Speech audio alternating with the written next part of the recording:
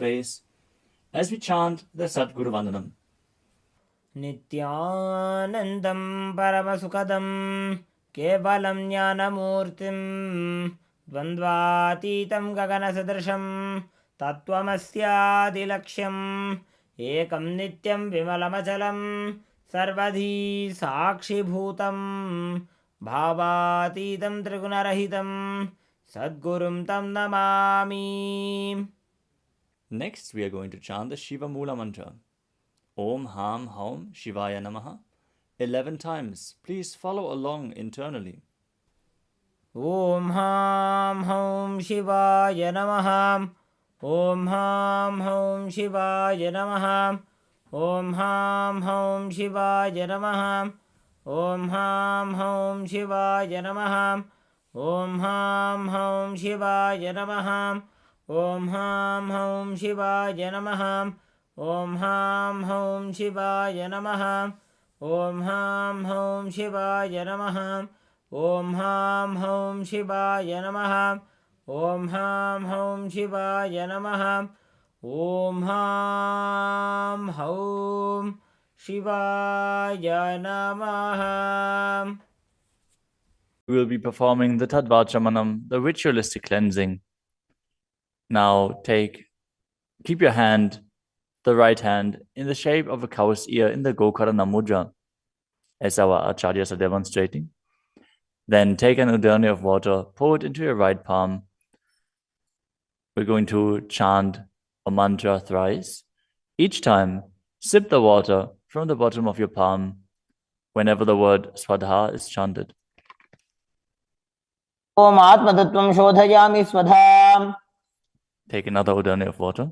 Om Vidyatattvam Shodhayami Swadham. Pour another udani of water into your palm.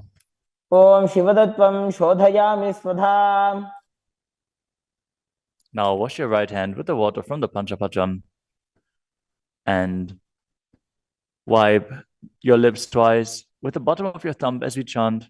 Om Ham Hridayaya Namaha. Now wash your hand again. With the index, middle and ring fingers joined together, touch above the upper lip and below the lower lip. Wash your hand again. With the index fingers and thumbs joined together, touch the right nostril, the left nostril. And with the ring finger and thumb joined together, touch the right eye, left eye, and the right ear and the left ear. Wash your hand again. With the little finger and thumb joined together, touch the navel, the right chest and the left chest. And with all fingertips joined together, touch on top of the head, the right shoulder, left shoulder, and your heart center. Now wash your hand again. As you clasp the right hand over top of the left, place both hands on the right thigh. Set the Sankalpa, the conscious resolution, what it is that you want to manifest today in today's Nityananda Yoga session as we chant the Sankalpa mantra. Om Mamopatta Samasta Duridakshayadvara Bhagavat Sri Nityananda Paramashiva Prityartham Sri Nityanandeshwari Paramashiva Shakti Sameta Sri Nityanandeshwara Paramashiva Prityartham Cha Adya Purvokta Evam Guna Visheshena Vishishtayam Asyam Shubhadito Purana Arogya Yukta Dridagatra Yogika Sharira Siddhyartham Paramashiva Shakti Avishkaranartham Nityananda Yoga Abhyasam Karishye. Now wash your hand once more as we chant. Om Apaupasprisya. Keep your Panchapatram and udani out of harm's way as we are getting ready to start the yoga.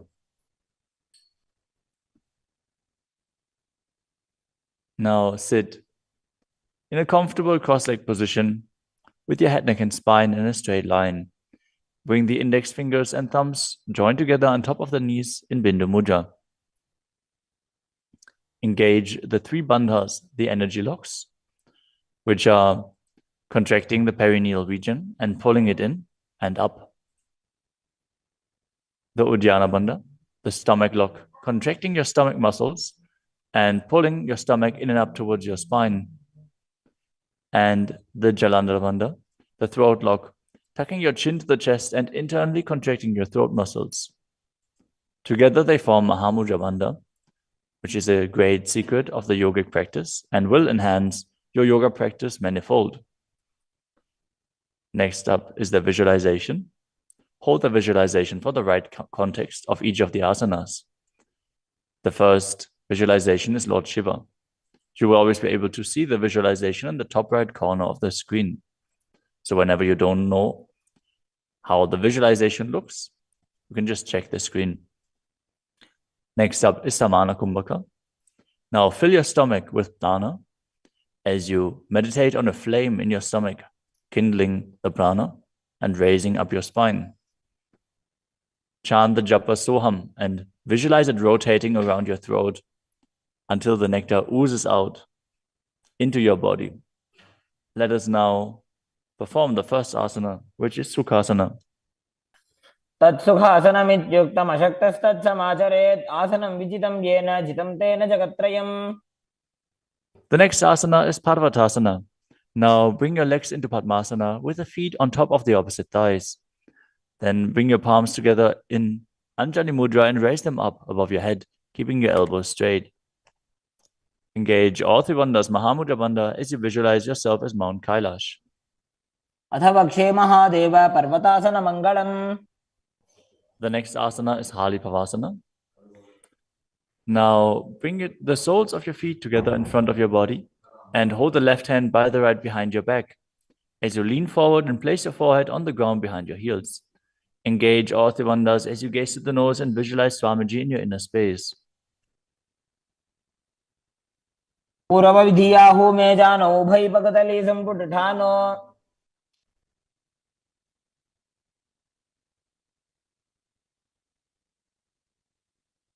The next asana is Nagi Pavasana. Now keep the soles of your feet together and stretch your hands out in front of the feet, cupping your palms, placing them down on the ground as you place your forehead on the ground behind your heels. Engage all three bandhas and gaze to the tip of your nose, visualizing yourself as a snake. पुरवविधिपर्यागाने नीचौहौ वेकहुनि फणास्यो लगाई.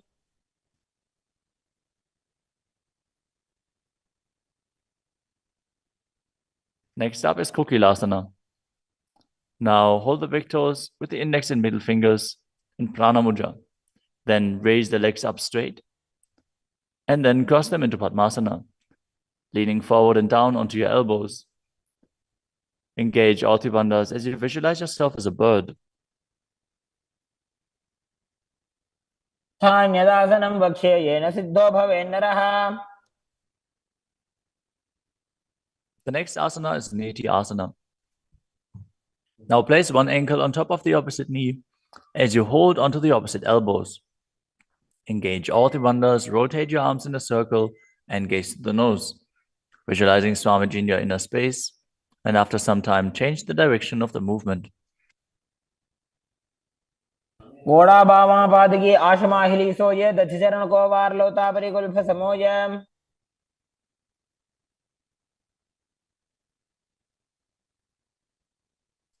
The next asana is Gajasana.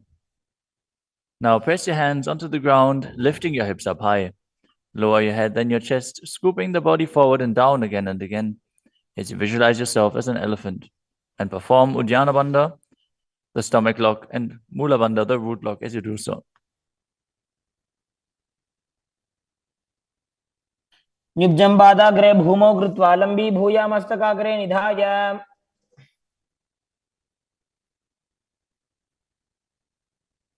The next asana is Vrikshasana. From the same position, alternate pressing the heel of one foot into the ground while lifting the other heel up. Visualize yourself as a bear as you keep Uddiyana Bandha and Mula Bandha engaged. एकैकं पादमाकुञ्च्य गजासनं कुर्यात् वृक्षासनं भवति. The next asana is Vaishyasana. Now stand tall on the mat with the tips of the on the tips of the big toes, with all other toes raised off the ground. As you keep your head, neck, and spine in a straight line, and bring your index, middle, and ring fingers to the heart center in Hridaya Mudra. Visualize Swamiji in your inner space and perform Uddiyana Bandha and Mula Bandha. केशेन पादयुगलं बद्ध्वा तिष्ठेत दोमुखः.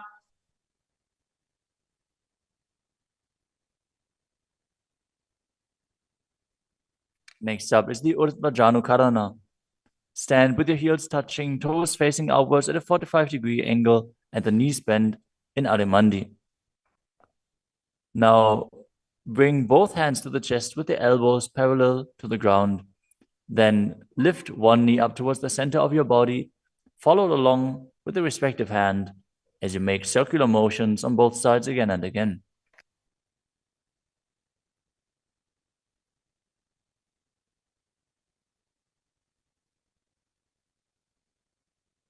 The next asana is Balalingasana.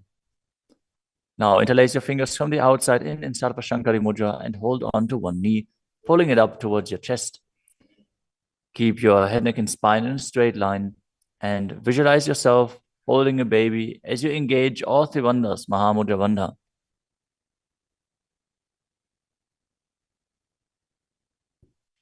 एकं जानूरसि आलिङ्ग्य स्थातव्यं बाललिङ्गनं भवति. You move on to Padapidanasana. Now take the foot and pull it behind towards your buttocks. Hold it with both hands. Be straight. Engage all three bandhas as you visualize Swamiji in your inner space. एकस्मिन् पादतले कराभ्यां वेष्टयेत्तनुम्. The next asana is Natarajasana. Standing on one leg, hold on to one foot and extend it backwards as you lean forward and stretch your arm out in front in Bindu Mudra with the index finger and thumb touching as you visualize yourself dancing as Lord Nataraja and perform the Mula Bandha. उत्तानपादं क्रौञ्चं च मरीचिं वीरभद्रकम्. Now stand on the other leg and repeat Balalingasana on the other side, pulling the knee up towards your chest and visualize yourself caressing a baby. एकं जानूरसि आलिङ्ग्य स्थातव्यं बाललिङ्गनं भवति. Now repeat Padapidanasana on the other side. Pull the other foot towards your buttocks and visualize Swamiji in your inner space, engaging all three bandhas. स्थित्वैकस्मिन् पादतले कराभ्यां वेष्टयेत्तनुम्. Now repeat Natarajasana on the other side, visualizing yourself as Lord Nataraja. उत्तानपादं क्रौञ्चं च मरीचिं वीरभद्रकम्.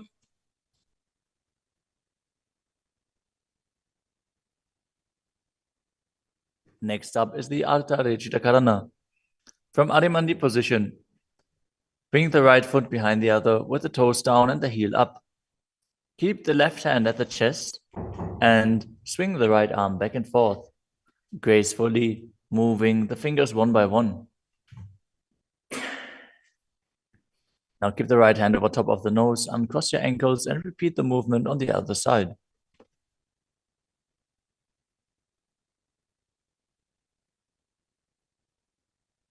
Next up is the skeleton dance. Now visualize yourself as a skeleton as you shake your body intensely.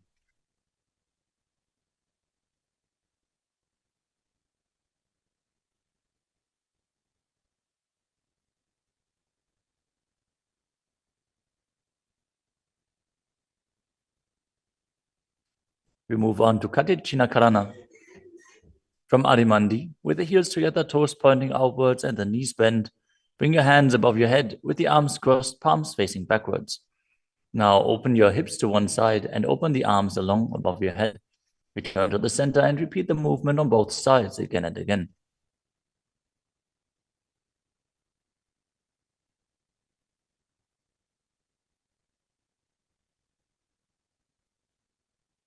The next asana is Tadasana. Now stand tall on the tips of the big toes as you raise your hands up above your head beside your ears. Engage all three bandhas. Visualize yourself as a palm tree as you internally chant the new japa Shivoham. महामुद्राबद्धकोनो tadasana विभेदकान्. Next up is Uttanasana. From a standing position, lean forward and down, bringing your hands flat to the ground. Take precaution in the case that you are a pregnant woman. For pregnant women, shouldn't perform any of the forward bends.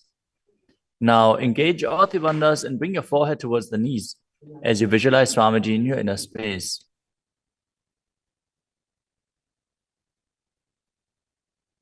महामुद्राबद्ध कोनो ताड़ासन विभेदकान्. The next asana is Tadakshvasana, the plank position. Now lower your body down onto your arms and feet as you tuck your chin to the chest and rotate your head from side to side, contracting your perineal region. Visualize Swamiji in your inner space. Keep breathing in the Samana Kumbhaka, filling your stomach with prana and visualizing a flame rising up your spine. गजासनवस्थित्वा मस्तकं वारं वारं दक्षिणकुक्षिं सव्यकुक्षिं नजेत्. The next asana is Bhujangasana. Now lower your entire body down onto your stomach as you keep the toes pointing backwards and your hands next to the chest. Now raise your head up using the strength of your lower back. Don't lift your body any higher than your belly button up. And open your mouth wide as you inhale through the hollow of your throat in Bhujangani Mudra. Visualize yourself as a cobra as you perform the Mula Bandha. अंगुष्ठनाभिपर्यन्तम् अधोभूमौ विनिन्यसेत्. The next asana is Shashasana. Now push your body up back into plank position and alternate bringing one knee in towards your chest back and forth as you visualize Swamiji in your inner space and calmly breathe through your nose in Sahadra Kumbhaka. जासन संस्थितो जानुद्वयमाकुञ्च्य वारं वारं कर्तव्यं शशासनं भवति. The next asana is Rathasana. From a tall plank position, place one foot in between the two hands as you simultaneously jump one foot back and bring the other one in between the hands. Alternate again and again as you visualize yourself as a chariot. गजासन संस्थितो एकैकं पादं पुरोमार्गेण भ्रामयित्वा कर्तव्यं रथासनं भवति. The next asana is Viravatrasana. Now keep one foot flat on the ground with the toes pointing forwards and the knee bent at a 90-degree angle. Now extend the other leg back, keep the knee straight and the toes pointed outwards. Raise your arms up parallel, pull the stomach in and up and gaze to your third eye, visualizing yourself as Lord Virabhadra as you perform Uddiyana Bandha and Mula Bandha. आशिष्टमदकौण्डिन्यमूर्धकुक्कुटमेव च. Now exchange the position of your feet and repeat Virabhadrasana on the other side. मदकौण्डिन्यमूर्धकुक्कुटमेव च. The next asana is Vrikshasana, the tree posture. Now stand and bring one foot to the inner thigh as you bring your palms together in Anjali Mudra and raise them up above your head. Keep your elbows straight as you gaze forward and visualize yourself as a tree. अमोरमूलदेशे च जाम्यं पादं निधायतु. The next asana is Garudasana. Now bring the raised leg to the opposite hip. Join your hands in Namaskara Mudra in front of your heart center as you visualize yourself as Lord Garuda and engage the Mula Bandha. गरुडासनमावक्षे येन ध्यानं स्थिरं भवेत्. Now stand on your other leg and repeat Vrikshasana on the other side. वामोरुमूलदेशे च जाम्यं पादं निधायतु. Now repeat Garudasana on the other side, keeping the standing leg as straight as a rod and visualizing yourself as Lord Garuda. गरुडासनमावक्षे येन ध्यानं स्थिरं भवेत्. The next asana is Trikonasana. Now stand and step one leg forward and the other one far back, keeping the front toes pointing forwards and the back toes facing sideways. Now bring your hands parallel to the ground and lean forward and down as you keep one hand down and the other one raised up. Gaze upwards, visualizing yourself as a triangle as you perform the Mula Bandha. उत्तानपादं क्रौञ्चं च मरीचिं वीरभद्रकम्. Exchange the position of your feet. Step the other leg forward as you repeat Trikonasana on the other side. उत्तानपादं क्रौञ्चं च मरीचिं वीरभद्रकम्. Next up is the Nikuttaka Karana.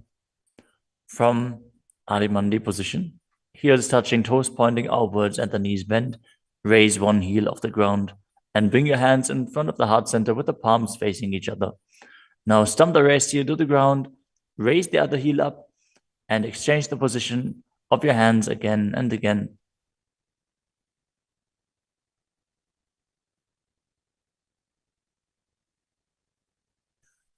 The next asana is Angushtasana. Now lower your body down onto the tips of your toes, placing the perineum on the back of your heels. Raise your knees off the ground and keep them together as you join your palms in front of your heart center in Namaskara Mudra. Visualize Swamiji in your inner space as you breathe in Brahmari Kumbhaka, buzzing like a bee on the inhalation and exhalation as you perform the Mula Bandha and internally chant the new japa Sadashivoham. बन्धासनमित्याहुः गोरक्षासनमेव च. The next asana is Saurasana. From the tips of the toes, extend one leg straight out with the heel down and the toes up.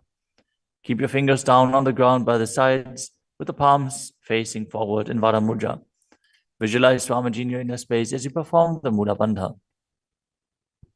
प्रसार्य एकं पादतलं संस्थाप्य त्वेकपादकम्. The next asana is Vidunanasana. Now, from Saurasana, lean forward and hold on to the big toe in Prana Mudra. As you hold the back heel with the other hand, balance. Visualize Swamiji in your inner space and perform the Mula Bandha. गुल्फस्थितो पादमेकं प्रसार्य तत्पादाग्रं संस्पृश्य तत्करेण. Now exchange the position of your feet, stretch the other leg forward as you repeat Saurasana on the other side. प्रसार्य एकं पादतलं संस्थाप्य त्वेकपादकम्. Now again, lean forward and down, holding on to the front foot and the back heel, repeating Vidunanasana on the other side. स्थितो पादमेकं प्रसार्य तत्पादाग्रं संस्पृश्य तत्करेण. The next asana is Brahmajarankushasana. As you keep the toes on the ground and the perineum placed on top of the heels, which are raised off the ground, keep a gap between your legs and place the back of your hands on top of the respective knees. Contract the perineal region and tuck your chin to the chest as you gaze in between the two hands in Shambhavi Mudra, with eyes opened wide, unblinking, actually gazing within. As you visualize Swamiji within and perform the Jalandhara Bandha and Mula Bandha. दो भणा पानी होय वैसे एड़ी mail रघुदानी वैसे. The next asana is Kapilasana. Now drop your knees to the ground with the toes tucked behind, sitting your perineum on the heels. As you keep your hands on top of the respective thighs and pull your stomach in and up, contract the perineal region, gaze to the tip of the nose and visualize yourself as Sage Kapila Muni. उभय पगदली समटारावे तिनकी Mahuli core मिलावे.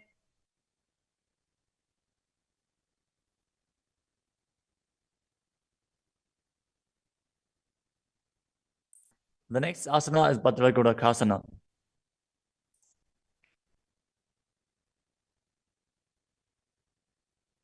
Maintain the same position as you shift your gaze up to the third eye. Visualize Swamiji in your inner space as you buzz like a bee in Brahmari Kumbhaka.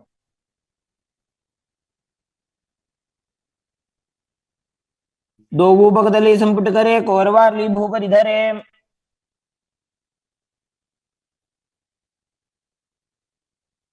The next asana is Suryasana. Now sit with your toes tucked, perineum placed on top of the raised heels as you bring your thumbs and little fingers together in Padma Mudra, opening up the palms resembling a lotus flower. Now raise your hands up above your head as you gaze up in between the gap between the palms, visualizing yourself as Lord Surya.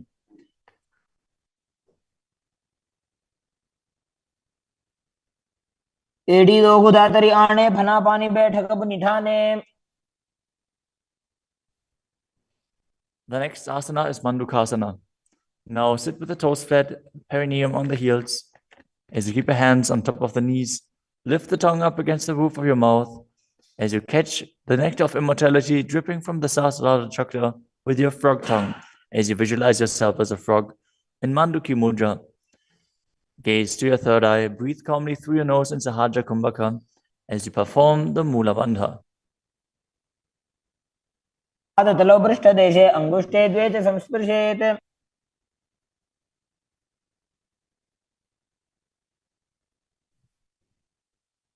The next asana is Uttana Mandukasana. Maintain the same sitting posture, but bring your hands behind your back, holding onto the opposite shoulders. Gaze to your third eye, visualize yourself as a frog as you keep your tongue pressed against the palate of your mouth in Manduki Mudra. Perform Uddiyana Bandha and Mula Bandha as you do so.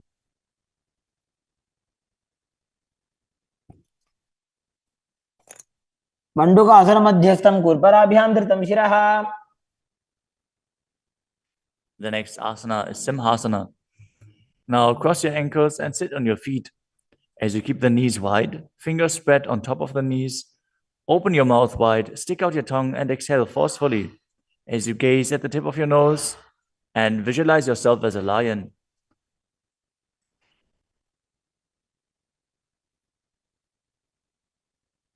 दक्षिणं सव्यगुल्फेन दक्षिणेन ततेतरम्.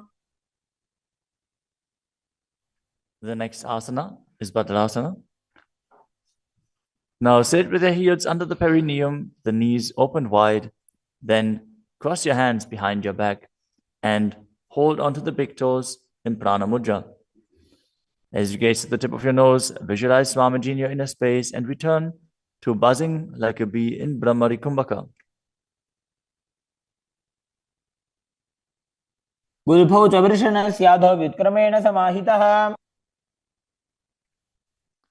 The next asana is Kakapusandi asana. Now squat and keep the feet flat on the ground as you keep your knees opened wide and bring your arms in and around the raised knees.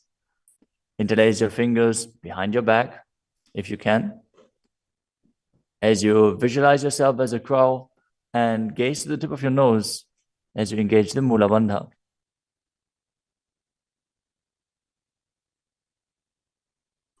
तमे वेशक उगठाने दो वो हाथ भगवी च आने.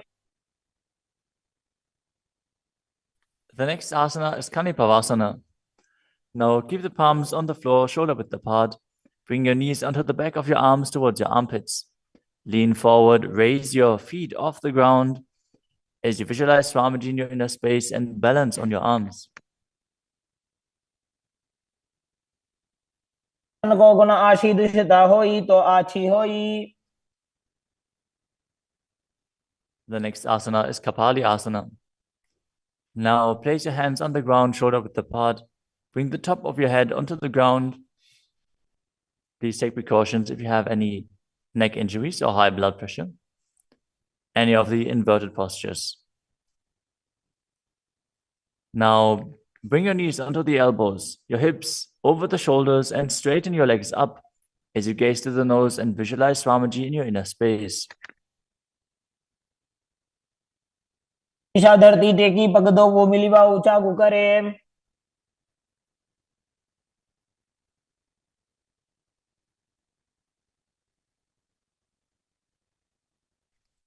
The next asana is Parshvamayurasana. Now squat on the toes with the legs together, twist your body and place both hands to the side as you align your elbows with the knee and hip and lean onto your arms, balance, extending your legs to the side. Gaze to your third eye as you visualize yourself as a peacock and exhale fully in Rechaka Kumbhaka as you hold your breath in the exhaled state. Perform the Mula Bandha as you do so. मयूरं दंडवत् कुर्यान् मायूरं दंड नामकम्. Now twist your body in the other direction and repeat Parshvamayurasana on the other side. मयूरं दंडवत् कुर्यान् मायूरं दंड नामकम्. The next asana is Bhairaganathasana. Now place both hands on the ground, shoulder width apart. Stretch your legs back straight into Tadakshvasana, the plank position. As you step one foot outside the respective shoulder and bring it in between the two hands. Gaze to your third eye. Visualize yourself as Lord Kala Vaidava. As you breathe in your Richaka Kumbhaka and perform the Mula Bandha. आसन की गुण पीति जागी. Now step the front foot back and step the other foot outside the shoulder in between the hands. Gaze to your third eye in Shambhavi Mudra with the eyes open wide, unblinking, as you visualize yourself as Lord Kala Bhairava.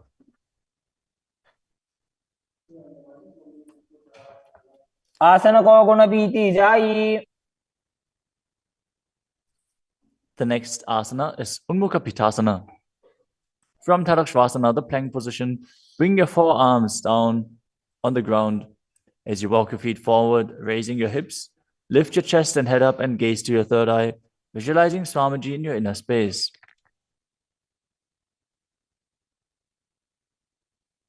भून्यस्थो जानुनी हस्तौ चतुष्पदम वाङ्मुखम्.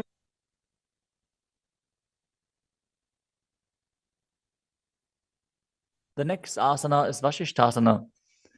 From Tadakshvasana, rotate your body onto one hand and raise the opposite hand up. Keep the balancing hand directly beneath your shoulder as you raise your hips and gaze up towards the sky, visualizing yourself as Sage Vashishta as you perform the Mula Bandha. ऊर्ध्वकुक्कुटवासिष्ठ मरीचिहलमच्यकम्. Now twist your body in the other direction. Balance on the other hand as you repeat Vashishthasana.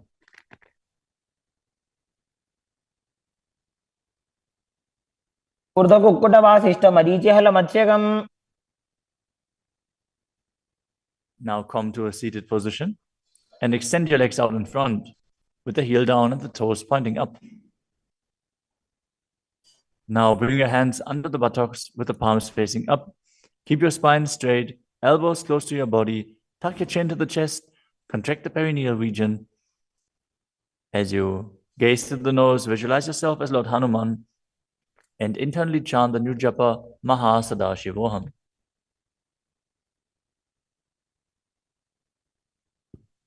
दो Booker की उभय हथेली कोरवारली मैले भेली.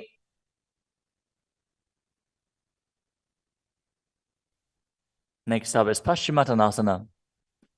Now visualize Swamiji in your inner space as you lean forward and down, holding onto the big toes in Prana Mudra. Perform Mahamudra Bandha, all three bandhas engaged, and exhale all the air from your lungs in Lichaka Kumbhaka.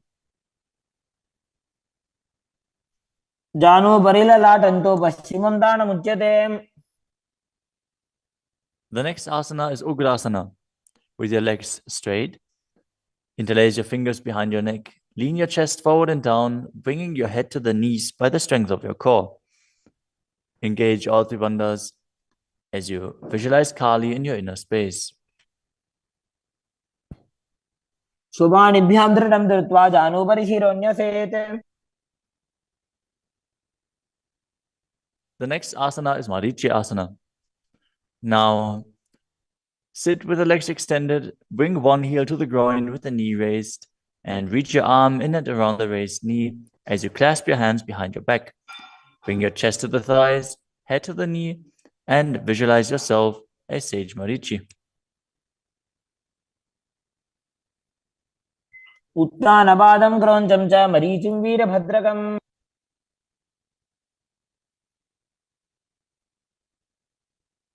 Now drop the knee down to the ground and lean forward, holding onto the front foot with both hands.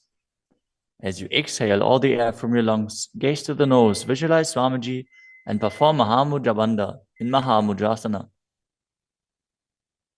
मुद्रां प्रवक्ष्यामि तन्त्रेऽस्मिन् मम वल्लभे. Now extend the other leg out. Bring the other heel towards the perineum with the knee raised. As you lean forward and interlace your fingers behind your back in Marichi Asana on the other side. तानपादं क्रौञ्चं च मरीचिं वीरभद्रकम्. Now drop the knee down, lean forward, hold onto the foot, engage all three bandhas, repeating Mahamudrasana on the other side. महामुद्रां प्रवक्ष्यामि तन्त्रेऽस्मिन् मम वल्लभे. The next asana is Bhadrasana 2. As you sit and bring the soles of the feet together with your heels close to the perineum, keep your knees wide, hold your feet firmly with both hands, and maintain a straight spine as you gaze to the nose and visualize Swamiji in your inner space. कुलभौ तु वृषणस्यादः सीवन्त्याः पार्श्वयोः क्षिपेत्.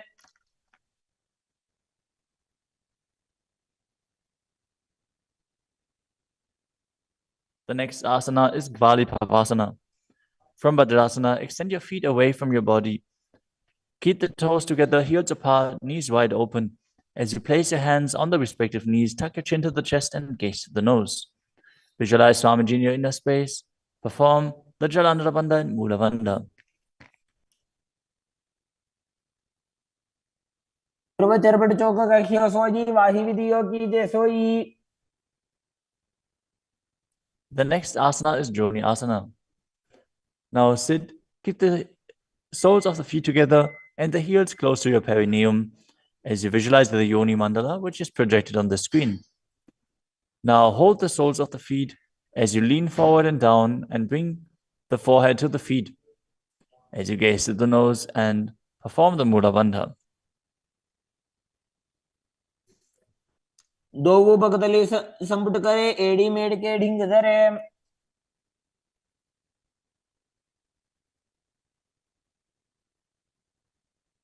The next asana is Midaki Pavasana. As you sit and keep the heels together, toes apart and the knees wide, lean forward and down and extend your hands out to the side.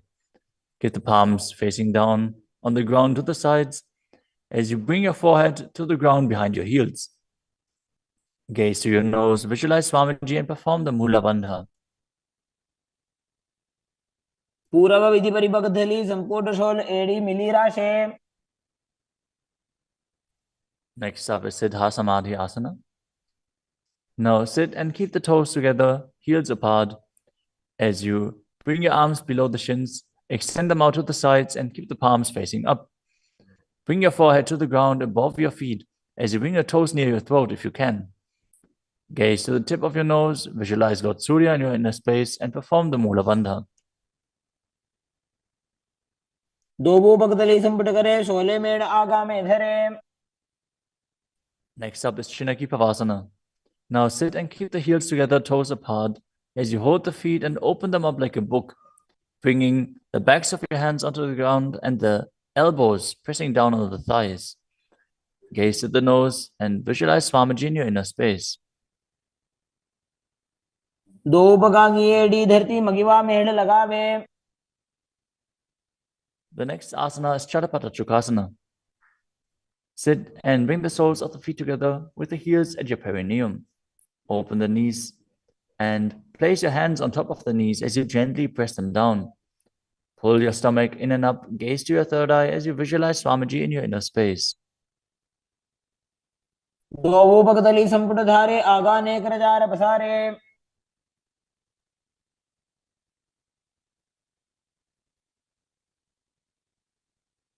The next asana is Bhairavasana.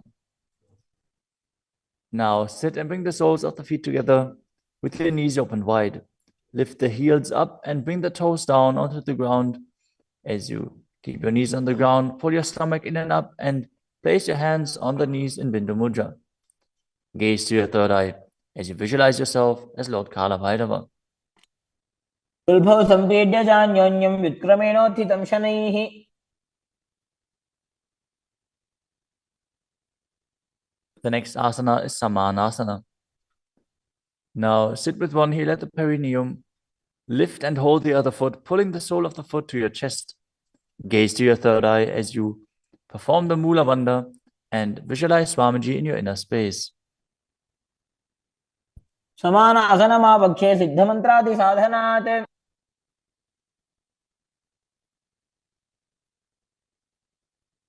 The next asana is Apanasana. As you sit, place one leg on top of the respective shoulder and raise the other foot upwards and straight. Keep the hands on the ground to the sides as you gaze to your third eye and visualize Swamiji in your inner space. परं पादमेकं च स्कन्धे चारोपि यत्नतः. Now repeat Samanasana on the other side. Bring the other heel towards your perineum and pull the opposite foot towards your chest. समानासनमावक्षे सिद्धमन्त्रादिसाधनात्. Now repeat Apanasana on the other side. Bring the other leg over top of the respective shoulder, extending the opposite leg forward and up.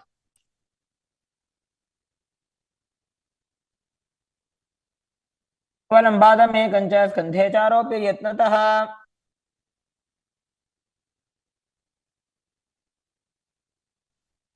Next up is Gomukhasana. Now sit and cross one leg over the other, aligning the knees at the center of your body with the feet by the opposite hips. Place both hands on top of the stacked knees as you gaze to the nose, visualize the face of a cow, and perform the Mula Bandha. Start breathing in Siddhkari Kumbhaka, pressing your tongue against the palate of your mouth without touching the teeth and hissing through your teeth while inhaling. Internally chant the new japa Om Nithyanandoham. सर्वे दक्षिणगुल्फं तु पृष्ठपार्श्वे नियोजयेत्. The next asana is Anasuyasana. Now maintain the same posture. Hold on to the big toes of the feet in Prana Mudra as you gaze to the tip of your nose and visualize yourself as Rishika Anasuya. Engage Udyana Bandha and Mula Bandha. दक्षिण कोडो नीचे उठाने बाहों ताके ऊपर आने. Maintain the same position. Interlace your fingers behind your back and lean forward and down as you bring your chin over the knees, the nose towards the ground, and visualize yourself as Rishika Anasuya in Anasuyasana too. जीमणा गोदा की संधि उपरिड़ा वागोड़ा की संधि. The next asana is Garudasana too.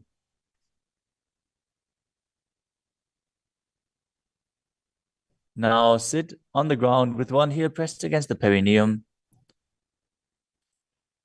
As you keep the opposite foot flat on the ground with the knee raised to your chest.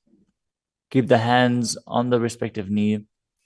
As you visualize yourself as Lord Garuda, gaze to the nose and perform the Mula Bandha. दावो बगमोडी एडी माहिलो गुल्फ मूलद्वार नीचैदे.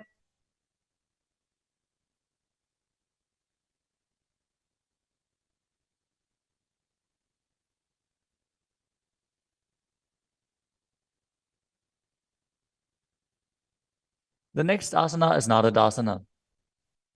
Now sit and place your perineum on top of one heel as you interlace your fingers behind your neck and twist your elbows outside of the raised knee. Gaze to your third eye and visualize yourself as Secunadada as you perform the Mula Bandha. पिष्टि जवाम पगदली केरी भूपरिता हिलगा बेफेरी. Next up is Matsya Pitakasana. Now place one foot on top of the opposite thigh. Wrap the respective arm around the knee, holding onto the opposite shin as you hold the big toes with the other hand in Prana Mudra. Visualize yourself as Matsya, the fish avatar of Lord Vishnu, as you perform the Mula Bandha. नवामांगुष्टंतो गृहीतं मत्स्य पीठकम्.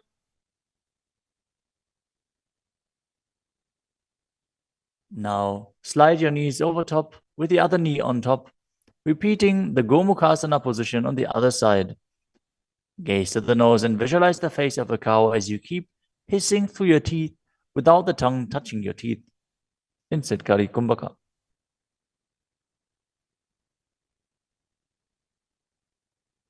सव्ये दक्षिणगुल्फं तु पृष्ठपार्श्वे नियोजयेत्.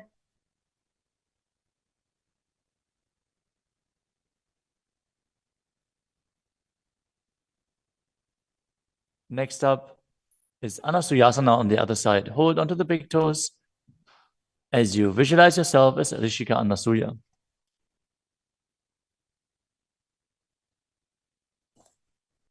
दक्षिण कोड़ो नीचे उठाने वावोता के ऊपर आने.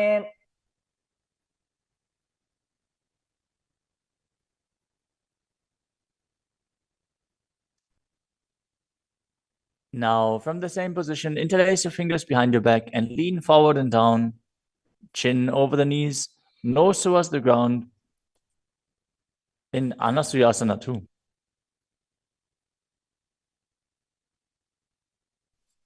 जीमणा गोदा की संधि उपरिड़ा वा गोड़ा की संधि.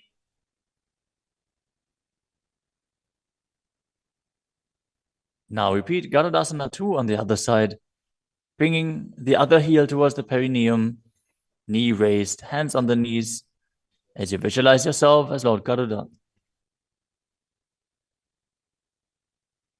डावो पगमोडी एडी माहिलो गुल्फ मूल द्वार नीचे दे. Next up is Narudasana on the other side. Raise the perineum onto the heel, interlace your fingers behind your neck, and twist your elbows outside of the raised knee, visualizing yourself as Sage Naruda. पिष्टिजवाम पगदली केरी भूपरिता हिलगा वे फेरी.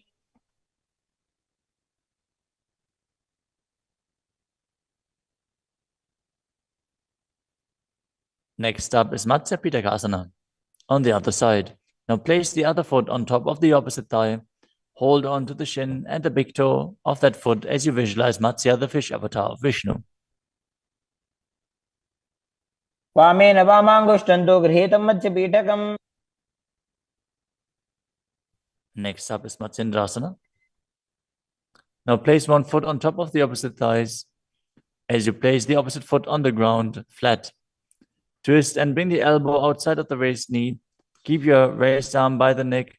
Turn your head back and gaze to your third eye, visualizing Matsyendranath, the great sage and master of Hatha Yoga. उदरं पश्चिमाभासं कृत्वा तिष्ठति यत्नतः.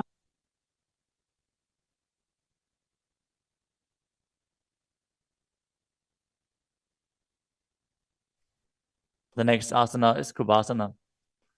From Matsyendrasana, twist and bring your elbow outside of the raised knee as you extend your hand down to the foot, keeping the opposite hand at the respective ear.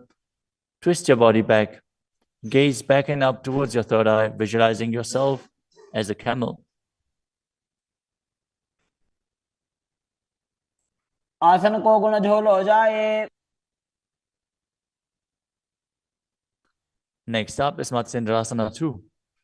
Keeping the hand extended down towards the foot, place your hand behind your body onto the ground as you gaze up to your third eye and visualize Matsyendranath. मत्स्येन्द्रपीठं जठर प्रदीप्तिं Prachanda रुक्मण्डल खण्डनास्त्रम्. Now repeat Matsyendrasana on the other side. Extend the other leg out.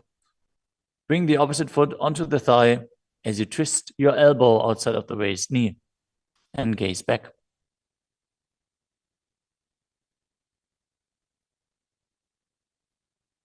उदरं पश्चिमाभासं कृत्वा तिष्ठति यत्नतः.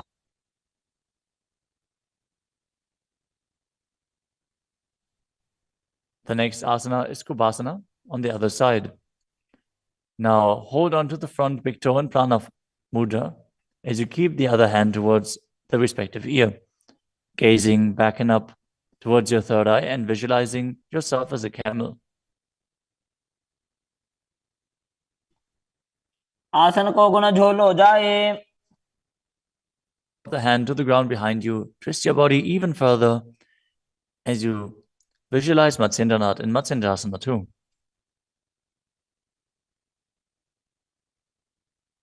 मत्स्येन्द्रपीठं जठर प्रदीप्तिं प्रचण्ड रुक्मण्डल खण्डनास्त्रम्. The next asana is Padmasana. Now place your feet on top of the opposite thighs as you keep your palms flat on the respective knees. Engage all three bandhas, Mahamudra Bandha, as you gaze to the tip of your nose. visualize yourself as Lord Shiva. Breathe in Sitali Kumbhaka, now pressing your tongue against the back of the teeth, hissing while inhaling as you internally chant the new japa Om Nityananda Paramamashivam. आसनं द्विविधं प्रोक्तं पद्मवज्रासनं तथा. The next asana is Padmasana too. As you sit in Padmasana, cross your hands in front of your body and hold onto the big toes in Prana Mudra. Gaze to the nose, visualize yourself as Goddess Parvati, the consort of Shiva, as you perform the Mula Bandha. अनुचरणं कृत्वा ऊरू संस्थो प्रयत्नतः. The next asana is Kukutasana. Now, sitting in Padmasana, place your hands on the ground between the two thighs as you lift your body up off the ground. Visualize yourself as a rooster as you breathe calmly in Sahajra Kumbhaka and perform the Mula Bandha.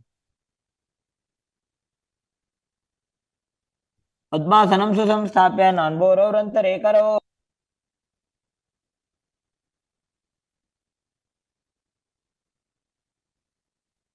The next asana is Baddha Keki Asana.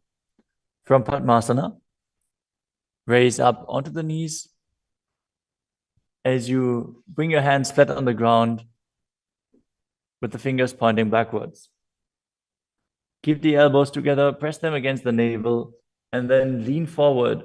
Find balance and extend your knees up off the ground. Visualize Swamiji in your inner space as you perform the Mula Bandha.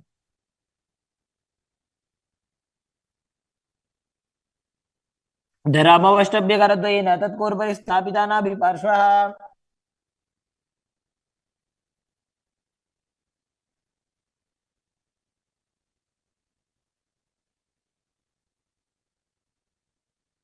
The next asana is Mayurasana. While on your knees, place your palms on the ground with the fingers pointing backwards. Keep your elbows at the navel, lean back, lean forward, find balance, and extend your legs up off the ground, visualizing yourself as a peacock as you perform the Sahajra Kumbhaka and engage the Mula Bandha.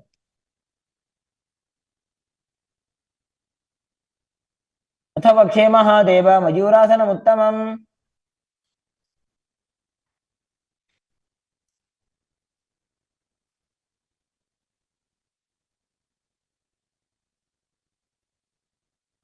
Next up is Makarasana.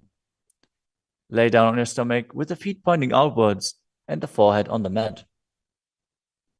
Interlace your fingers behind your neck as you visualize yourself as a crocodile and perform the Mula Bandha.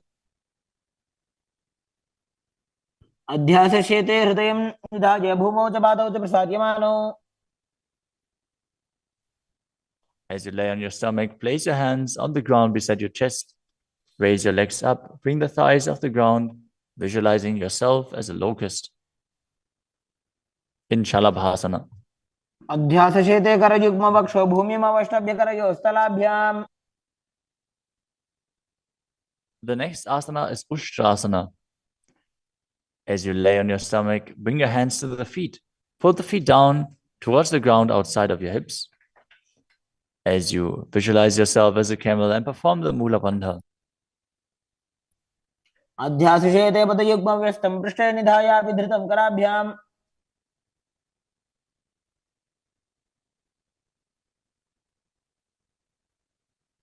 The next asana is Dhanurasana. From Ushtrasana, tighten the grip on your feet and kick the legs back and up as you lean forward and lift your chest off the ground. Gaze up to your third eye and visualize yourself as Pinaka, Lord Shiva's bow. Perform the Mula Bandha as you do so.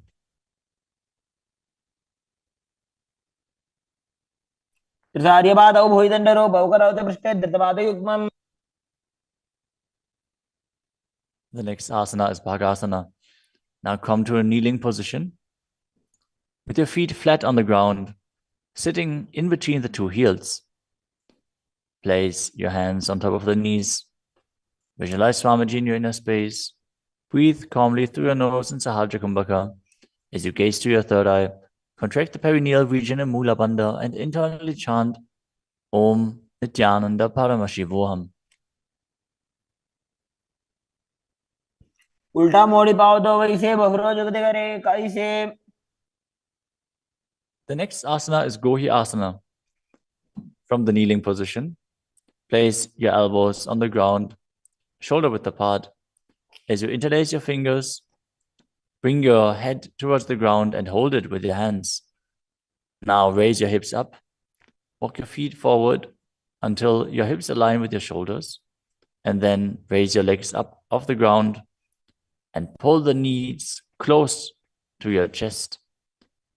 Try to touch your chin with the knees as you roll your body up in the inverted posture. Gaze to the nose and visualize Swamiji in your inner space. दो हाथ की कहुनी जोई पुनिह कलाजी जाने दोई. Now, from Gohi Asana, extend your legs up straight into Shirshasana. Gaze to the nose and visualize Swamiji in your inner space as you perform the Mula Bandha. विपरीतं मण्डलं च द्विधैव विदितं हिनः. Gently lower your body down and come to a seated posture. Now sit with your hands behind your calves and stretch your legs up. Bring your forehead to the knees as you come to a vertical position with your legs. Visualize Swamiji in your inner space and perform the Bhastika Kumbhaka, rapidly exhaling from your diaphragm, pushing the air out without inhaling, like the bellows of a blacksmith. We're going to perform Bhastika Kumbhaka for the next few asanas, so keep your core engaged and rapidly breathe through your nose. दो हाथ पग बाहर आने घोड़ा तरे का कसी इठाने. The next asana is Parighasana. Now sit and extend your legs out and up at a 45-degree angle. Bring your hands behind. Hold the opposite shoulders as you keep the chest upright, legs straight, toes pointed. Gaze to your third eye as you visualize yourself as a mace.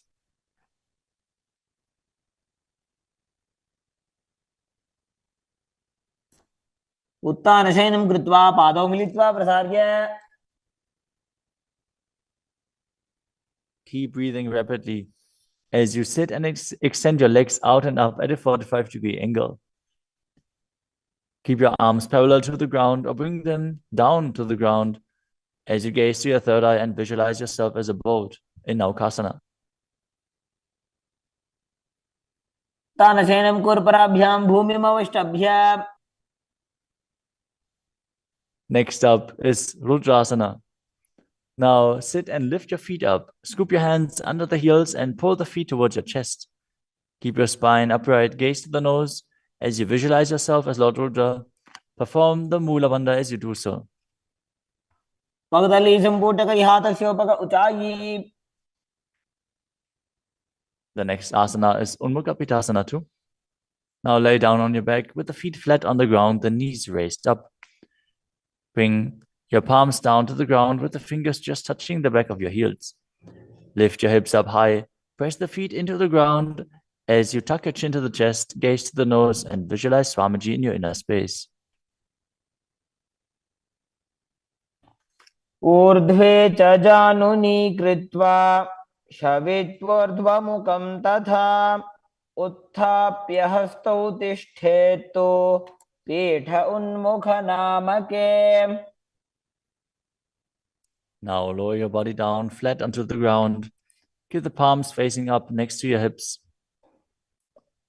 As you contract the perineal region and forcefully pull the Kundalini Shakti up along your spine towards your Sahasrara Chakra in Shakti Chalan Mudra. Relax. Completely unclutch from any micro movements of the body and mind. As you visualize that your body is dead and the Supreme Pontiff of Hinduism, Swamiji, is liberating you. Internally chant the Mahavakya, Om Nithyananda Paramashivoham.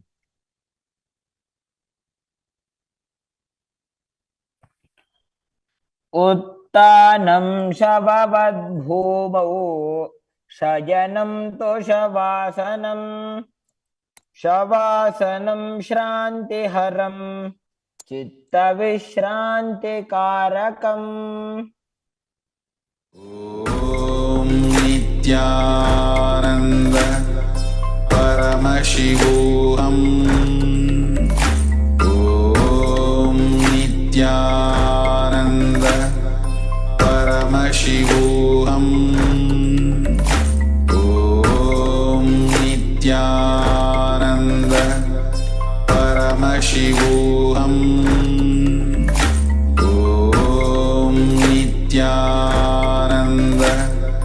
परमशिवोऽहम् ॐ नित्यानन्द परमशिवोऽहम् ॐ नित्यानन्द परमशिवोऽहम् ॐ नित्यानन्द परमशिवोऽहम् ॐ नित्यानन्द परमशिवोऽहम् ॐ नित्यानन्द परमशिवोऽहम् ॐ नित्यानन्द परमशिवोऽहम् ॐ नित्यानन्द परमशिवोऽहम्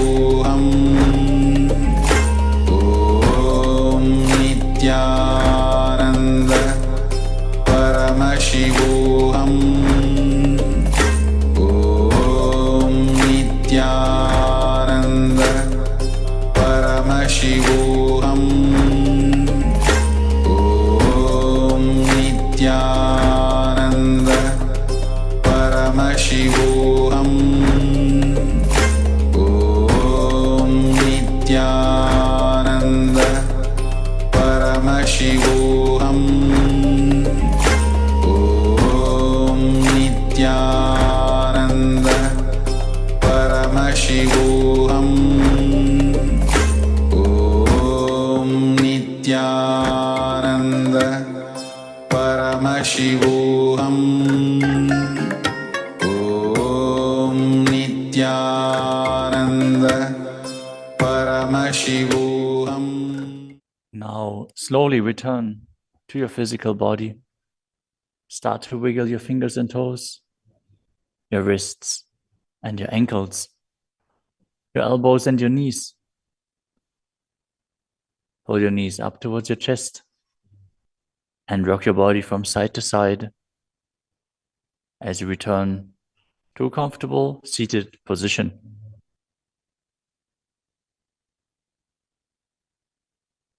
Congratulations! You completed the first 108 asanas of the sequence, which are the Pratama Vinyasa Krama.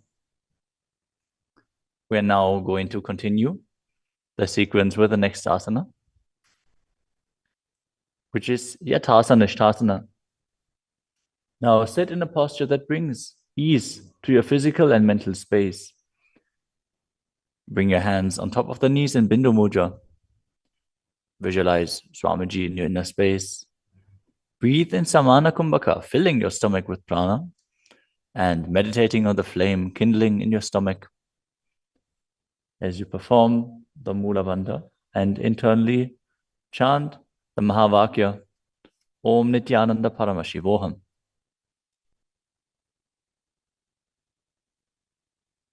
पर्यङ्कं तत्समाख्यातं यथासंस्थं यथा स्थितिः. Next up is Samasana. Now sit in a cross-legged position. Keep your hands on the knees with the thumbs and index fingers touching. Take a long, deep inhalation and hold your breath. After exhaling, breathe deeply in and out, visualizing Swamiji and performing the Mula Bandha. इदानीं गर्भिणीनां योगाभ्यासो यथा लघो. Next up is Muktasana. Now place the left foot against the gentle region and place the right foot over top of the left. Keep your hands facing down on top of the knees. Gaze to your nose as you visualize yourself as a sage liberated by the Supreme Pontiff of Hinduism in Muktasana. निबीड्यसी विनीं सूक्ष्मां दक्षिणेतर गुल्फतः. Next up is Siddhasana. Maintain the same position as Muktasana. As you switch your gaze to your third eye, visualize Swamiji in your inner space and perform the Mula Bandha. स्थानुसंयमितेन्द्रियो तलदृशा पश्यन् भ्रुवोरन्तरं चैतन्मोक्षकपातभेदजनकं सिद्धासनं प्रोच्यते. The next asana is Siddhi Asana. Now maintain the same position as in Siddhasana. Switch your gaze to the ground in front of you as you engage all Tribandhas and visualize Swamiji in your inner space. वामपादके इडीजानो सीवनिमधितासुकोठानो. The next asana is Rudrasana too. Keep your legs in the same position as Siddhi Asana. Rotate your hands on top of the knees into Bindu Mudra. Switch your gaze to the third eye. Visualize yourself as Lord Rudra as you perform the Mula Bandha. वामचरण परिदक्षिणे दाखे एकजुगति ऐसे विधि दाखे. Next up is Santadunasana. Now maintain the same position. Switch your gaze to the nose and embody tranquility and an unshakable nature. आसन की गुण मन की चंचलता मीटे. Next up is Siddhasana too. Maintain one heel on top of the other as you bring your hands to the navel, cupping your palms over the other, resembling a lotus flower in Samputa Mudra as you visualize Swamiji in your inner space and perform the Mula Bandha. ऋजुकाय समासीन सिद्धासनमुदीरितम्. The next asana is Bandha Yoni Asana. In this asana, we are going to perform the Shanmukhi Mudra, which can increase blood pressure. So if you have blood pressure related issues, don't perform this asana. At least pay attention to your body and practice caution.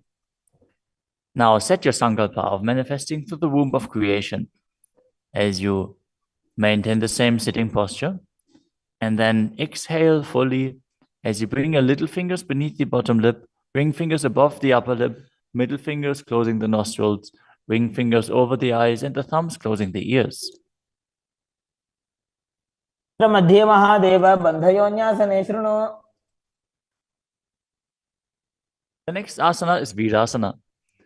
Place one foot on the thigh and the other foot under the opposite thigh. Touch your thumb and index fingers together in Bindu Mudra. Place them on top of the knees as you embody the space and state of bravery. Vida. एकं पादमथैकस्मिन् विन्यस्योरुणि संस्थितः. The next asana is Valmikasana. Now keep the left heel on the right side of the regenerative organs and the toes under the thigh, with the right foot on top of the left, with the toes by the knee. Keep your hands on the knees, thumbs and index fingers touching. Gaze to your third eye and visualize Sage Valmiki, the great poet, sage, and author of Ramayana. दावा भगगी भगदली पुनि AD है Zoya. The next asana is Joni Mudrasana. Now keep your legs in the same position. Switch your gaze to the nose as you visualize the Yoni Mandala, which is representing Devi Parashakti and is a representation of the creative energy of the universe. वामपादगी भगदली जाहि माहिली कोरे.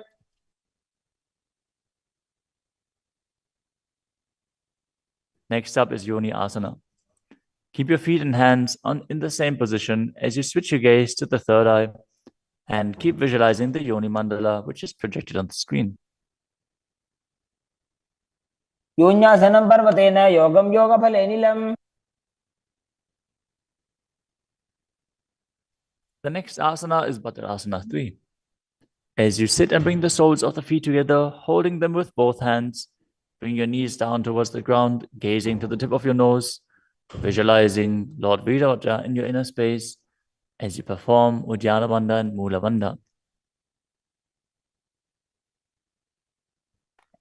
गुल्भौ च वृषणस्य, स्यादः, सीवञ्च पार्श्वयोः क्षिपेत्. The next asana is Bhadrasana 4. Keep your legs in the same position as you visualize Lord Viravaja in your inner space and perform Uddiyana Bandha and Mula Bandha. गुल्भौ च वृषणस्य, स्यादः,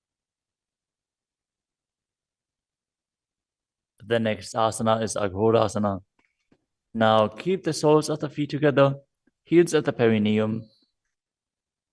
Press your tongue up against the roof of your mouth or even higher, if you can, into the nasal tract in Kechari Mudra. Gaze to your third eye. As you cover your mouth with the right hand, close the left nostril with the index finger. Inhale through the right nostril, close both nostrils, and then hold your breath. After you exhale through the left nostril, repeat on the other side in Abhyantara Kumbhaka. As you gaze to your third eye, visualize yourself as a Naghori. पूर्व कहो विश्रिका चोई वाही विधि जोगी जे सोई. Next up is Kanadi Pavasana. Bring the feet together in front, with the toes together and the heels apart. Place your elbows onto the heels. As you rest your chin on the palms, gaze to the tip of your nose and engage Uddiyana Bandha and Mula Bandha. As you perform Rechaka Kumbhaka, fully exhale and hold your breath in the exhaled state as you visualize yourself as a female elephant drinking water.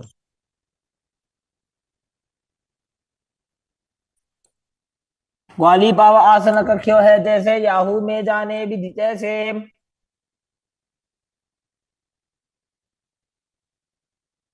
Next up is Padasana.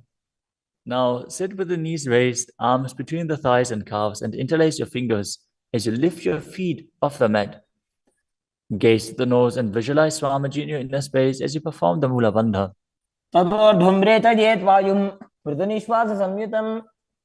The next asana is Gopi Chandasana. Now interlace your fingers around the feet with the soles together and place the toes at the groove of your throat, the heels on your chest.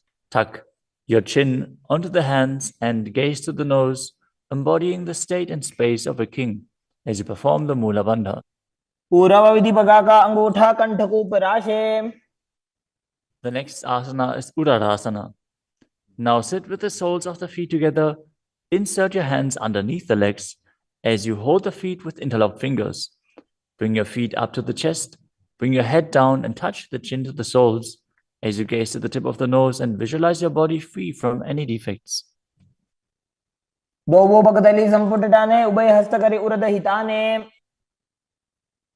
Next asana is Vishishtasana. From the same position, raise your feet up even higher. Bring your feet in front of your face with the interlocked fingers in front of your forehead. Visualize yourself excelling in everything as you perform the Mula Bandha. The next asana is Bhujasana. From a seated position, lift both legs over top of the respective shoulders as you bring your arms underneath the legs and up, interlacing your fingers around the back of your neck. Visualize yourself as a cobra as you perform the Mula Bandha. The next asana is Kalyanasana. Now maintain a seated posture, raise your legs up and bring your elbows under the knees as you wrap your arms around your back with the palms clasped behind. Gaze to the tip of your nose and visualize yourself as a beautiful, auspicious goddess. The next asana is Sankatasana. With the left knee on the mat, place the left foot flat on the ground and sit down on the left heel. As you bring the right leg over top of the left, heel close to the hip. Visualize yourself as a swan as you perform the Ujjayi Pranayama, making an ocean-like sound with your mouth as you perform the Mula Bandha. The next asana is Dhenukasana. Now slide the heel outside of the hip. Visualize a cow in your inner space as you keep your hands on top of the knees. Perform Uddiyana Bandha and Mula Bandha.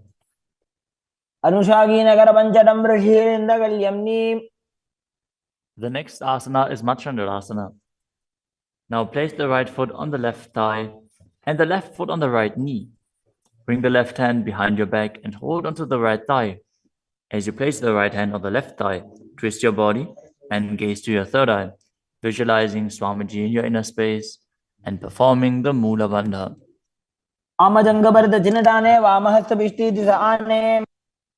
Next up is Machandrasana 2. From Machandrasana, untwist and hold onto the respective big toes. in Prana Mudra. As you lean your forehead down so it touches the ground, as you place your chest down on the heels, visualize Swamiji in your inner space and perform the Mula Bandha. प्रथम जी मनो चरण जुजोई वामजंग परिराखे सोई. Now interlace your fingers and place them on the top knee. Engage all three bandhas, Mahamudra Bandha. As you visualize Swamiji, your Guru, in your inner space in Guru Asana. ऊर्मूले इतरपादस्य निष्ठिका प्रदेशगुल्भं संस्थाप्य. Now again, sit down on the heel, this time on the right foot. As you keep the top of the foot on the ground and interlace your fingers on top of the other knees, visualizing yourself as a swan. वामपादं चितेर्मूलं संन्यस्य धरणीतले. Now slide the heel outside the hip. Place both hands on top of the up knee as you visualize a cow in your inner space in Dhenukasana on the other side. अनुशाखिनगरपञ्चडं वृषीलिन्दगल्यम्नि. Next up is Machandrasana on the other side. Bring the left foot on the right thigh and the right foot on the left knee. Twist your body. Keep one arm behind your back and hold on to the opposite thighs as you gaze to the third eye and visualize Swamiji in your inner space. जंगबरदचिनटाने वामहस्तविष्टिदिशाने. Next up is Machandrasana 2. Now hold on to the feet as you lean forward and down, bringing your chest towards the heels and your forehead onto the ground. Visualize Swamiji in your inner space.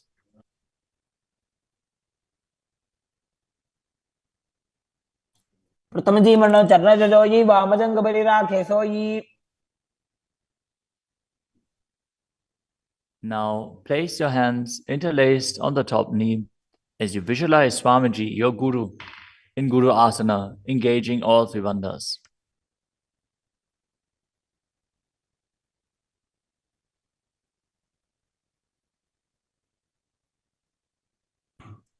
प्रथम जी मनो चरण जुजोई वामजंग परिराखे सोई. The next asana is Pashasana. Now sit with the feet flat on the ground, knees against your chest, with the hands holding onto the opposite knees.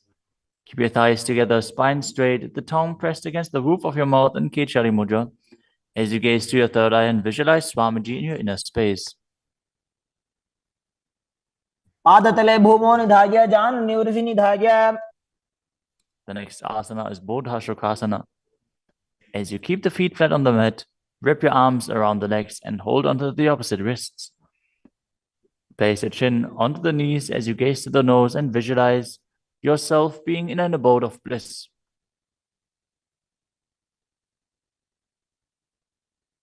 तोबू भगतली भूपरिधरे korma हिली ऐसे करे. The next asana is Kudakatasana. Maintain the same position, but place your arms under the knees and hold onto the opposite elbows. Gaze to your nose. Keep your tongue pressed up in Kechari Mudra, visualizing Swamiji in your inner space. दोवो हाथ पग बाहर ल्यावे गोडा नीचे ले टहरावे.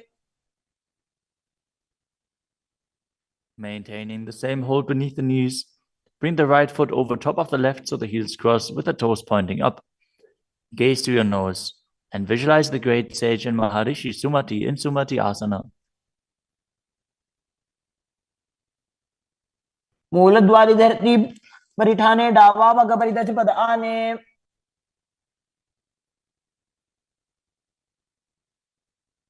The next asana is Dandasana. Now extend your feet out straight with the arms raised straight above your head. Interlace the fingers with the wrists pointed outwards. As you engage all three bandhas, gaze to the nose. Visualize Swamiji in your inner space. Perform Mahamudra Bandha.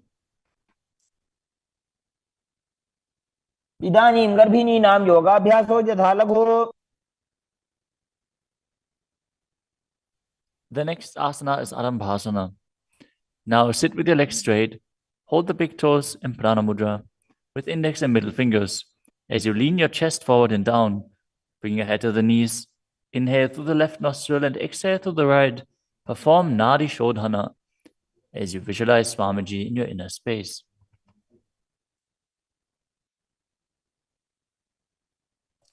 दो पग मिलीवा पसारी पगा का अंगूठा पकड़ी लीला टकोड़ा लगावे.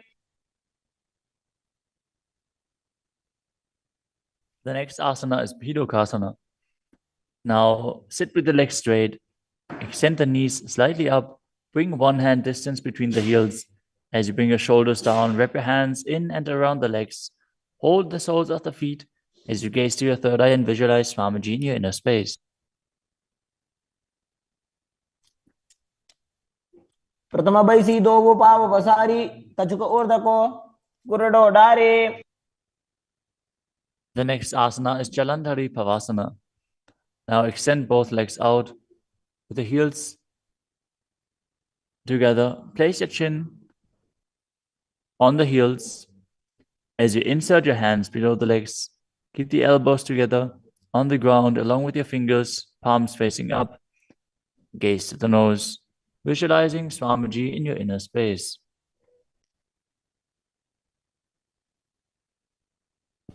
दो एड़ी मेली कह दीजिए हाथ पसारी. The next asana is Urdhva Paschimottanasana. As you sit with the legs extended, lift one foot behind the neck. Lean forward and down as in Paschimottanasana. As you visualize Swamiji in your inner space. If you can't, bring your leg behind your neck.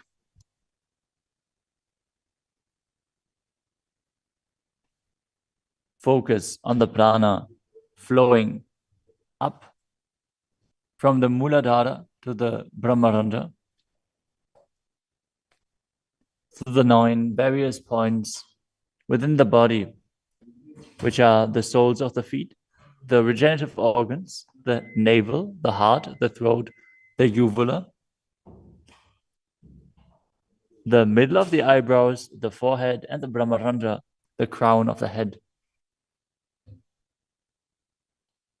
Now engage the Mula Bandha as you perform Urdhva Paschimottanasana.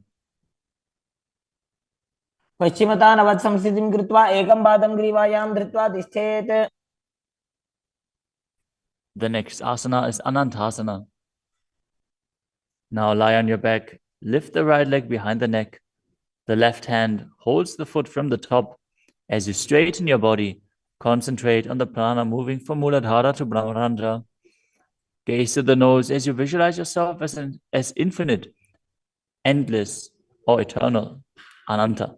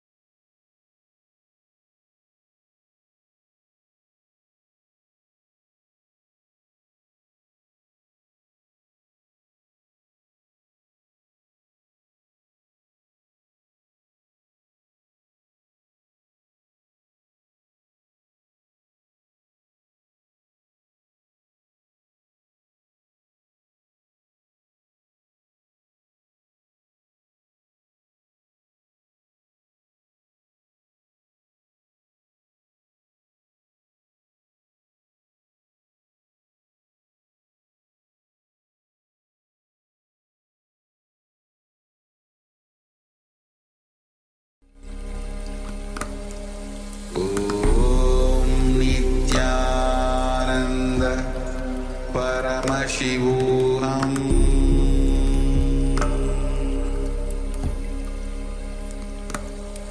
Om Nityananda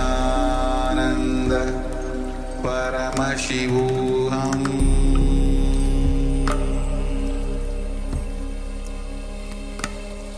Om Nityananda Paramashivoham Paramashivoham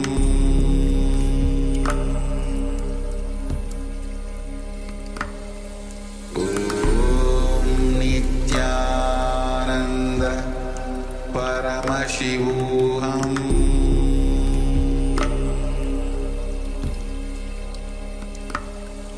Om Nityananda Paramashivoham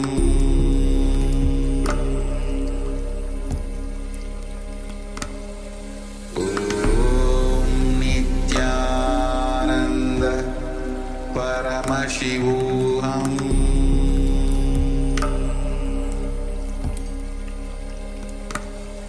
Om Nityananda Paramashivoham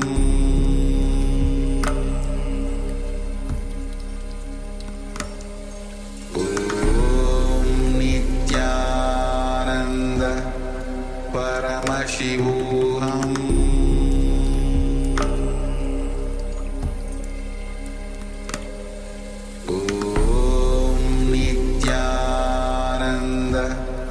Paramashivoham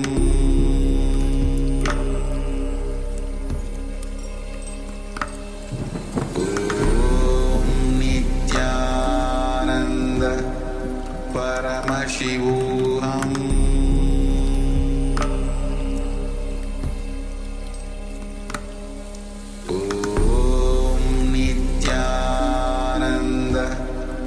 Paramashivoham Paramashivoham Om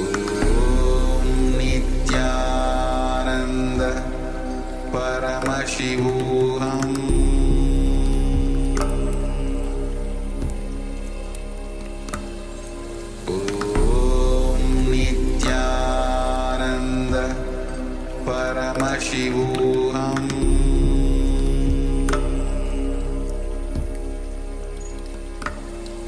Om Nityananda Paramashivoham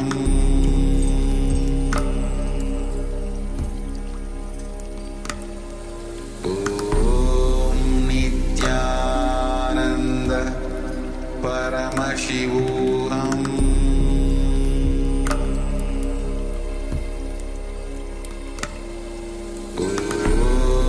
Nityananda Paramashivoham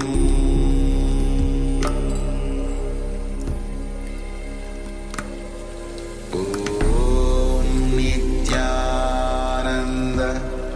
Paramashivoham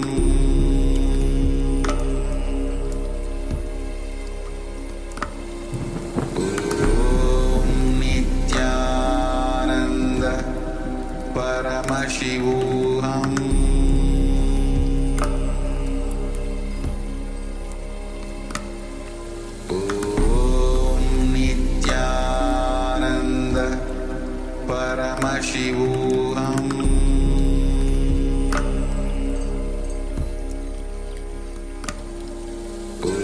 Om Nityananda Paramashivoham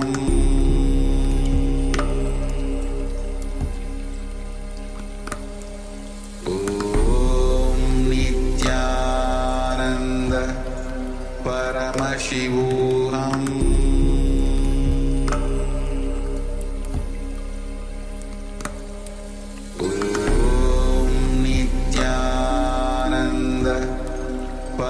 Paramashivoham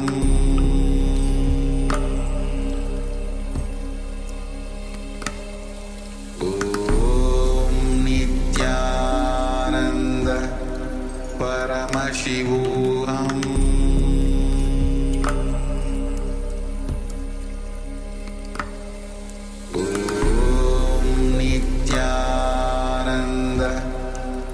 Paramashivoham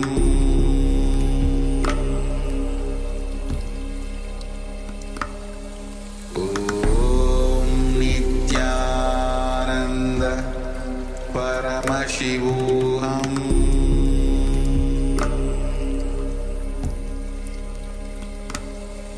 Om Nityananda Paramashivoham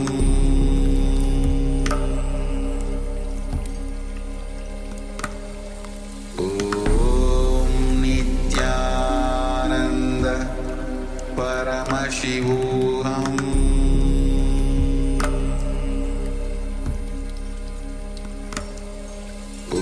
Om Nityananda Paramashivoham Om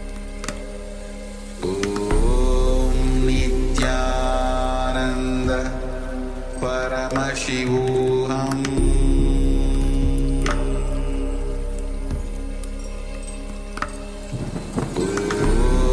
Nityananda Paramashivoham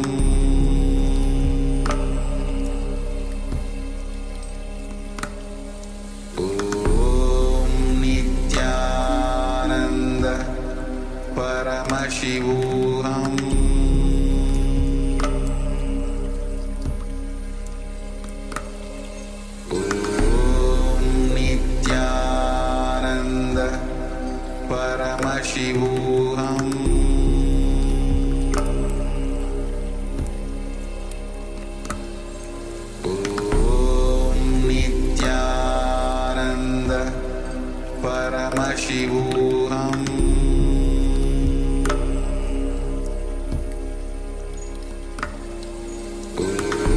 Om Nityananda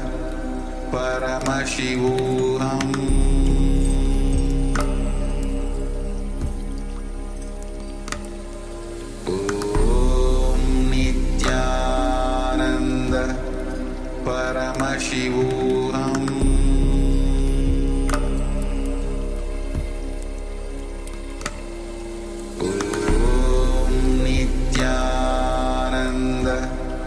Paramashivoham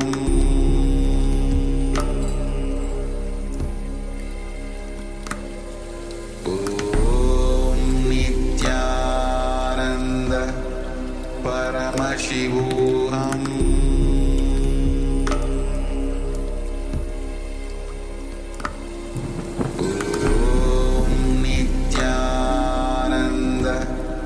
Paramashivoham Om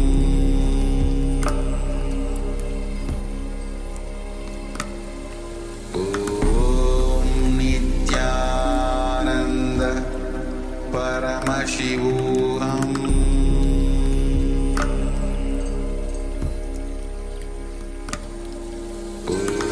Om Nityananda Paramashivoham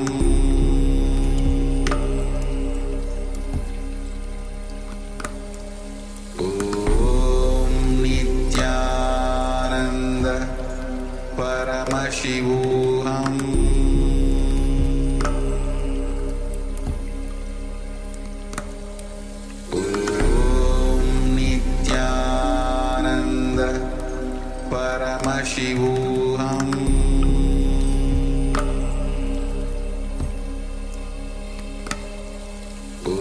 Om Nityananda Paramashivoham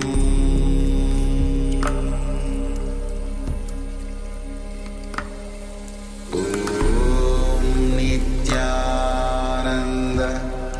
Paramashivoham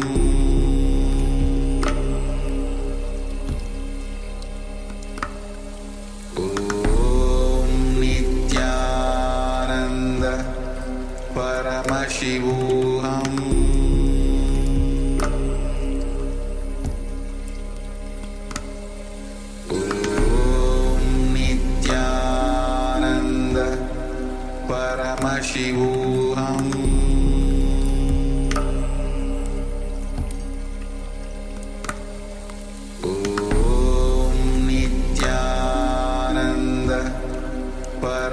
Paramashivoham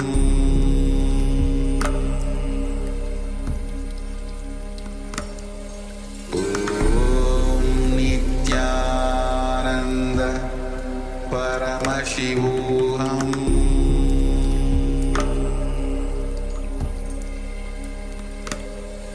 Om Nityananda Paramashivoham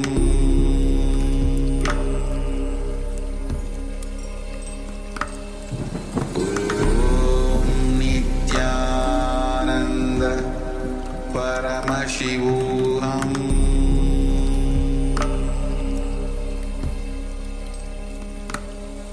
Om Nityananda Paramashivoham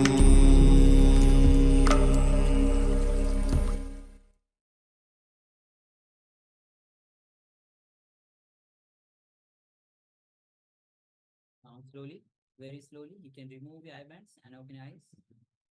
And take a moment to share what was revealed to you as you manifested this power of seeing picture blindfolded. So we have Marcia who has joined us, Nityananda, and all the participants watching us, following us on YouTube and Zoom and other social media platform. Please take a moment and share what was revealed to you.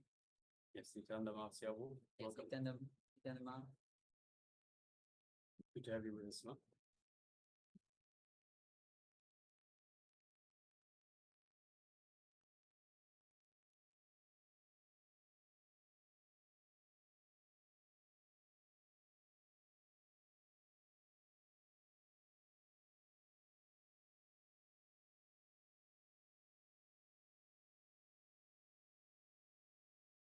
Yes, so requesting everyone to let us know what was revealed to you in your third eye. So for those of you that have just joined us, we are in the power manifestation segment, the power of third eye vision. So we displayed an image to our participants while they have their eyes closed or covered, and requested them to now let us know what was revealed to them through the third eye. So manifesting the power of third eye reading, third eye vision, requesting participants now please let us know how you went, what was revealed to you in your third eye. Yes. Yes, Nityananda. Marcia says Nityananda. So please go ahead and share. Even on YouTube chat, you can share what was revealed to you.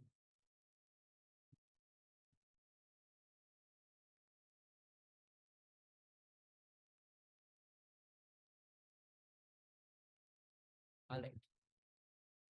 So now we'll be actually projecting the image so that we can verify our manifestation. Yes. So as you can see, it is the image of perhaps a side of a ship from the inside, a side of a ship from inside the ship itself, as it is floating on the water. So you can't really tell. It looks like it's close to the edge of the water. So perhaps a river, and on the other side we'll have looks like we have the ground where the people embark onto the boat itself. It looks like a river that we are floating on as the boat itself. The boat is mostly white. It has blue on the bottom. It's a light blue and some light blue on the sides. We can see the windows as they open from the top down. And we can see what looks like a ladder, a metallic ladder perhaps that is going up, or that's just a couple of metal bars that are going up from the side of the boat up towards the next level, the second level. In the distance behind this boat, we can see another boat with 1, 2, perhaps 3 levels, and that looks like there are perhaps people onboarding. And also we can see perhaps some structures in the background, so we can see some buildings So we are probably somewhere in a city such. You can see it is perhaps windy, cloudy, maybe even rainy, because we don't see much detail in terms of the sky. So we can see all white. So that is the image that we have. So let us know how you went. How did you go in this power manifestation? So if you got any of those details or anything related to that, correct, then congratulations. You have manifested the power of that eye vision. See, the way powers manifest, they come through the feeling connection that we have with the divine, feeling connection we have with Swamiji. The space of oneness is how the powers manifest. And so it depends on the receiver of the information, how this power actually manifests. So it might come in different ways. It might come in visions, it might come in just information, just knowing something is right. It might come in sounds, smells, touch. So you might have, for example, the smell of the sea, and so that you know that it's something related to the sea. So you would think, yes, it must be some sort of a boat, waves, water, that sort of stuff. So the power manifests in different ways for different people. And of course, through practice, you can become more and more exact. So we know exact, so we have exactly the information that is being revealed to us. Yes, we also welcome Ling Du Nityananda. Welcome up. Nityananda. All right, so that was the power manifestation segment. Now let us move on to the next segment in our program for today. And so this was the first power manifestation of the day, which is always the power manifestation of third eye vision. So going forward, the power manifestation today for the rest of today, and we'll have a few different segments, a few different times for that. So you'll have a chance to practice it again and again. There will be a different power. So we'll get to that in a little bit. So now we'll be starting with today's session itself, which is on Bhakti Spurana. Through Bhakti, you can experience ecstasy, being in love. And today, Sanju will be gracing us as Chandrasekhara Murthy. So let's get ready for the session. We'll be starting with the revelation by Swamiji on the power of Bhakti. How through the power of Bhakti you can awaken your consciousness. So let's get ready to enter into this revelation by Swamiji. You can sit with your head in spine in straight line, come to the space of listening and listen.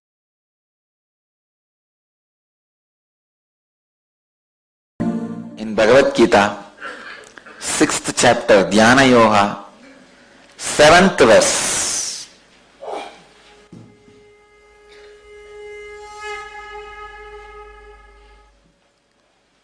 Jitatmana prashantasya paramatma samahitaha sitoshna sugadukhyeshu tatamanaapamanayoho. Translation: the one who has conquered the self, who has attained tranquility, the Supreme is already reached. Such a person remains in this state in happiness or distress, heat or cold, honor or dishonor. I'll give you the new translation also. The one who has subdued his self made out of patterns, and is firmly established in the supreme state, remains centered, whether in a cold or warm atmosphere, whether he is in a pleasant or unpleasant situation, whether he receives respect or is dishonored. Understand? Bhagavan is giving you a powerful technique. He is using a beautiful word, Sitoshna Samadukkeshu. Sita and Ushna, warm or cold, attacks you from outside skin. Sukha or dukkha attacks you from inside skin. Understand? When you are feeling warm or cold, just sit and see what is happening outside your skin all over the body. Without branding, just see what is going on, how I feel. Don't name it as a cold or warm, pain or suffering. Just look. Something is going on.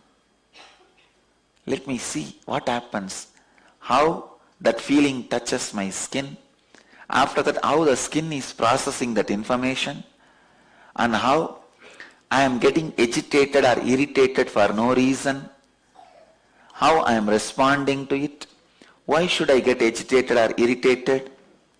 Let's see how the nature responds to it. Sit with deep passions. In one day, you will master cold. Cold will not affect you anymore. Same way heat. Do panchatapas. Make a fire circle. It is very easy. Your height should be the diameter of the circle. That is the law. Your height is the diameter of the circle.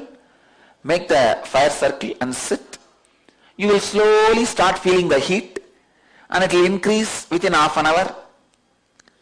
Then just see what is going on in your skin. In 2 days you will master warm. Both will not be painful. Then come to the next level of experiment. When you are feeling unpleasant, just see. Unpleasantness is nothing but cold or warm which is working from inside the skin. If you look near the chest area, it will start. From inside the skin is being attacked. Warm and cold, heat and cold attacks you from outside skin. Pleasantness or unpleasantness attacks you from inside the skin. Sit with that. You don't need to find the situation. Already you have enough unpleasantness. Just sit with that unpleasantness. How it is attacking you from inside skin. What exactly you are feeling. Without labeling, just see.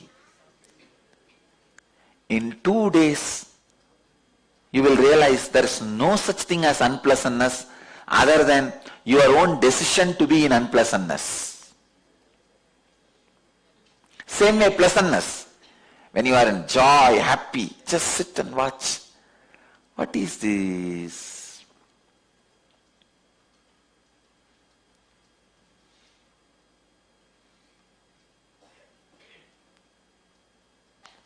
What is this pleasantness? Why it feels so expanded inside? Feel from your skin, inside the skin. You will master that state also. So pleasant or unpleasant attacks you from inside the skin. Heat or cold attacks you from outside skin. But both heat or cold, pleasant or unpleasantness, all four has no life independently from your will. Understanding this is being centered on the supreme state. Please understand, your will gets contaminated when it connects itself with these four. Fortunately, these four has no independent existence. If your will does not support it,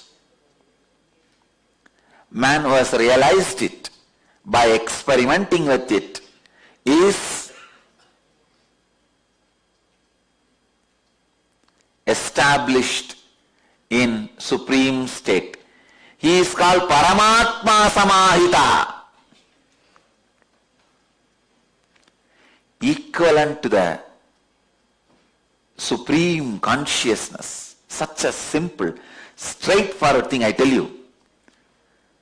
Just try today. Once you realize, even with first thing, see, today you try with a cold. The moment you realize the cold is not giving you any more suffering, you will have confidence to work with heat. Then work with heat. Do Panchatapas. Maybe 1 hour. 1 hour is more than enough. 2 days. If it is not happening in 2 sessions, just do 2-3 days, that's all. You will have confidence now. Wow, we won the second game. Then go for the third. Sit with unpleasantness. Don't change the sequence. Cold is to grass, easy. Once you win there, you will have confidence to do next. Little subtle, the heat. Then you will have confidence next with the unpleasantness. Then you will have confidence to do with the pleasantness. Once you master that all these 4 does not have an independent life over you other than your will's support. See, when you sit and start analyzing, you will understand. It suddenly disappears because the moment you analyze, your will stops supporting this aspect of life. You support the cold and cold related diseases in confusion. You support heat and heat related diseases in confusion.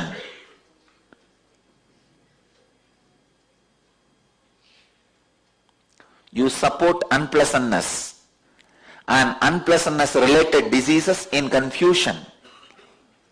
You support pleasantness and pleasantness related activities in confusion. So when you sit and see what is really happening with the passiveness and passions, suddenly you realize without your will, all 4 does not have independent life. Shadow does not have independent life without the existence of light and object. It is the mixture of light and object creates shadow. The sufferings of cold, heat, sufferings of pleasantness, unpleasantness, everything happens by the mixture of your will and confusion. If the light is switched off, no shadow. If the object is removed, no shadow. If the confusion is removed or if the will is removed, there is no agitation or disturbance by cold, warm, pleasant, unpleasantness. I tell you, man is a fool. Asking for cold when it is hot, asking for hot when it is cold, always asking what is not. Try this 4 process. In such a simple way, you can be centered on what Bhagavan calls Paramatma Samahitaha. Centered on pure unclutching. See,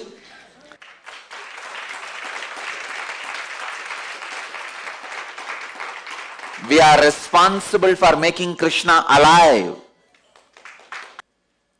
Come on, 4 days. Only 2 hours a day. Come in the evening.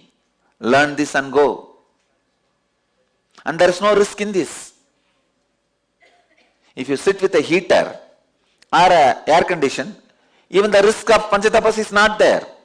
I told Panchatapas because that is the way I was brought up.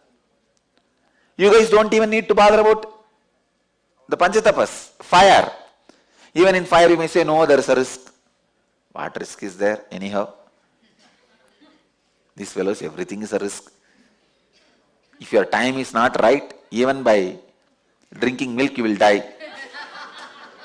If your time is right, even the poison if you drink, you will vomit it. Even your attempt to commit suicide, you will not be able to be successful. Anyhow, with a heater or cold, AC, you can control the heat or cold. What is the risk? And pleasantness and unpleasantness. Try. I tell you, this can get people out of all mental disorders and psychological disorders. I have done this. That is why I am telling you. I have done this during my tapas time, my tapas period. I'll go and sit in the hill during the daytime in the sun, just with one towel, the hip, work on that heat. How the heat does not touch me. Then in the night I'll sit in the hill itself. It will be really cold, and see how the cold does not work on the system. Then I'll fight with Raghupati Yogi.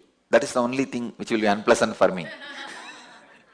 See, my whole life, only relationships I know is this Raghupati Yogi and Kuppammal, these few saints, sadhus. Never even once I felt psychologically connected to the blood family. So if I have to have some unpleasant moments, I'll go and fight with him. Some ideological fight. Raghupati Yogi is Yogi and Kuppammal is Vedanti. Between these two, there will be a huge fight. Ideological fight. Here body first, here mind first. And if I wanted to create fight with Raghupati Yogi, I'll take up all the arguments of Kuppammal. If I want to fight with Kuppammal, I'll take all the arguments of Raghupati Yogi. But I tell you guys, these two have made me so rich in the spiritual knowledge. God, the wealth they added to me, only now I am realizing. And same way, when I want to experience that pleasantness, I'll take my Ramakrishna's photo and keep it in front of me and fan him. And there's a beautiful, very sweet story of Ramakrishna sung by one devotee. It's called Sri Sri Ramakrishna Bundi. And in English it is called, and the book has been translated, The Portrait of Sri Ramakrishna. That's a very beautiful book. It is not factual. See, the Ramakrishna's biography, he wrote it more poetic way. He does not bother much about facts. He has not changed the facts. He is not telling lies. But he is singing in a very beautiful, sweet way that, oh, who came as Rama and Krishna? You came as Ramakrishna, but this time you did not steal and do all these naughty things of Krishna. But you are not so polite like Rama also. So from the beginning, with that feeling that Ramakrishna is an incarnation, the devotee has sang about Sri Ramakrishna. It's a very beautiful book. Still I can repeat it. It's, I think, 1000-page book. In Bengali verse form. I can repeat the whole thing by heart. Jai Jai Ramakrishna Vanja Kalpataru, Jai Jai Bhagavan Jagatir Guru, Jai Jai Ramakrishna Ishta Goshtikan, Jai Jai. It goes. Sobaya Sarene Renu Mageye Adam. If you just have the book, I can repeat the whole 1000-page. I can continue even now. It goes on and on and on. It's a very beautiful, very juicy, sweet, loving way of Ramakrishna's biography described.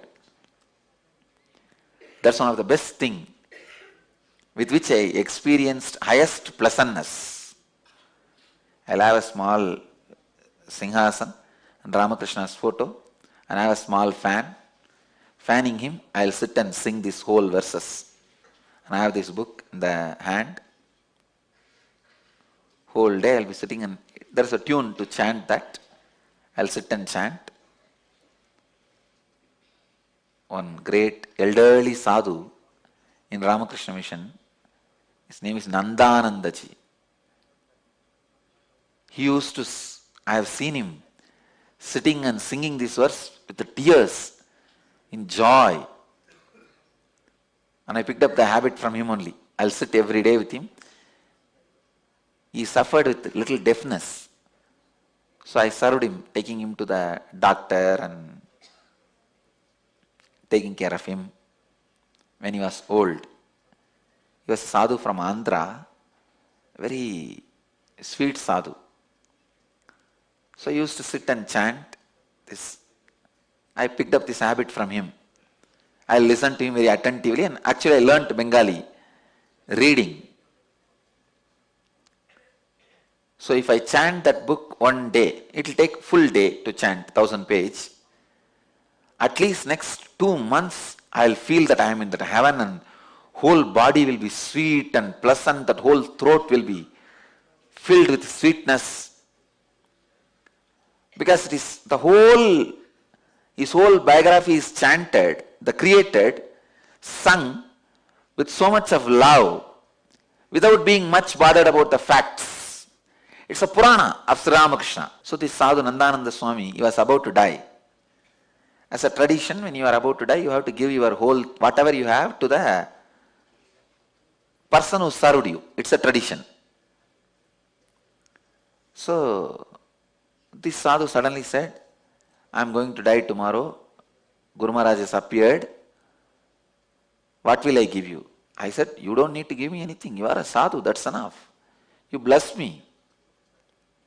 Then he said, I accumulated one thing in my life. The biggest wealth I accumulated is, whenever I read this Sri Sri Ramakrishna Bundi, I go to Samadhi, an ecstasy. I give you this Bhava Samadhi as my gift. He gave me. And I tell you, after that, whenever I read that book,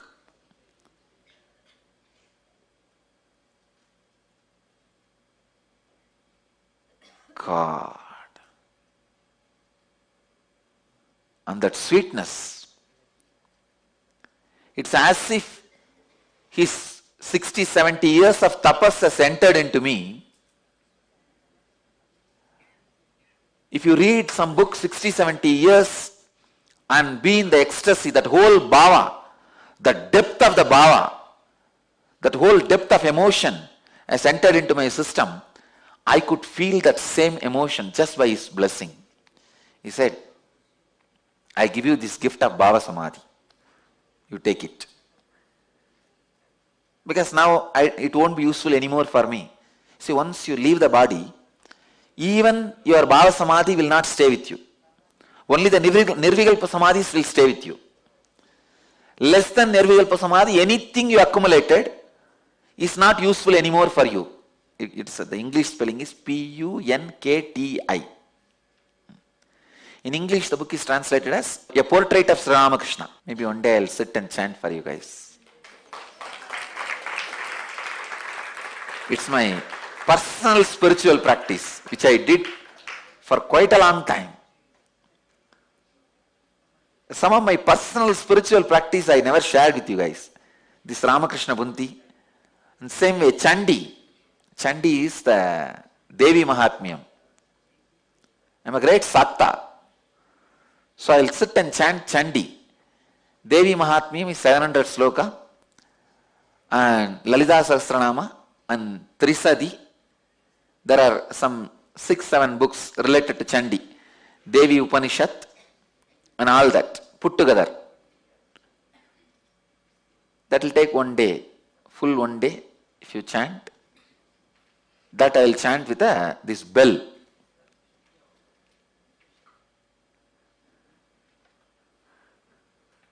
The same book in Bengali.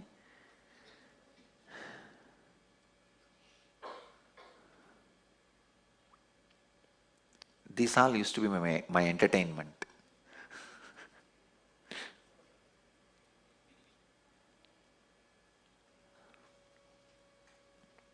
Anyhow,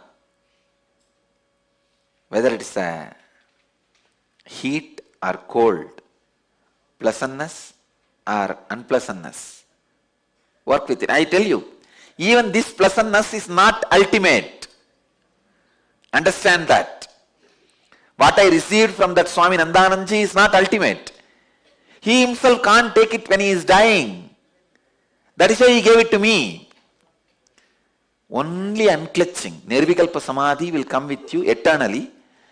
But unfortunately, when you are training yourself, when you are practicing, you can't be all the time in Nirvikalpa Samadhi, unclutching. So all this Bhava Samadhi helps you to raise yourself to that level. Be in Nirvikalpa Samadhi or be in Bhava Samadhi with a person who is in Nirvikalpa Samadhi. That's all. Be unclutched or be clutched to a person who is in unclutching state. That's all. Being unclutched is Nirvikalpa Samadhi. If you are clutched to a person, being who is unclutched is Bhava Samadhi. In the beginning, Bhava Samadhi helps. Now I can remember all the verses. It's coming up. Yes, the same book. Sri Ramakrishna Munti. You guys can see this exact book. Just see whether if it is in Bengali, download. I'll read. If you have interest and intensity, you will find time for everything. Try all these 4. First, I wanted all our center heads, you guys try. Of course, I'm not telling devotees not to try. If all of you try, mainly the center heads, when you try, you will have the confidence and make a beautiful program and start teaching. Everyone can start doing this. For these things, you don't need very organized setup. Start reaching out even in these small ways. Helping people. I really wanted this kind, hundreds of samyamas should be developed and made available from our campus. It should become a pilgrimage center for the people who want to study mysticism.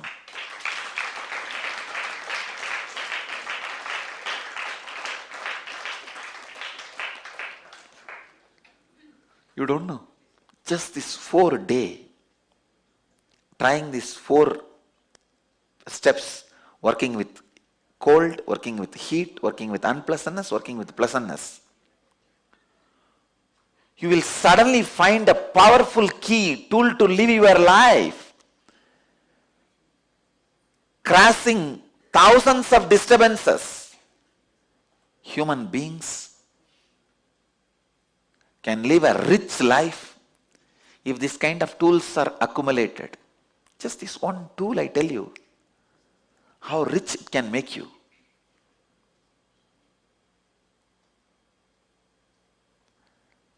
Richness is always depending on the zeros. It is not always based on the zeros. It is based on your ability to face life. Richness cannot be always measured based on the comforts of life. It is measured based on the ability to confront the life. It is not just comfort, it is ability to confront also. These are the tools with which you will be able to confront the life. I know many guys sitting on billions of dollars, even a small, very small, they are shaken completely. Ability to confront life, live the life.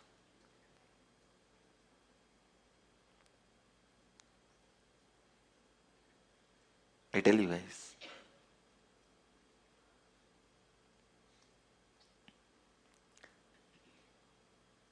all our devotees should have mastered at least like this 5-6 samyamas. Different 5-6 samyamas. That makes you man. That makes you being. mastering at least few samyamas gives you the courage to live, confidence to live.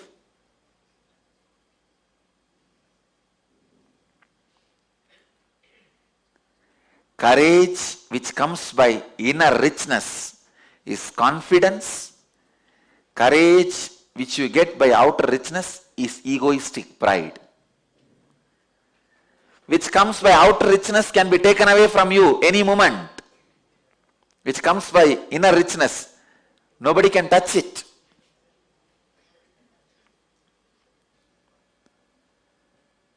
One of the main reasons for my success, standing throughout the scandals and rumors, is this samyama. This samyama, which I did from the young age, working with the heat and cold and unpleasantness and pleasantness. I tell you, heat and cold hits you from outside the skin, pleasantness and unpleasantness hits you from the inside the skin. But all four of them do not have life without your will supporting them, is the essence. The one who has subdued his self, self made of tough patterns, and is firmly established in the supreme state, remains composed, whether in a cold or a warm atmosphere, whether he is in pain, pleasant or unpleasant situation, whether he receives respect or dishonor. Tata manopamanayoho. See, when you master the Sita, Ushna, Sukha, Dukkha, the mana, apamana does not touch you. You master it. I tell you, not for pride, I am the living example that mana, apamana did not touch me. Otherwise, one side, millions put flower garlands and worship. The other side, rowdies put chapel garlands and burn the effigies.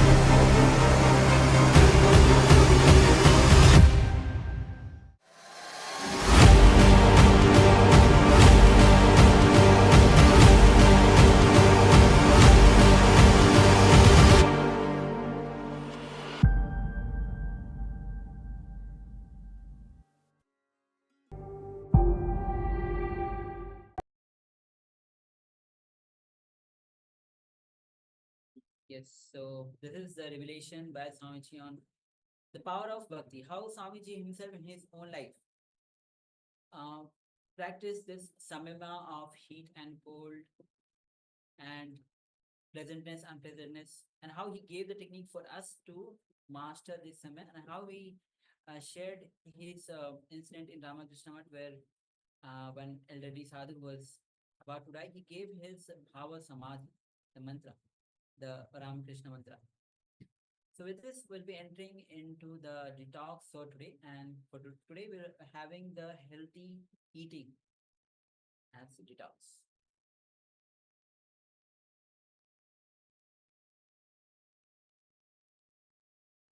Yes, so let us have a look at recommendations that Swamiji has for us. So Swamiji says beautifully, human beings should eat only in the morning and only in the evening, as per the Vedic injunction. So It's only twice a day, in the morning and in the evening.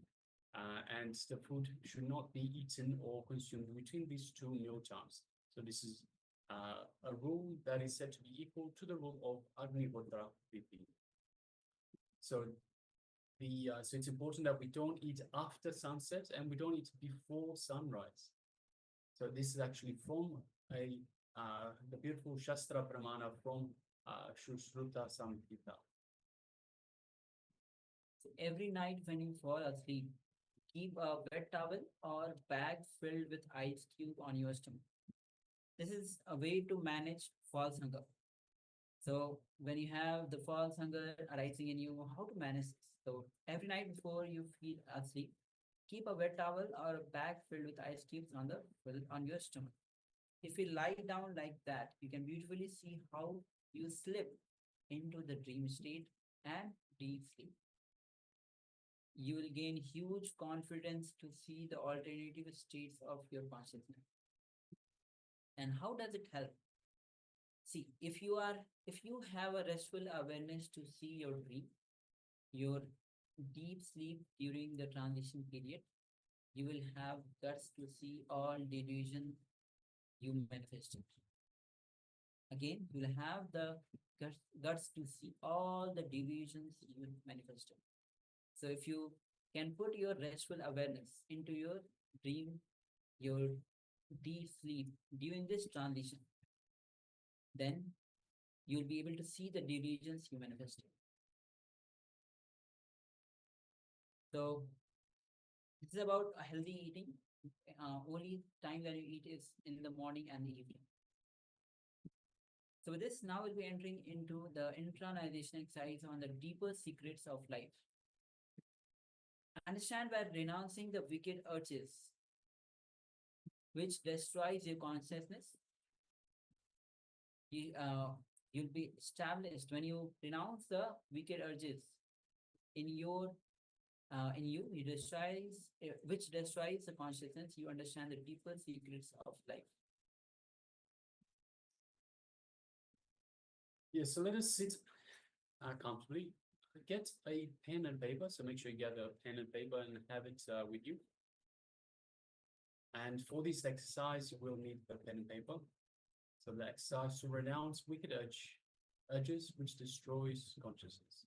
So we'll sit down and describe, first of all, your life purpose. So requesting everyone, once you have pen and paper, sit down and describe your life purpose, what you see as your life purpose. So write down 5 or 6 points. So we'll start with this first step. We'll be displaying a slide for you in a moment, requesting everyone to please start penning down what is your life purpose. Describe, go in detail. So it's important that you go in detail. So not just 1 or 2 word answers, but go in detail and actually see through, work it through. What are your goals? What are your life goals? So let us start just with this first step. Let us begin.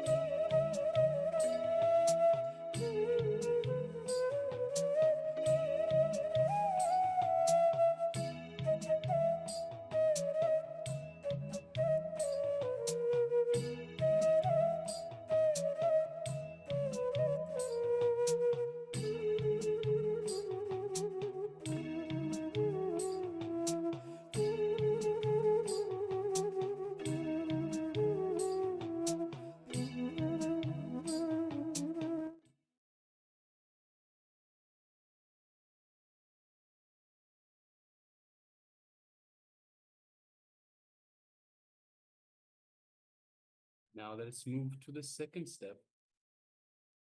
Not assuming responsibility, not taking the role you need to play in life, being afraid of life. It all stops you from your purpose. So identify these hypocrisies. So identify where you are not assuming responsibility, where you are not taking your role that you need to play in life for your life purpose. Identify where you are afraid of life, all of these which stop you from your life purpose. So requesting everyone, please write down against each of these life purposes, what are you not assuming responsibility for? How are you not taking your role that you need to play in life? How are you being afraid of life? And see how it stops you from your life purpose. Please go ahead.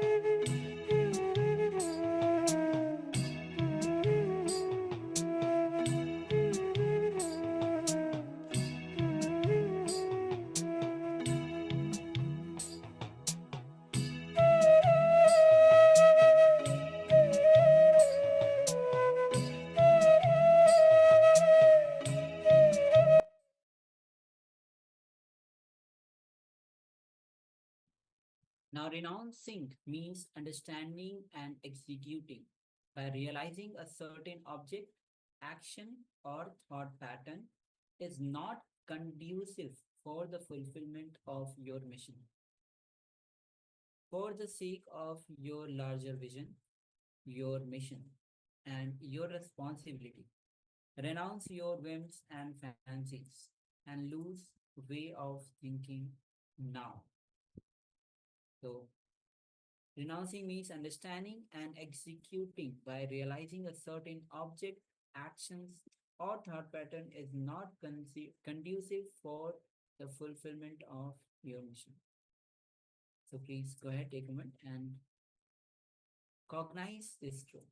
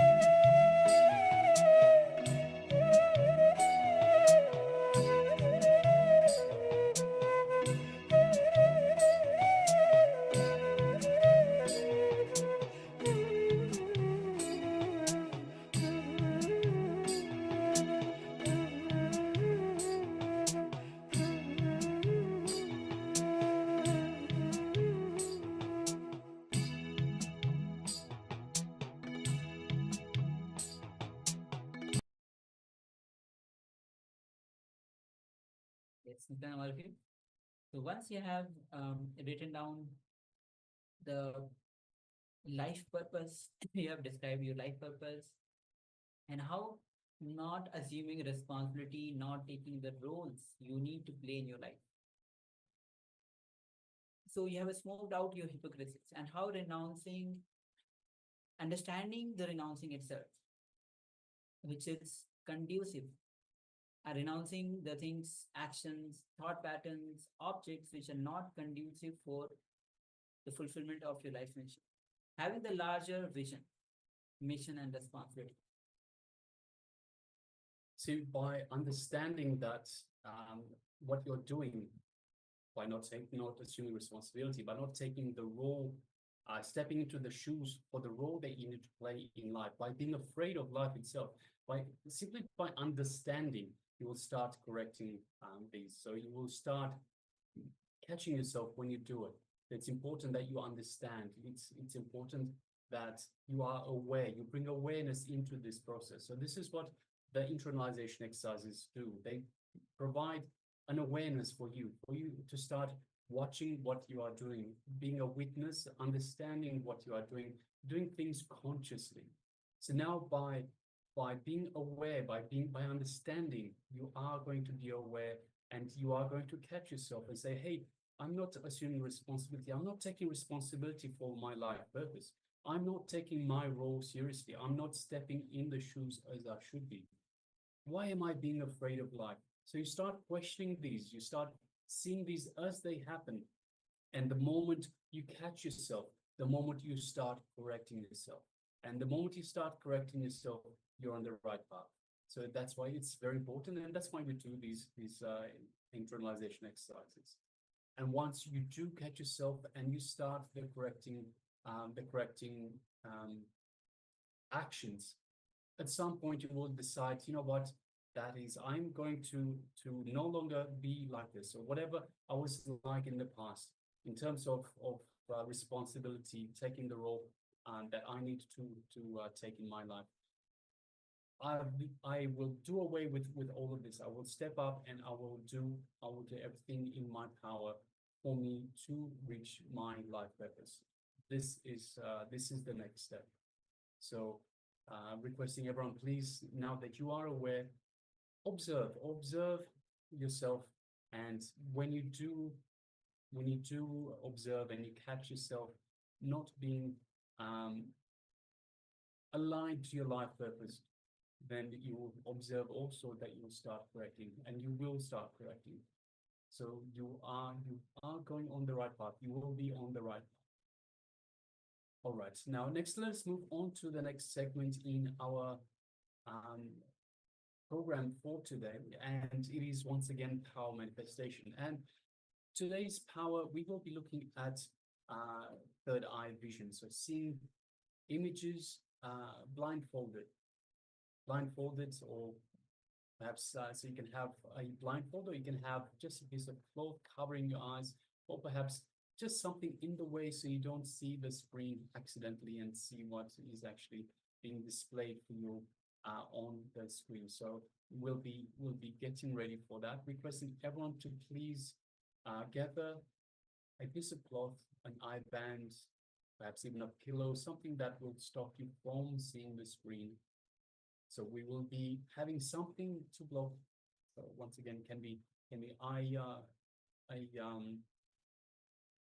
just an eye covering, or perhaps a piece of cloth or anything. And we will be viewing through the third eye, so only through the third eye. So it is called third eye vision.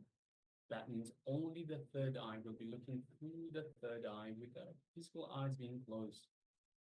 And we'll be asking Swamiji, connecting to Swamiji and asking Swamiji to reveal to us the image that is being displayed, the details about the image that is being displayed on the monitors, on the screen itself. So let us get ready. So you can sit with your head, neck, spine in a straight line and close your eyes. And of course, as mentioned, you can cover your eyes either with a blindfold, and if you don't have the blindfold, you can use a piece of cloth or Even you can use pillow to cover the screen so that you don't look through the eyes. We are manifesting the powers of third eye. So let's get ready. Sit with your head, neck, spine straight line. Visualize Swamiji in your inner space. Feel his infinite love, his compassion overflowing through you.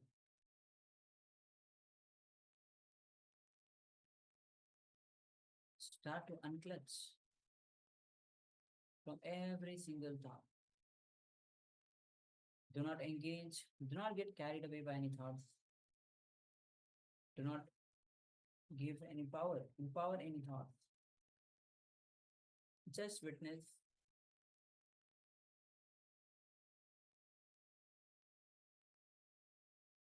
Now, from that pure and trust space, let's start chanting the Mahavakya. Om Nityananda Paramashivoham. Om Nityananda Paramashivoham. Om Nityananda Paramashivoham. Yes. So now, with this deep feeling connection with Bhagavan, let's enter into this manifestation. The image is being projected on a screen. Let's begin.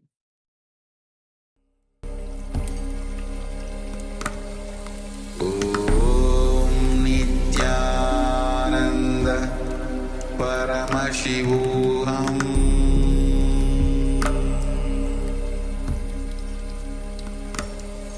Om Nityananda Paramashivoham.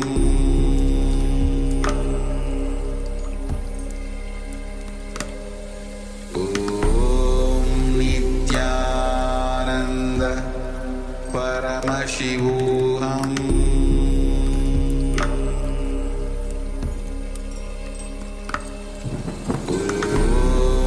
Nityananda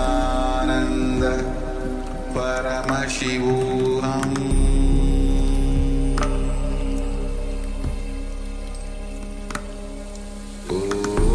Om Nityananda Paramashivoham. Paramashivoham.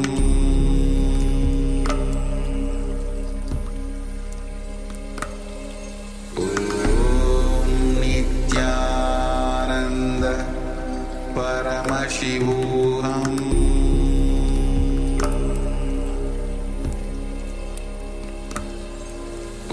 Om Nityananda Paramashivoham.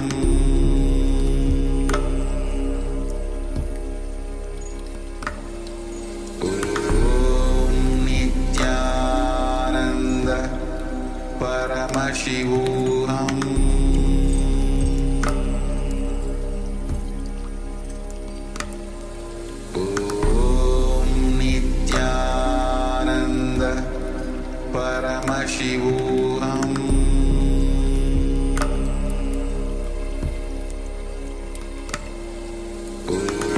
Om Nityananda Paramashivoham.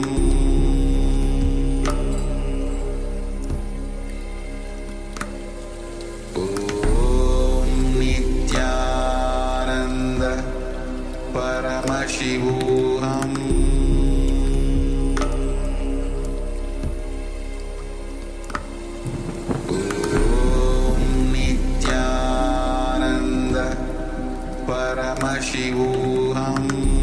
Om Nityananda Paramashivoham.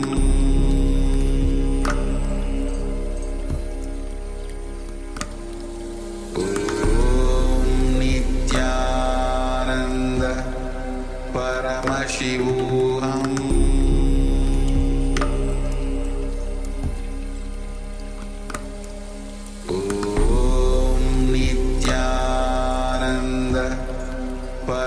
Paramashivoham.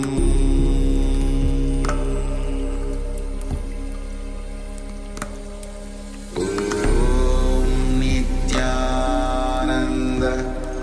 Paramashivoham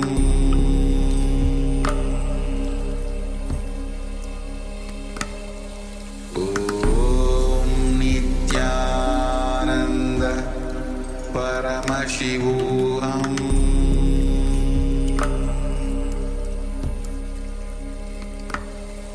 Om Nityananda Paramashivoham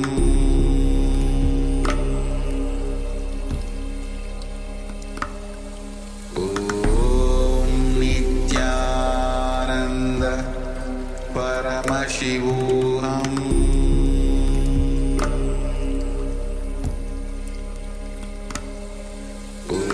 Om Nityananda Paramashivoham Om Nityananda Paramashivoham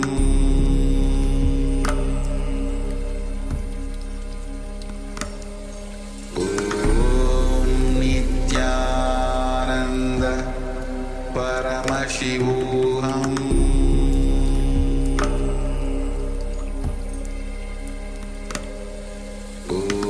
Om Nityananda Paramashivoham Om Nityananda Paramashivoham Paramashivoham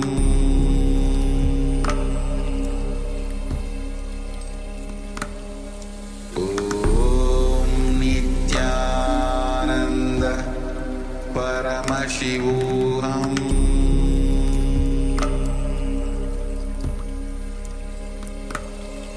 Om Nityananda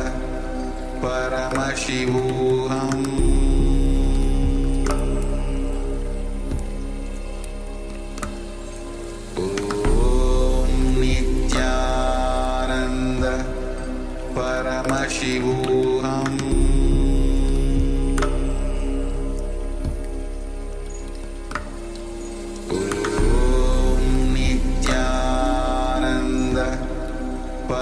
Paramashivoham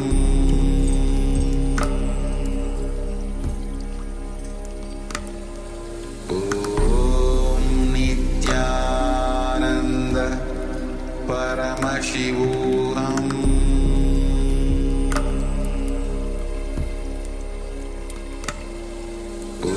Om Nityananda Paramashivoham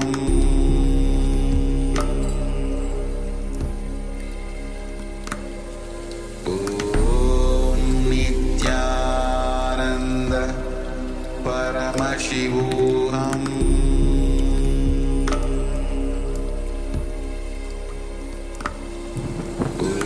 Om Nityananda Paramashivoham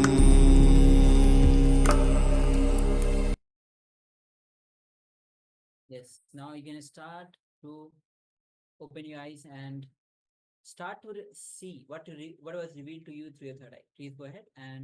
Please go ahead and share. Meanwhile, also let's get ready to manifest, to enter into the next session, which is going to be on the worship of divine.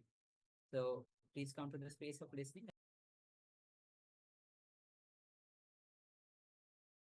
Worship of the divine energies is performed in various ways. In the beginning of expansion, understand that all of them originate in actions. Knowing this, you will be liberated.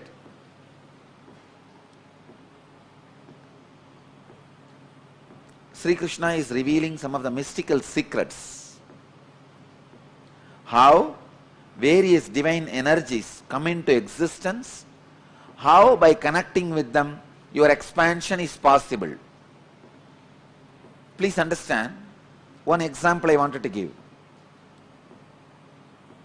Brahma, in Hindu stories, Hindu Purana, Brahma becomes egoistic.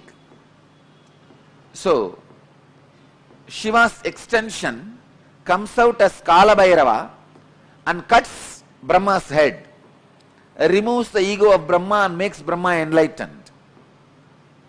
This action, Shiva's energy coming out and removing the ego of Brahma and making him enlightened, this action becomes Kala Bhairava. So when you connect with Kala Bhairava and start worshipping the divine energy called Kala Bhairava, he removes your ego also and gives you enlightenment. Same way, Veerabhadra, Shiva's energy expanded and destroyed the collective negativity of Daksha, which causes suffering for himself and for others. Many times, your pain body becomes so strong, knowingly you cause suffering to you and to others. Even though you know you are causing suffering to you and to others, but the pain pattern is so strong, you can't escape. I can see very clearly. So many people, they know if they are out of me, if they are away from me, they are going to create suffering for themselves. But their ego, arrogance is so strong, they can't live. They can't live around me. I have seen so many times, even devotees, they know if they listen to my teachings and live, they will be out of their sufferings and torture they are doing to themselves and to others. But they don't want. Daksha represents the negativity which causes suffering to yourself and to others. Shiva's energy which came out and destroyed the Daksha's negativity is Veerabhadra. Understand? Veerabhadra did not kill Daksha. He gave life back to Daksha.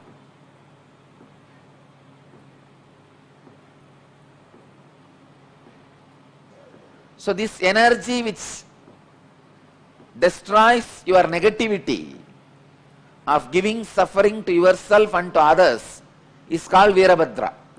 If you connect with this divine energy and pray, feel connected, you will see in you also the pain body, the patterns which create suffering for yourself and others will be destroyed. It's a beautiful verse. Evam bahuvitaha yajñaha vitata brahmano mukhe karmajan viddidan sarvan evam jnatva vimokshase. Thus, worship of the divine energies is performed in various ways. In the beginning of expansion, understand that all of them originate in actions. Knowing this, you will be liberated. Same way, if you are frozen, closed,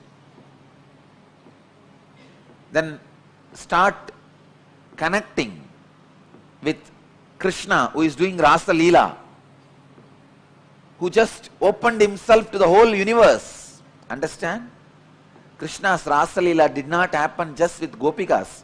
It happened with the plants, trees, rocks, Yamuna, whole thing. And the Purnima Chandra, the full moon, with whole, he had Rasa Leela. His Rasa Leela was enjoyed by the whole existence. Gopikas were also happened to be there, that's all. It was not concentrated towards Gopikas. It was with the whole. So if you are frozen, having the sickening suffocation, many times people do have this sickening suffocation. Come on, then expand. It is time.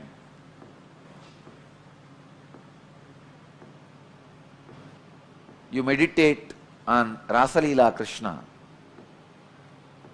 So each action of divine, each action of an incarnation becomes independent energy by itself.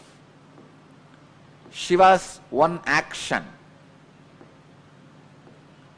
cutting Brahma's head and giving him enlightenment, it became an independent energy called Kala Bhairava. Shiva's one action of killing the negativity of Daksha and liberating him from negativity and negative patterns became independent divine energy called Veerabhadra. Shiva's one action of teaching in silence to Sanagadi Rishis and giving them enlightenment becomes Dakshinamurti. Just each action of divine becomes one form, one energy. Understand? When Shiva assumed the body and married Meenakshi and ruled this Pandya kingdom, he became Sundara Pandya. That action became an independent energy of Sundara Pandya. Just yesterday, I was reading the Akashic records in the night.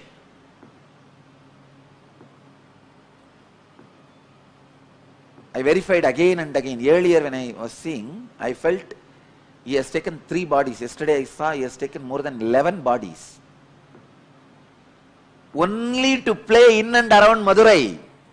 Please understand, in this way, no other geographical place is equivalent to Madurai. Where Shiva has taken 11 bodies to play just in Madurai. See, in one body he has played in many places. That record is there. When he assumed one body, he has gone to many places and did his leelas. In one body, doing leelas in 11 places, there are enough records. But 11 bodies to do leelas in one place, only in Madurai's history, the record is there. More than 11 bodies he has assumed at different times to play the leelas. The leela he performed, the first body he assumed to perform the leelas in Madurai is marrying Meenakshi. To marry Meenakshi and all the leelas related to that time, marrying Meenakshi and bringing Vaigai to Madurai, all those leelas were performed in one body. That body is directly under the Sundareshwara's linga. In the main Garbha Mandir, under the Sundareshwara linga, that body is resting. It is there in Jiva Samadhi. And second, he has assumed one more body to build embankment for Vaigai river and converting all the foxes into horse to save his disciple Manikyavasagar. All those leelas, around 40 years he was in that body and performed many leelas. That body is in resting in our property near Dinamani Takis. There is a place in Madurai near Dinamani Takis. There is a samadhi inside Madurai Adinam property. It is called Sundaranar Samadhi. And Sundarananda's Jiva Samadhi, people used to think it is one of the 18 Siddhas. It is not one of the, of course, it is one in the 18, but Shiva himself assumed the human body and performed. 40 years he was in that body. That body is resting in Madurai, the place Dinamani Takis, opposite to that Takis, there is a property, belongs to Madurai Adinam property. There he is resting. And the third body, which he assumed to give sugar cane to stone elephant, and stone elephant ate that sugar cane. For that leela, he assumed one more body. that is there inside the temple, under the samadhi of, under the shrine of Ellam Valla Sittar. Under his murti, that third body is there. Still, I am not able to trace the other places of the remaining 8 bodies. I could see cosmically where are they, but in the Madurai map I am not able to pinpoint where the remaining 8 bodies are. Soon I will study the Madurai map and overlap my cosmic map on Madurai map and give you guys the exact points where the bodies he assumed are resting and radiating. I tell you, if you see from this angle, no other place, even in Kailash, is only one body is resting. There are 1 lakh enlightened beings' bodies are resting. That is different. But his own, the body which he used, only one body is resting. In Varanasi, 2 bodies are resting. Even in Thiruvannamalai, only one body, Arunagiri Yogeshwara's body, only is resting.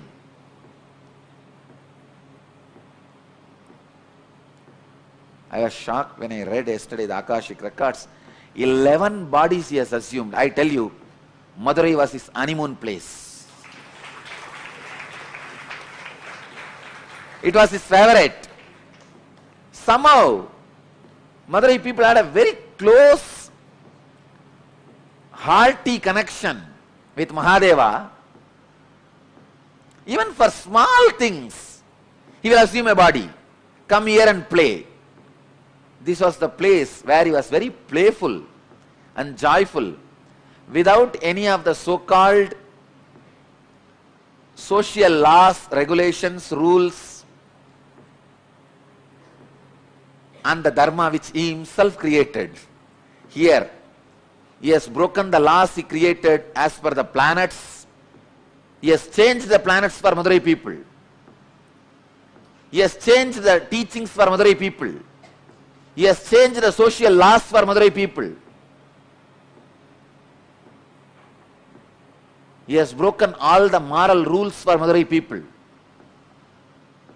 He has done everything possible. Socially accepted, unaccepted, legal, illegal, dharmic, adharmic. In which Shastra it is dharmic? You convert the wolves into horses and sell them. And after you sell and go away, all that fellows, they become overnight, they become again wolf and bite and kill all the remaining horses who are there. And that poor king is now pauper.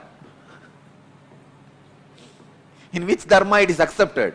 In which Shastra it is accepted? He has done everything. Everything possible. He comes down as a worker for the old lady, saying that, see, once there was a flood, huge flood in Vaigai river, and king ordered all the citizens of Madurai should take up one portion and cover it with mud and build an embankment. So all of them have taken up one portion. One old lady, Vandi, her job is that making idli and puttu. Puttu is those days breakfast. She will make all this and sell for people. Still now, in Madurai it is a very popular business. Go out in the night, you will see hundreds of shops. The outside street, they will be making these idlis and selling, breakfast and selling. It is still their tradition. Now it is called Kushbu idli. In those days,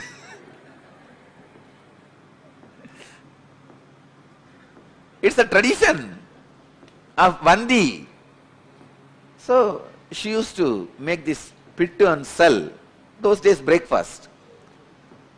She did not get anybody to cover her portion, and she herself can't do. She is too old. She prays to Sundareshwara. This whole city, still now, any problem, the only person they turn to is Sundareshwara.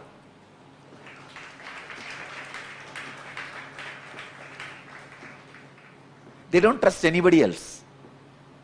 They just turn towards Sundareshwara. And she's the old lady. She can't get a worker to fill her portion, to do her job. She turns towards Sundareshwara. Oh Chokkanada, Sundareshwara. This guy could have just one thought, the whole Vaigai would have built, add embankment automatically. He does not do that. He comes down, assuming human body and bargaining with that lady. You should give me the pittu as much as I want, but I will work only for 3 hours. He says, I will work only for 2 jama. Sorry, 2 muhurta. 1 muhurta is 1.5 hours. I will work only for 2 muhurta, but you should give me as much as I want. This poor lady, she doesn't have anybody else. So she says, all right, go ahead. You can see what is puttu. Come on, show me. This is puttu.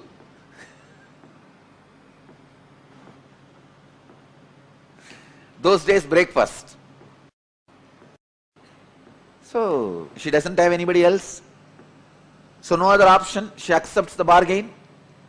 This fellow finally finishes eating everything she cooked. After that, he doesn't work. He goes there and lies down in that bed.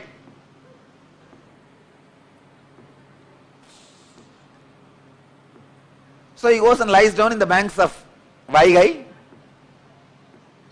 I also traced the palace he had in Vaigai. Just in between, the mid of the water, he had a palace where he used to drink with that, all the bhutas. He was not a womanizer. He used to drink and gamble. He will have all these bhutas around and they will play the dice. He will gamble with them. Finally, what is there? Finally, he will cheat all of them. And he was not a womanizer, but he was used to drink and gamble. Anyhow, so he went and lie down in the bank of Vaigai. King comes in the evening to see whether the embankment work is done. He sees all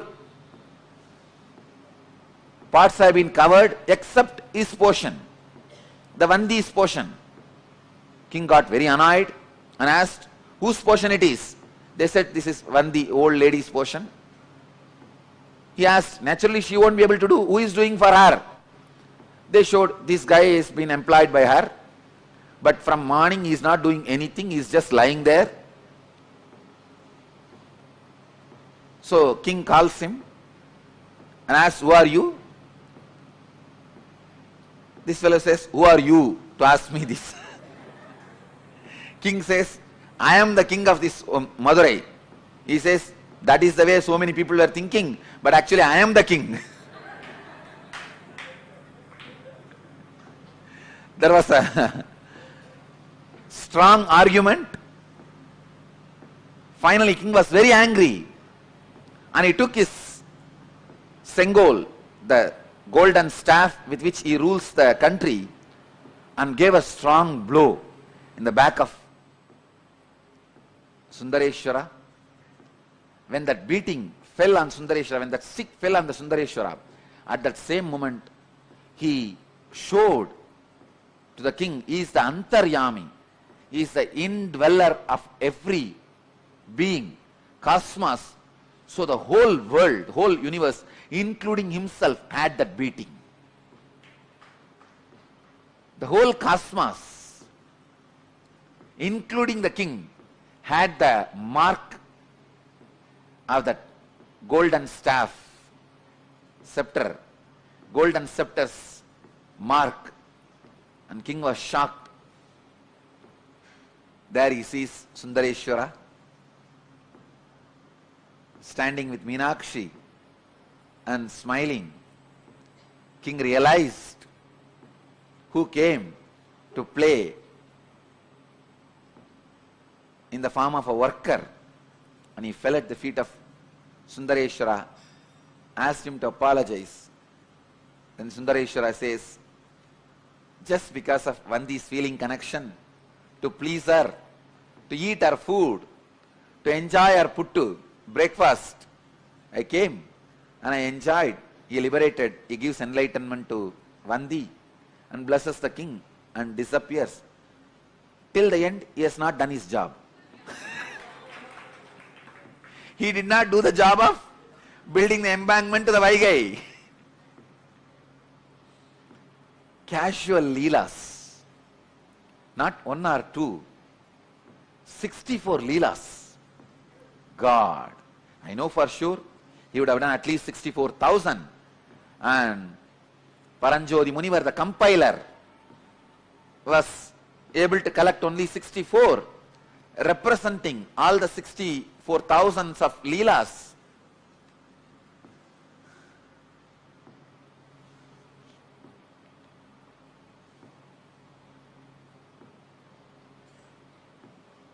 The body with which he has performed this leela, especially blessing the Vandi and converting the wolves into horses, foxes into horses, that season, around 40 years, he has performed some more leelas. That body was used by him for 40 years.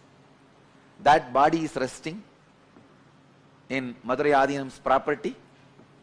I have taken the blessings of the 292nd Guruma Sannidhanam to build that into a beautiful, huge temple.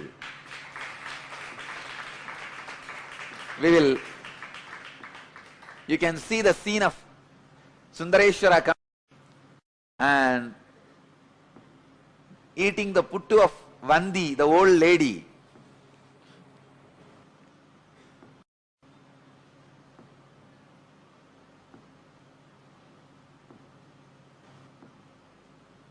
When I remember, God, this very land, he has taken 11 bodies and walked. These very roads, he would have walked and sold the firewood. These very roads, he has walked and sold bangles. This very road, he walked and sold diamonds.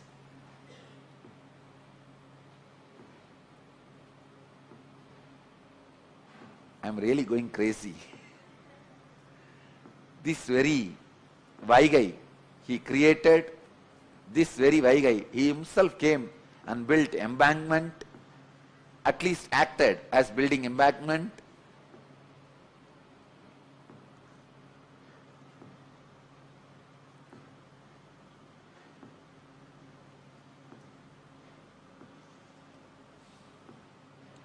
Each action divine energy performs becomes one independent entity. If you connect with that energy, he gives you the same blessing. Understand? Sundareshwara is the energy of Leela, playfulness. Ask him whatever he wants. He has broken all the rules. See, there is a law. Only a human body can radiate enlightenment, experience enlightenment. He has broken everything. He has given enlightenment to pigs. He has given enlightenment to bird. He has given enlightenment to cuckoo. He has given enlightenment to swan.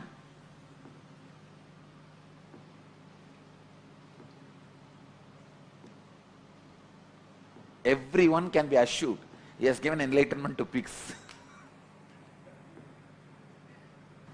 What a Leela. Sundareshwara. Bhagavan explains.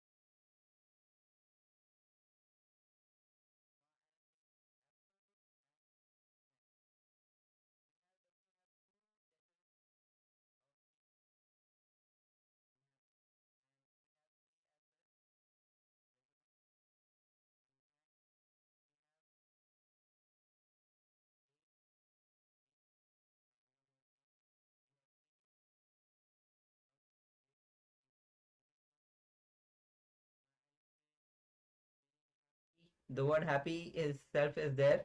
The whole word itself is there, Ma, Alice. Though it was, you have given the full sentence, even it was just a word that we were manifesting. Okay, that's okay. The feeling happy and excited like seeing fire. Okay, thank you, sharing, Ma. Ma Siao says shape. So we definitely have the H letter, A, P. Yes. So Very you good, have, Ma. you have 3 letters that were in exactly the same order. So yes, congratulations, Ma. Well done. Yes, congratulations to all of you who have shared, and especially my Alice who have successfully written the word happy fully. Thank you, Ma. Yes. Okay, so now we'll be moving to the next segment, the next session itself, which is going to be on everything and everyone is divine.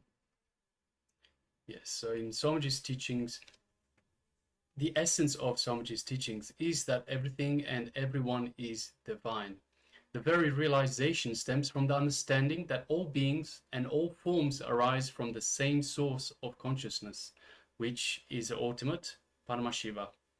When you recognize that you are made of this consciousness, it becomes essential to see that everything around you is also made out of this same divine essence. This perspective fosters a sense of oneness and interconnectedness among all beings. When you perceive the divine in others, your ego diminishes, and you cultivate a deep sense of humility and love. The looker and the looked at, so the looker and the looked at, are both expressions of the same formless beneath all forms. So as we embrace this truth, feeling of separateness dissolves, leading to a life filled with grace, bliss, and fulfillment. The realization that everything is divine transforms your very experience of life, allowing you to live in harmony with yourself and the world around you.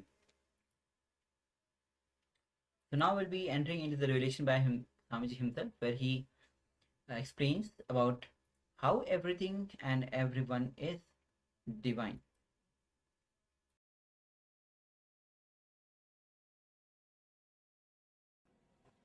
Today, in this chapter, Krishna shows his cosmic form to Arjuna, gives him the experience of universal consciousness. First time, Arjuna is experiencing it. From the beginning, from first chapter, he is only hearing.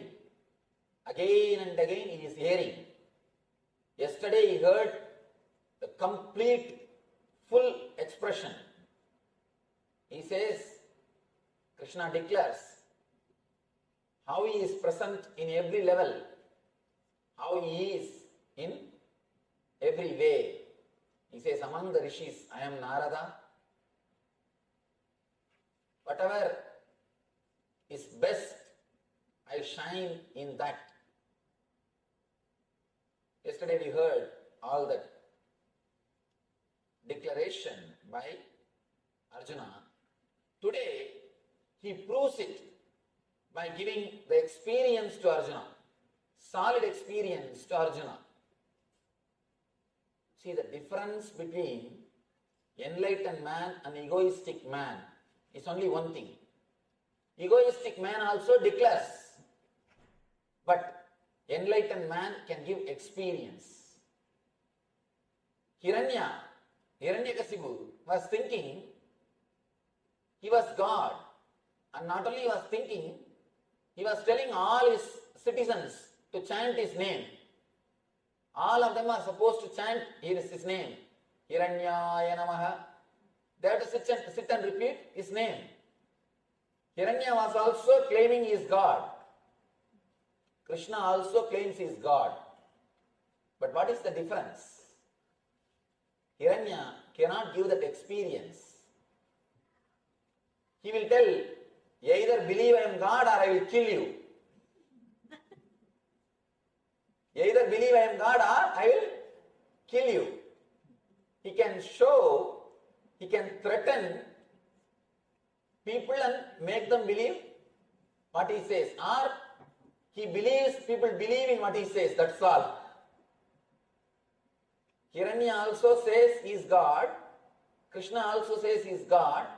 But Krishna can give experience of that universal consciousness to beings.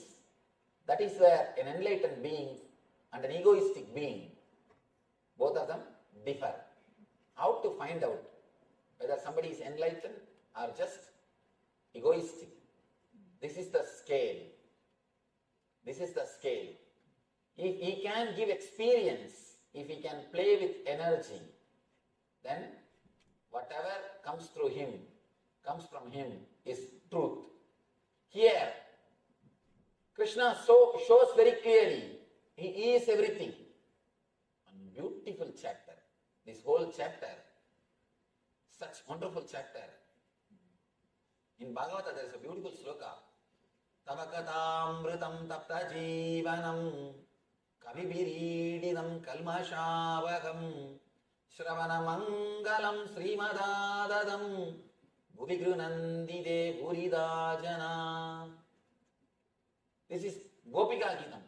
Gopis, they sing, O Krishna,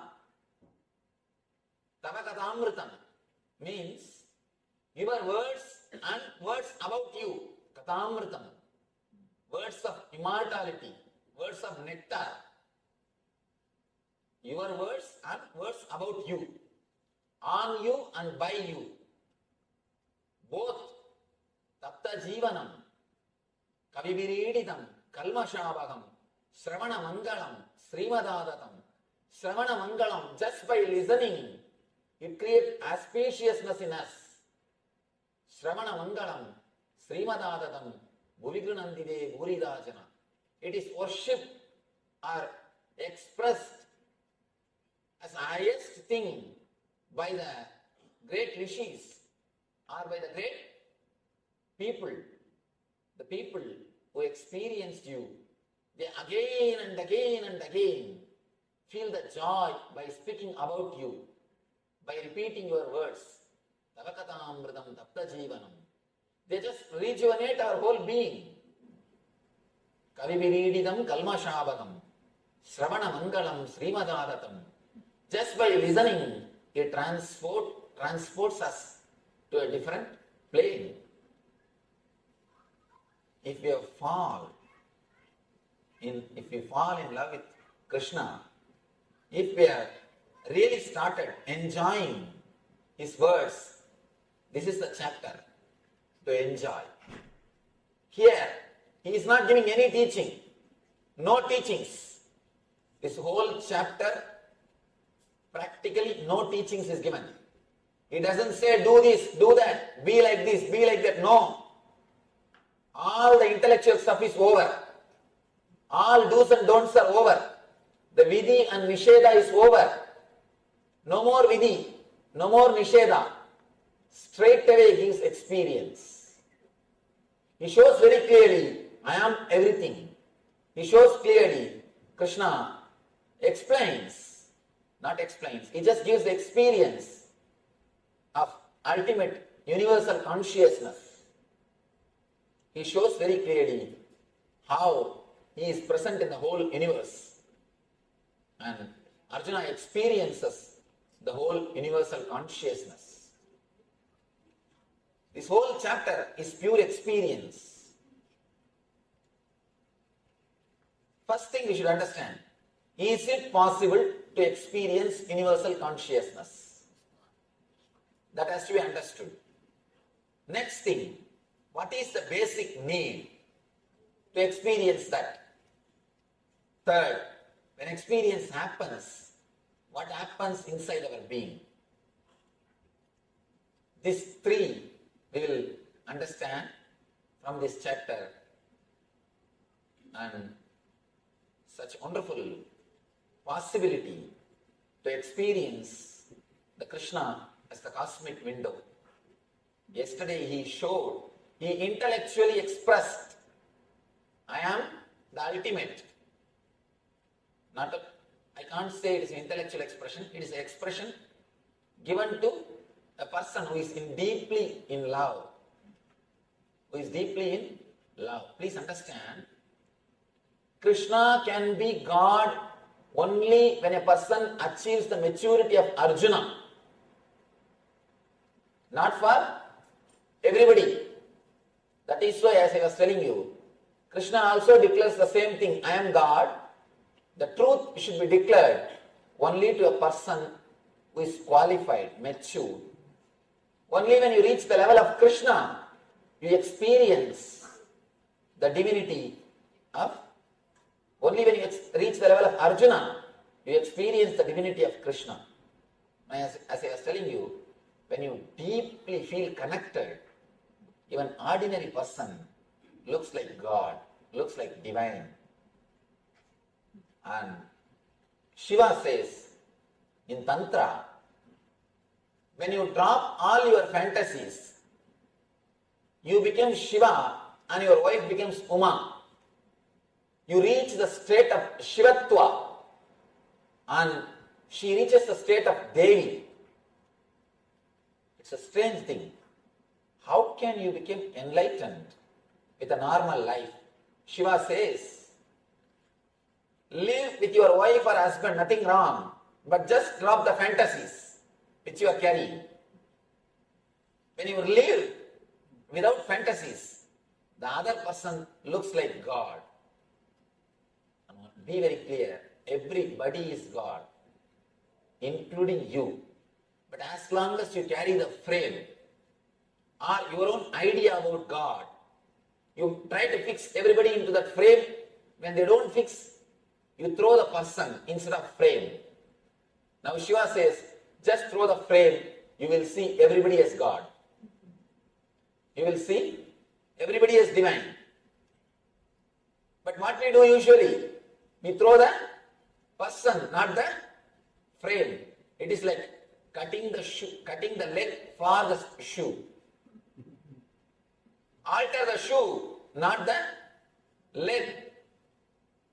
When you alter the shoe for the leg, you are intelligent.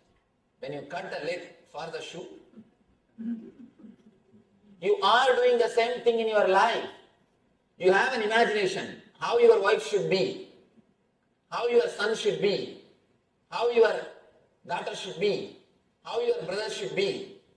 You try to fix everybody into that imagination, into that frame, and you suffocate them.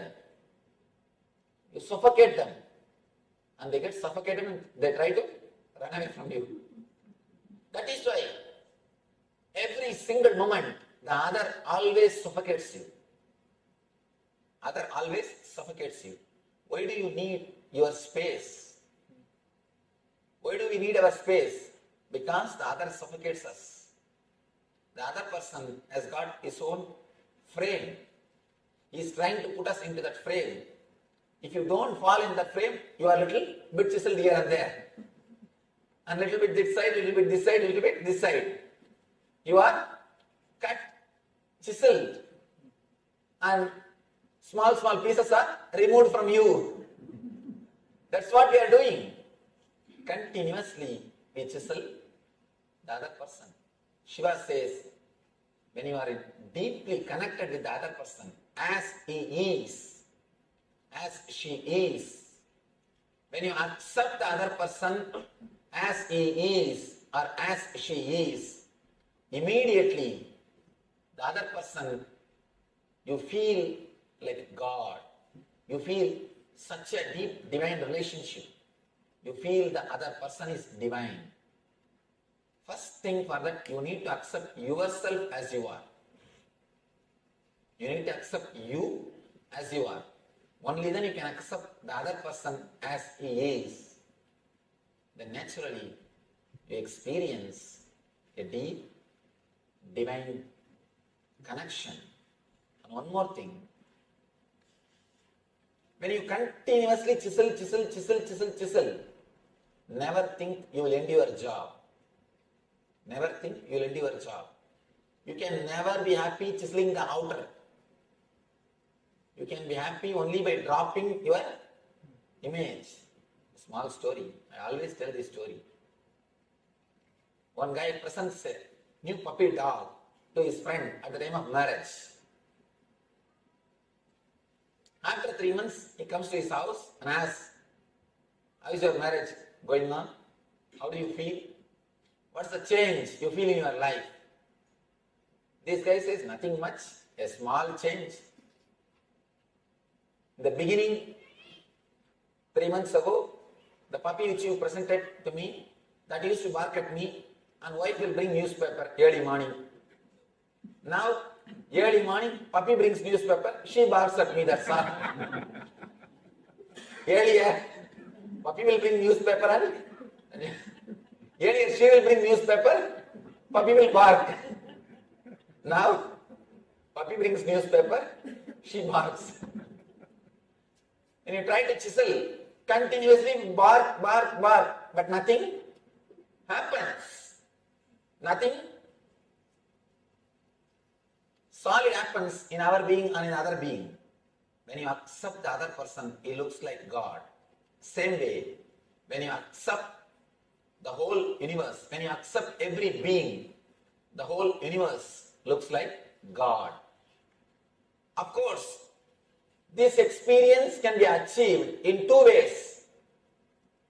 Please understand, this experience can be achieved by 2 ways. One, by your own tapasya, acquiring maturity, again and again understanding, achieving the maturity, you experience that. Second, by pouring tremendous energy into your being, a master can give this experience. By bringing you to that frequency, master can also give you this experience. Both the way it can happen. But one thing, unless you are at least little mature, the experience will not stay even if master gives you. That is what happens here. In the end of the Vishwarupa Darshana Yoga, Arjuna says, no, Krishna, I am not able to bear. Enough, I enjoyed, it's okay. I asked you, it is true. But now I think it is too much. Please show me your normal form. The frequency is too much. The other day, one of our ashramites, she was asking me, I was sitting and watching CNN. I was seeing the Hurricane Katrina's disasters by Hurricane Katrina. She asked me, Swamiji, why all these things are happening? All ashramites were sitting in the morning meeting. She told me, why so much of calamity, disaster? See, understand one thing. I gave a small example. There is an anthill, small anthill. If you drive your car on that anthill and kill all the ants, it's actually natural calamity for them. They may say, Hurricane SUV. They may name that as a Hurricane SUV. It's a natural calamity for them. And can you say it is predestined? Can you say it is predestined or free will? Can you relate with that incident? What the ants feel when you do this type of things, when this type of things happen? Your logic and their logic is totally different. They can't question you and you can't answer them. They may also start doing big relief work. They will ask all the ants, whomsoever is alive, whatever your savings, please bring all the sugar peas, all the fruits, all the food. Let us serve. They may have a small red grass. And they may also have, instead of red grass, they may have something like a red ant grass. Something. They may be also doing a big relief work. They may also be serving. But if the ants ask you, can they ask first of all? No. We don't know. Maybe there must be an enlightened ant which is giving discourse. Sitting and calling all the ants and saying, you see, this all happened because God wills. How? The logic of the ants is totally different. The level of will, their will level is different, their frequency is different, and your frequency is different. And the ultimate, the cosmic consciousness, that frequency is different. Just like how you will not even know your car made an accident. You do not even know you killed thousands of ants. If your car kills, and if you kill, you will not even know. You wouldn't have even noticed. Same way, the cosmic energy don't even know what is going on. The level itself is totally different. The frequency of consciousness itself is totally different. The frequency in which the ants accident happens is different. The frequency in which you are staying is different. The frequency in which the cosmic consciousness is happening is different. From that level, if you see, it is nothing but a small wave. For example, near your water tank, in India there should be an open water tank, open drainage. Near the water tank, if there was an ant hill, and you just poured 1 mug of water, by mistake the water showered on the ant hill and all the ants are washed away. The same thing happened now in New Orleans, that's all. In the cosmic level, that much only. In the big ocean, 1 handful of water came inside the city and the city is washed away. In the cosmic level, the happenings are totally different. The will, the level of will, the frequency of will is totally different. All we can do in our life is, we can become one with that will, that's all. We can raise the frequency of our will, frequency of our consciousness to that level, that's all. You cannot understand that level. Neither God nor your wife can be understood. Just learn how to live with them. That's all. Just learn how to live with them. Both cannot be understood. And the more you try, more you are in trouble. Of course, when I say wife, I mean husband also. Both cannot be understood. You cannot understand. See, ants cannot question and understand why you did that, why you poured 1 mug water on their hill, on their house. They can neither ask you nor you can explain to them, because their level of logic is different. The very frequency level is different, and your frequency level is different. And that universal consciousness, that frequency level is different. The ants, they live in the frequency of 10, you live in the frequency of 100, and the universal consciousness is in the frequency of infinity. All we can do in the life is raise your frequency of consciousness to that level and experience it. Raise your will to that level and experience it. That's all. Nothing else can be done. Logically, nothing can be done. The more you try to understand, more confusion. Please understand, whomsoever promises you that they will give you logical solution or they will make you understand about all these problems, be very clear, he is cheating you. Whoever tried to answer these questions, why so much of natural calamity? Why death? Why all these things in the life? Why somebody is high and somebody is low? Whoever tried to answer these questions, they did only one thing, created one more philosophy, that's all. Created one more philosophy, that's all. Neither they understood, nor others have understood. At the most, if they are little charismatic, if they are little intellectual, if they can play with words, they have cheated a group of people, that's all. Nothing else. Please be very clear. All answers for these questions are pure way of cheating a group of people. And you know, when you speak logically, when you know how to play with words, you can always cheat people. You can always cheat people. And you don't even need to be so intelligent to people, because people are not so intelligent. You don't have to be so intelligent to cheat people, because people are not as intelligent as you think. So you don't need to be so intelligent. That is why all philosophers, they convince others, but they are not convinced. I know a great atheist. I have seen him. A great atheist. But when he died, he chanted God's name. He started chanting Rama Krishna, Rama Krishna. People asked him, what is this throughout your life? You lived preaching atheism, spreading atheism, living in atheist way. Why are you now chanting Rama Krishna? No, for life it is okay. When it comes to death, I have to. As long as I live, it's okay. When it comes to death, I have to catch. Who knows, he may be there. Better now itself let me chant and keep in the reserve, keep in the bank. When I go there, I can say, you see, I chanted your name 3 times. At least for that, give me some concession. Be very clear. These philosophers, they convince others without they being convinced.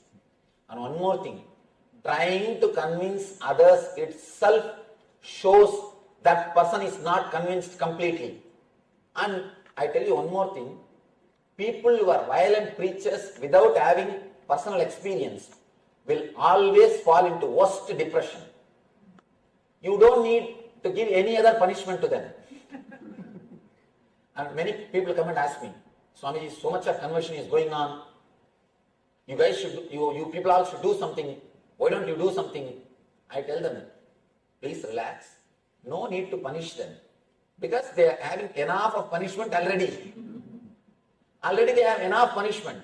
Religion. I never ask anybody to convert. What is the need? First of all, I don't have any religion, because what I am teaching is the pure satya, truth. Truth. For example, just because this light is discovered by Thomas Alva Edison, we can't say this light belongs to only Christians. It belongs to whole world. Same way, these truths which gives inner light, they are discovered by Krishna, but it doesn't belong to one religion. It belongs to the whole world. Just like a light, it belongs to whole world. So I never ask people to convert. What's the need? There is no need. Just understand the truth. Live your life happily. Live your life intensely. That's all. We never believe in conversion. But there are people violent, continuously converting. And this preacher, he somehow fell into depression. Because when you don't have experience and just preach, how long you can do? He fell in depression. Somehow he heard about me, and secret way, without any public, when nobody is there, privately he wanted to come and meet me. I said, all right, after all, he wants to meet, give appointment. He came and he opened up and spoke everything. That's anyhow, I wanted to maintain the privacy, that's why I don't want to tell the name. He's a very popular preacher. And after having the healing and 2-3 days he was regular, he came and he felt better, a lot better, and he had the healing. He came out of the depression. Then slowly I asked him, why do you preach so violently? He openly says, Swamiji, when I feel so many people follow me, I feel what I am preaching is truth. I feel convinced what I am teaching is truth. In the beginning, I did not have enough confidence about what I am speaking. After some time, when I saw that 10,000 people are following me, I thought, 10,000 people cannot be full. There must be some truth in what I am preaching. Be very clear.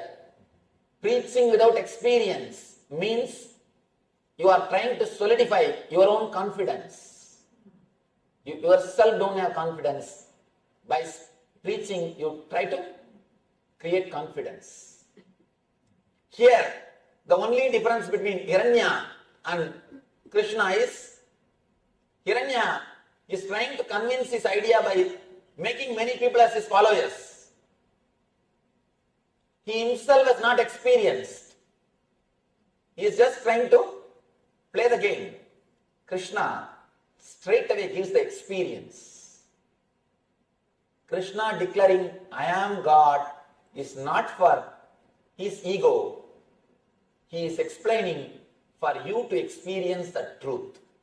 That's why he says, Arjuna, for your sake I am speaking these words.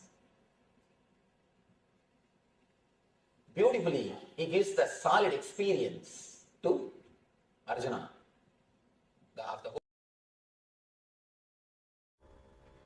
Yes. So, Swami says very beautifully, an incarnation gives the experience. And Swami very beautifully shares about the atheist who came to him, and he himself did not believe in what he was preaching. But when people started believing, so many people started believing on him, he started solidifying his belief that that is true. But when you start with the Satya, as Swamiji says, what I am uttering is Satya, which belongs to everybody. Gift is to the everybody. It does not belong to any particular religion, any particular caste, or any particular sect. As the light belongs to the whole world, that's how the truth that Swamiji is revealing all of us is belongs to all of us. So we'll be entering into the internalization exercise. And Swamiji says one more beautiful thing about one with a small example, how the ants, when you are driving a car and you hit some small ant hill, and so many ants were died. For them, it's a hurricane. There's no logic. At the level at which the ants are operating, and the level at which you are operating, and the level at which the divine is happening is totally different. There is no logical connection. We may try to give some logical connection through some connecting some idea, connecting some thoughts, but the frequency itself is totally different. You can just merge with one, with the existence, and experience it. Nothing else can be done. Yes, so now let's move into an internalization exercise. Waking up to the truth is surrender.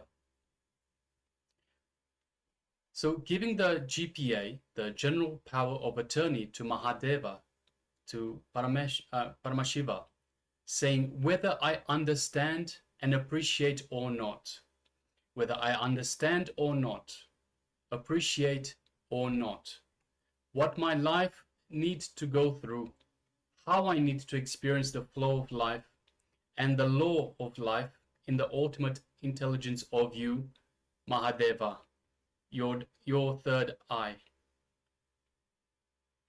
So requesting participants to take a few minutes. So we'll be displaying this.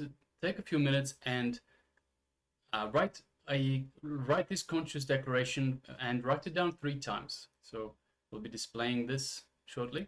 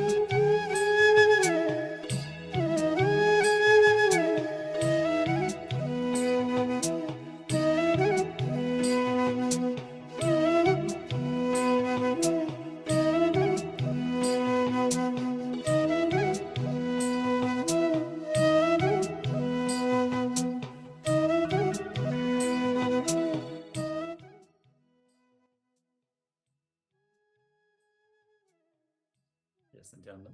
Sorry for the technical glitch.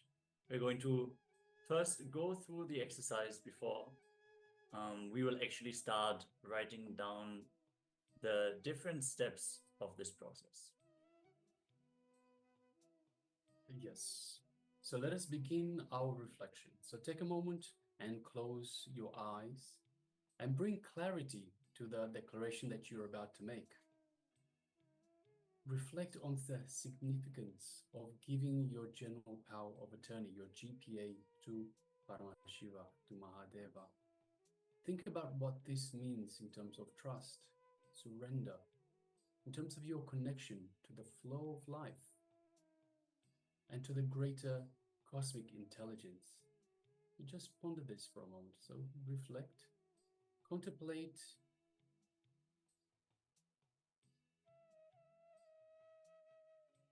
Contemplate feelings of relief or openness that arise when you consider letting go of control and trusting in the unfolding of your life's experiences.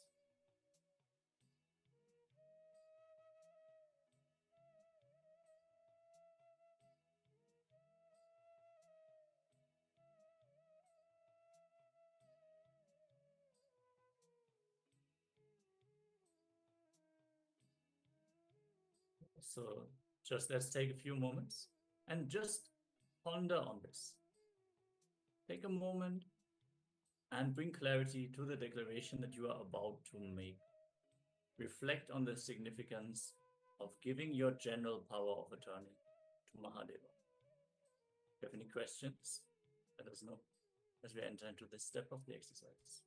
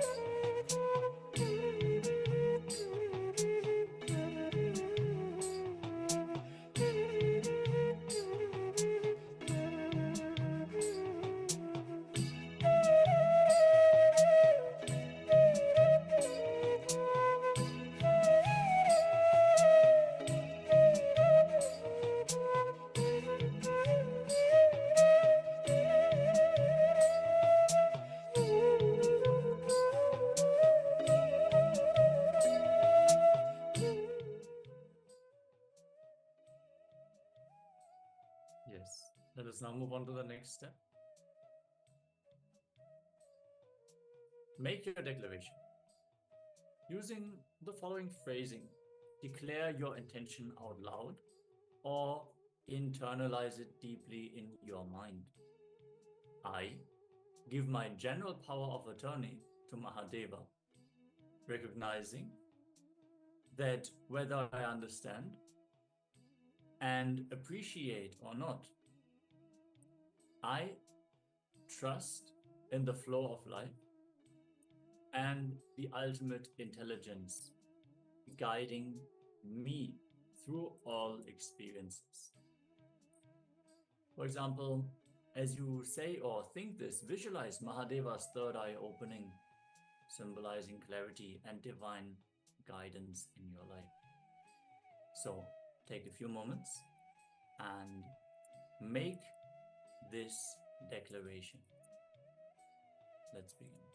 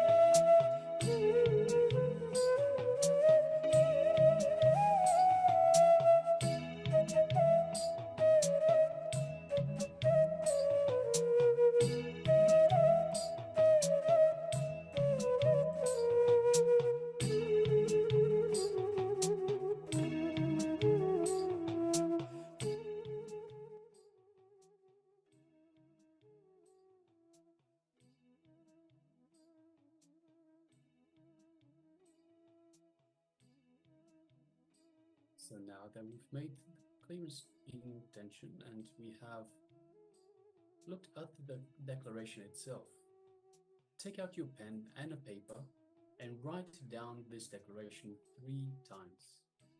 As you write, focus on each word, feeling its full weight and significance. Allow this act of writing to reinforce your commitment to this very surrender. I give my general power of attorney to Mahadeva, recognizing that whether I understand and appreciate or not, I trust in the flow of life and the ultimate intelligence guiding me through all experiences. We'll project this on the screen for you all, requesting you all to please write this 3 times. Let us continue.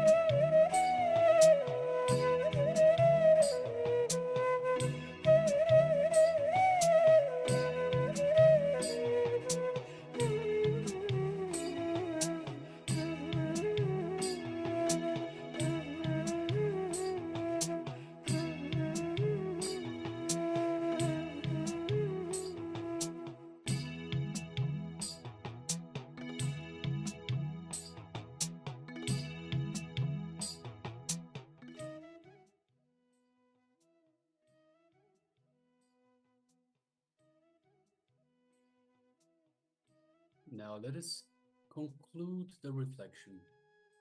So after writing, take a moment to just sit in silence again. Feel the sense of openness and guidance that comes from this very declaration. Acknowledge any feelings that arise, whether they are of trust, fear, relief, or excitement. Understand that this is a journey of empowerment and acceptance. So you may feel a weight lift off your shoulders, or perhaps a new sense of clarity about moving forward in your life with this very support. So whatever it might be, just take a moment and reflect in silence.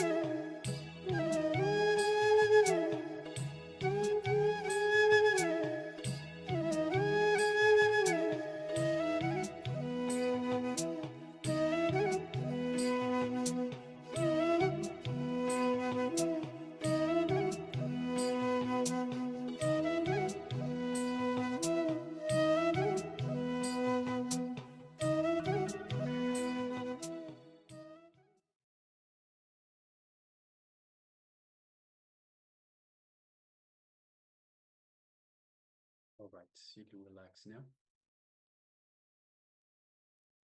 So right now you should have a lot more clarity in terms of what it is that you are surrendering, how you are surrendering, how you feel about surrender, about surrendering to that greater intelligence, knowing that that intelligence is, of course, way more intelligent than you, knows what it needs to do. It has the intelligence to guide us, to have us do what needs to be done, a lot more intelligence that we do. So by surrendering, we give in to the cosmos, to the intelligence of the cosmos, to the will of the cosmos, and of course we align ourselves with the very cosmos itself. And of course we are the cosmos itself. We are Paramashiva. Each one of us is an individual part, a hologram of the bigger picture of Paramashiva himself. All right, so if you have any questions with regards to that, do let us know. Meanwhile, let us move forward to the next segment, which is once again the power manifestation. And today's power will be power of third eye vision. So we have selected a nice image for you once again. So requesting everyone, let us get ready, put on your blindfolds, and if you don't have any blindfolds, you can use any cover to anything that covers your eyes such that you cannot see through it. So let us get ready. Let's prepare.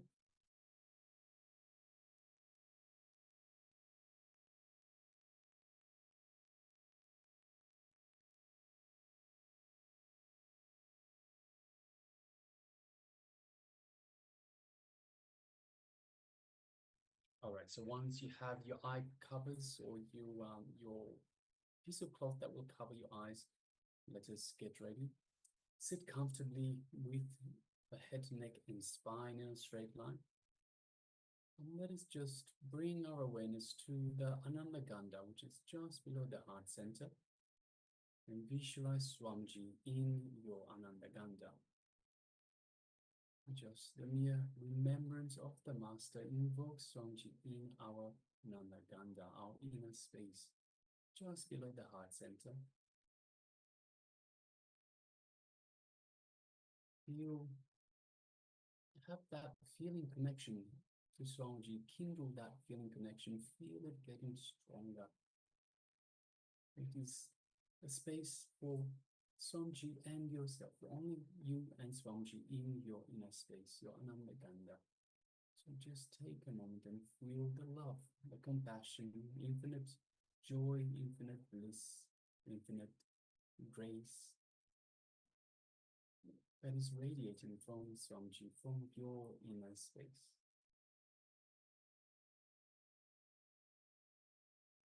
Just take a moment and feel the space of oneness with Swamiji in your inner space.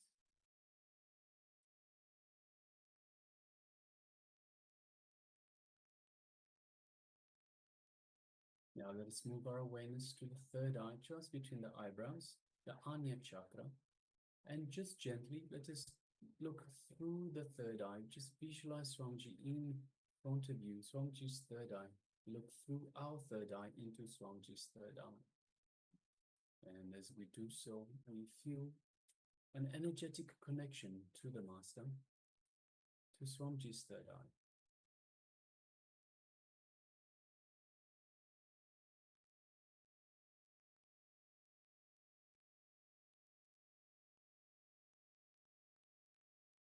Now, from this space of oneness with Swamiji, let us start manifesting this power of third eye vision. The image is being displayed for you now.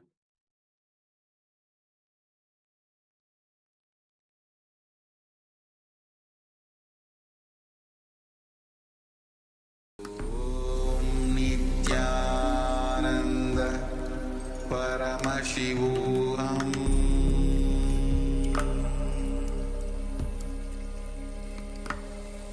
Om Nityananda Paramashivoham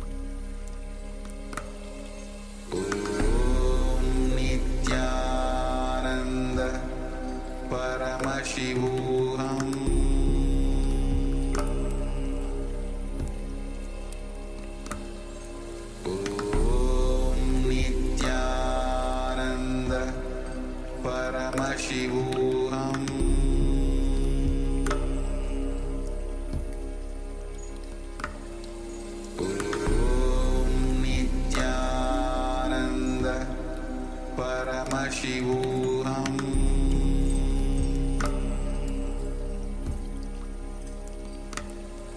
Om Nityananda Paramashivoham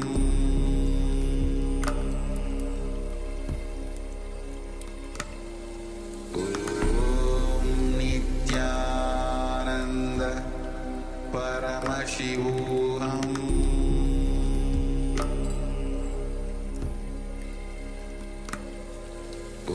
Om Nityananda Paramashivoham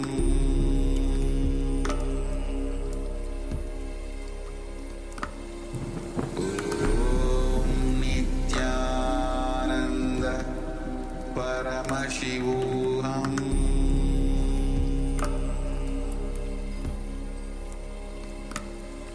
Om Nityananda Paramashivoham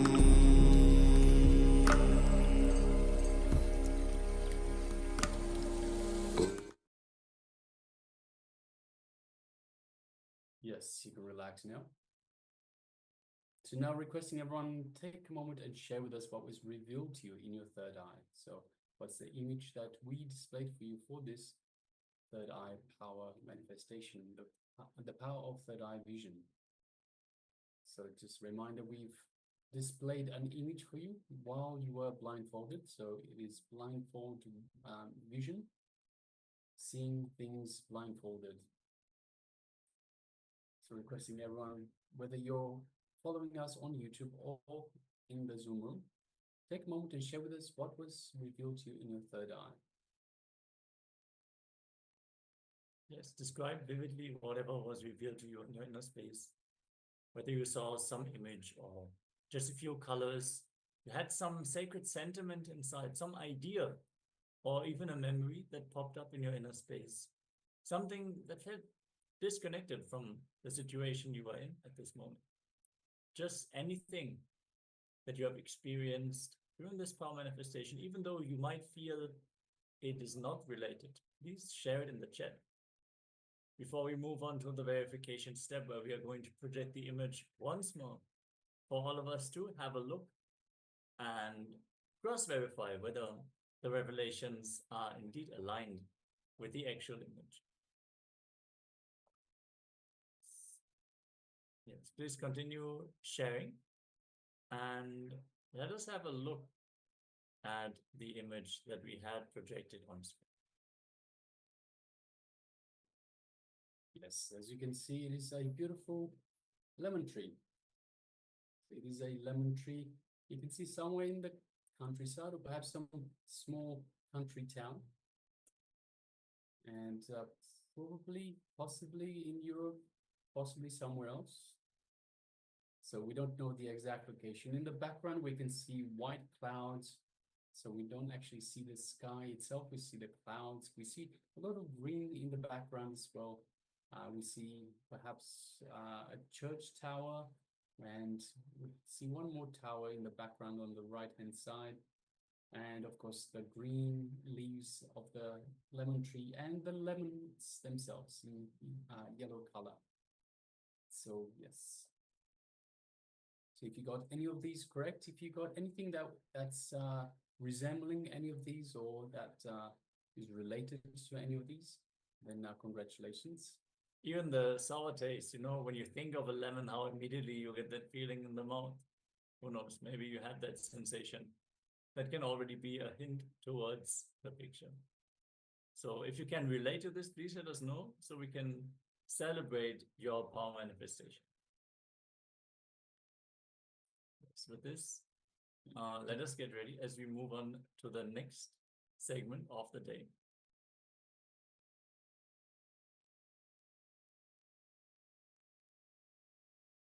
Today, we are learning all about Bhakti Spurana.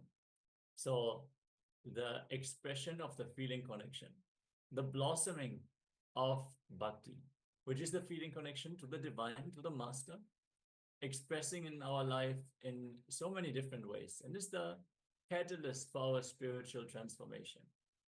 Bhakti is like the measuring unit, if you want to put it, on your spiritual process. If you can surrender fully, if you can surrender, like we had this exercise just now, where we declare that we surrender, regardless whether we experience it or not, if we understand it or not. Surrender to the idea that everything is auspicious, everything is guided, orchestrated by the divine. We are now going to have a look at what prevents bhakti. So, very important segment. Requesting everyone to be in a space of listening and deep restful awareness as we receive these powerful truths from Swamiji.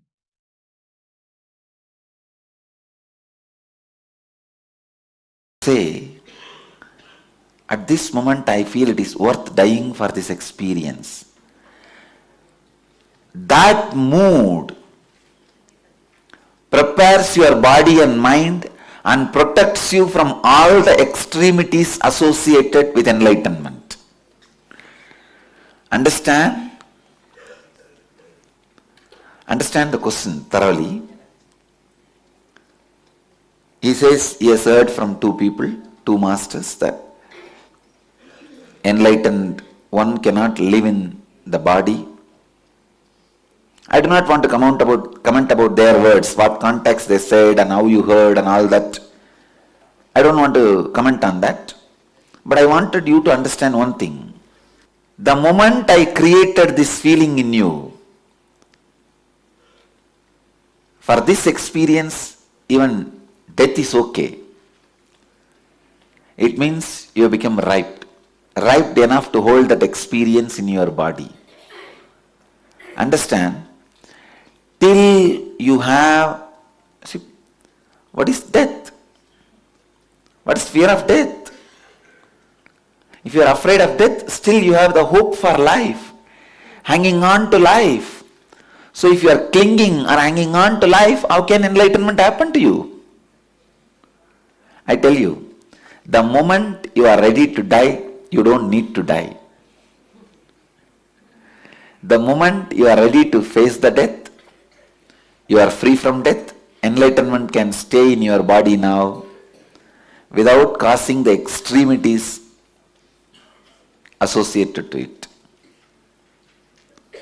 You can see very clearly, she was already ready. See, in Sati's body she gets Satori. In Parvati's body she gets enlightenment.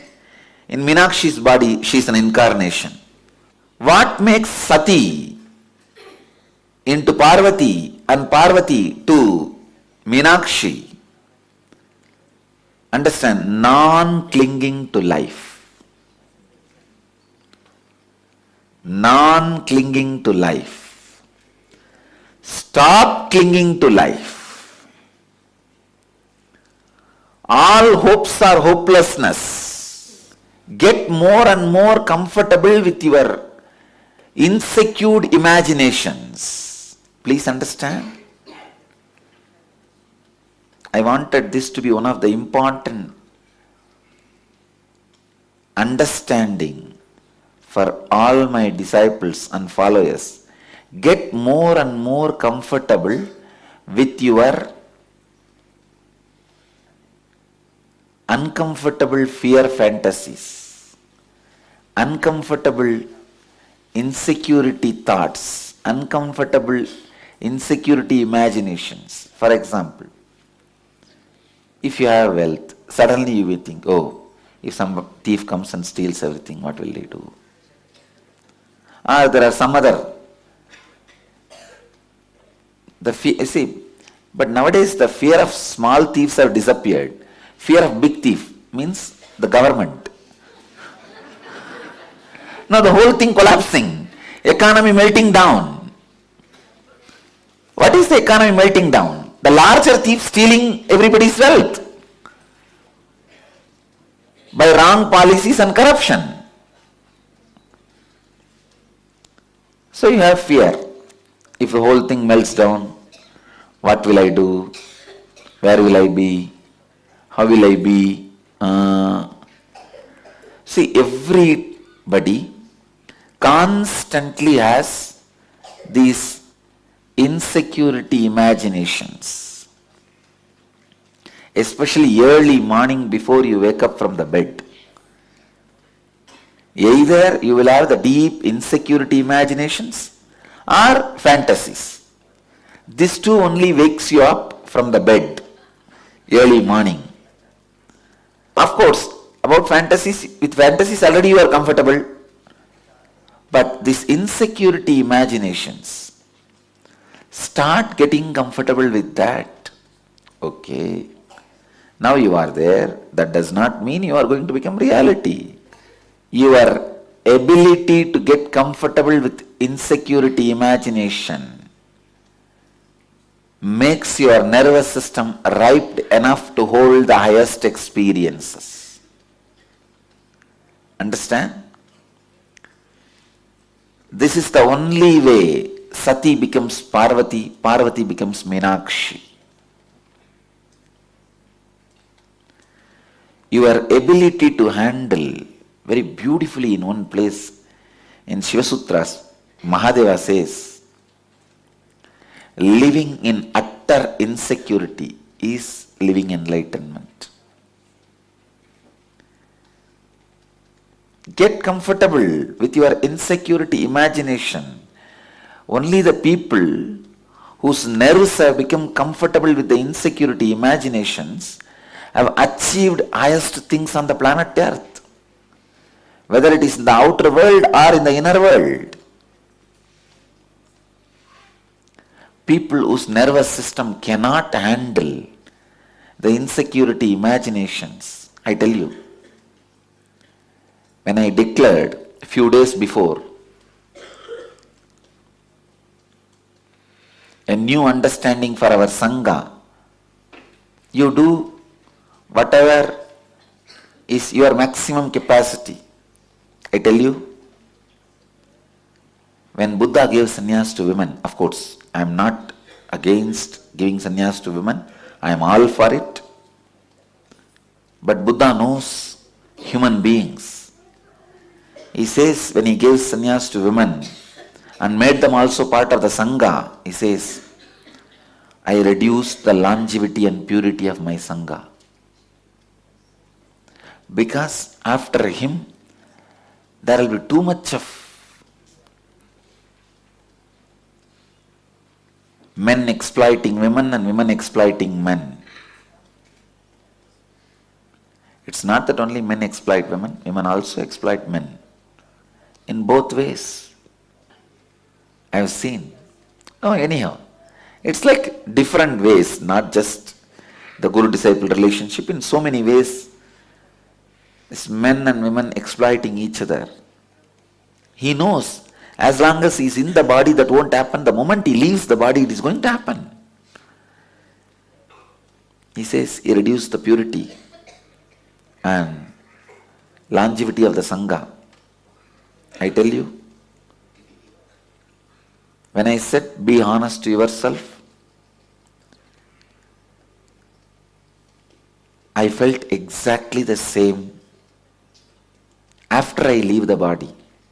Of course, as long as I am in the body, I will be going on inspiring you guys. And you will again and again, true to be your honest capability and true to your core, all that will continuously happen as long as I am in the body. After that, this law, this understanding, I know, is going to create people who are lazy, dull, dead, enemies to enlightenment. I don't know how people are going to handle those beings at that time. When I am in the body, we will handle. Still, I do not know how you guys are going to handle. Of course, none of you are going to be in the body. I am going to be living for quite a long time. I am saying, the next generation, maybe your third generation only is going to be the last generation I will be seeing. then next generation, your fourth generation only is going to be my successors. Because the moment I say be honest to yourself, be true to your capacity, you don't even know your capacity. You will completely get comfortable with your lifestyle. See, by the word, through the word productivity, I was constantly making you get comfortable with your insecure imaginations. You see, with the word productivity and with that scale, with that idea, constantly you are made to live in that, get comfortable with your insecurity imagination of, that is the ultimate insecurity. If I lose master, what will I do? That's the ultimate insecurity.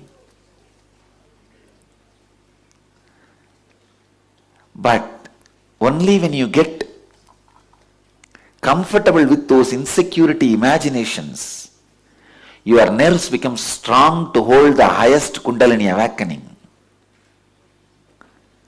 When you say, okay, if at one day if I am kicked out, it is okay, but now I am going to imbibe whatever best and maximum I can.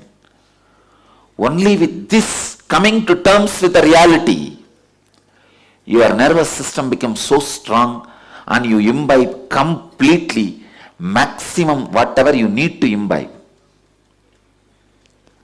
When that insecurity never becomes part of your life, you are going to be standing in rain with a raincoat and umbrella. Not even a drop of rain is going to touch you. I am showering like a rain. You stand with umbrella and raincoat, which is called security. The secured feeling and the secured thought trend. No. Swamiji already said, you be honest to your capacity.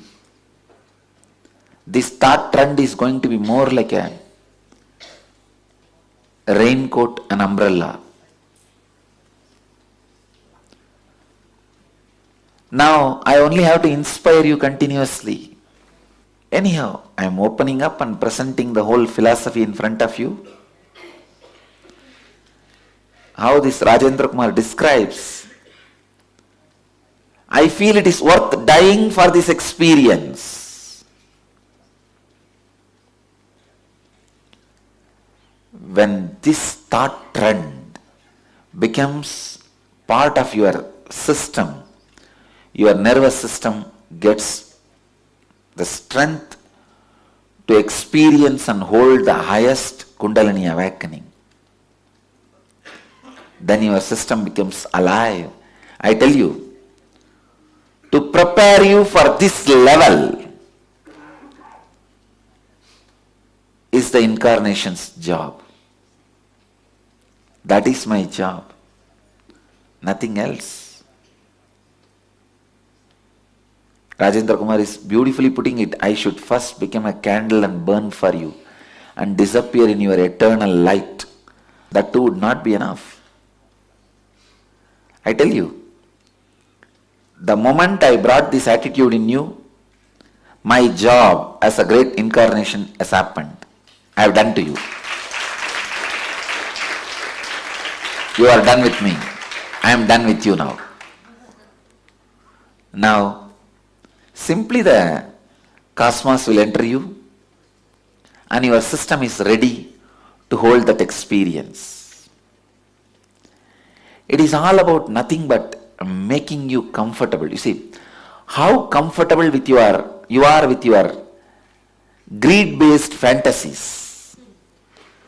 Same way you need to be comfortable with your fear-based imaginations. For example, that early morning, sometime when you have that greed-based fantasies, how comfortable you don't even want to get out of it. But somehow this foolish alarm rings only at that moment. How comfortable your whole nervous system is with that greed-based fantasies. To the same level, your nervous system should be comfortable and joyful, relaxed with your fear-based fantasies, fear-based insecurity thoughts. You say, oh, how can it be? You are saying nightmare and sweet dream should be same? Yes. Because both is from you. You are the source. Whether it is a sweet dream or a nightmare, you are the source. You are the creator. My whole job is making your nervous system comfortable with your nightmare also, the same way your sweet dreams are comfortable. How you are comfortable with your sweet dreams, to that same way I should make you comfortable with your nightmares. Then my job is done. Then your body is ready for the highest Kundalini experience. Then I have completed the job of carving a yogic body and Vedic mind. So Rajendra Kumar, depth of inspiration in you all means the ability to handle, to get comfortable with the insecurity. I myself should have gone through the whole thing in front of your eyes. I should say in 2012, some of the Asuras tried to invade the Biddi campus. I went through that. Only then you will stand. You will understand, yes, what he says is true. He did not have nervous breakdown. And he stood. His most insecurity imaginations have been a very comfortable flow in him. He was completely comfortable with the sweet dreams and nightmares, insecurity imaginations and extraordinary expression of spiritual energy. See, morning somebody does Pada Puja saying, oh, embodiment of all gods and goddesses. In next few hours, somebody says he is a criminal and we are going to put him in prison. And you need a nervous system which is completely comfortable with both, which does not lead to nervous breakdown. Understand, both can lead to nervous breakdown.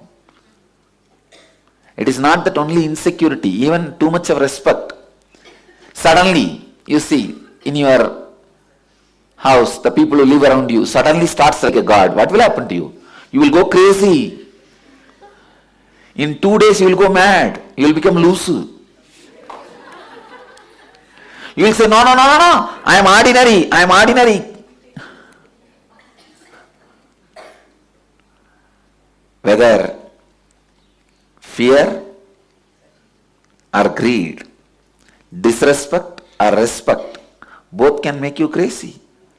Your nervous system won't be able to handle. And if both are happening at a time,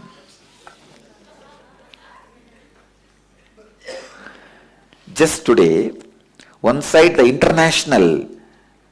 15 international media has published about our diabetes kriya.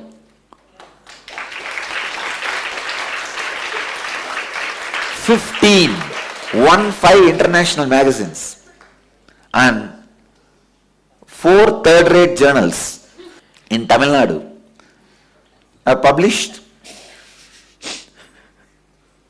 articles putting so many nonsensical allegations on me. Both happening in same way, same time. You will become mad. If your nervous system is not strong enough, I tell you,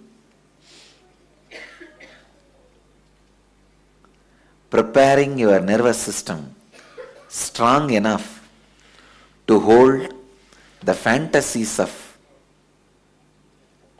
greed, and imaginations of insecurity.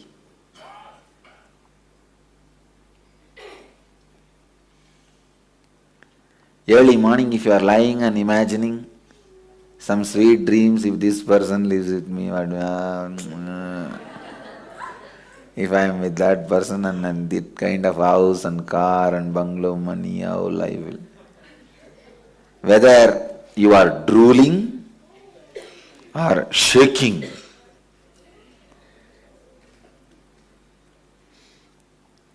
suddenly some dream, tiger is chasing you and a huge python is trying to swallow you, or you lost all the money in your share market, your net worth has melted down. I tell you, the real your net worth, which can never melt down, is inner awakening. Your any other net worth will melt down. That is why I tell you, have some asset which will not melt down. Your capability. See, it is not that easy. You can hide and cover up your fears and insecurity and live your life. Your stomach will get churned. You will have diarrhea. This time in the prison, the jailer was the head of the jail. He became very friendly with me. He was a devoted person. I have never seen a jailer falling at the feet of an accused. The moment I was taken inside the jail, the first thing he looked around, and when there was no media camera, he fell flat at my feet. I was shocked. Oh God, what is going on? I blessed him, be blissful. And he was not even getting up. He said, put your hand on my head and bless Swamiji, only then I will get up. I blessed him. He says, I was so happy the moment they said they are bringing you here. I said, what do you mean?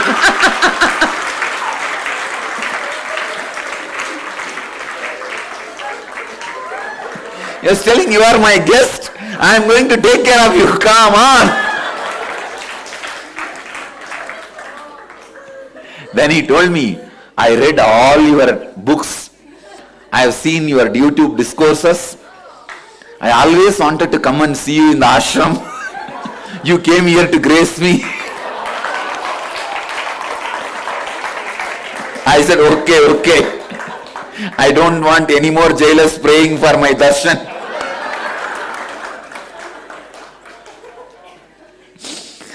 And he said, please accept my hospitality.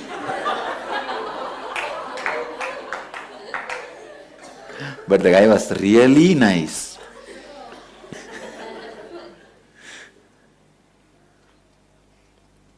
It's not that easy to hide the insecurity if it is there inside. Understand?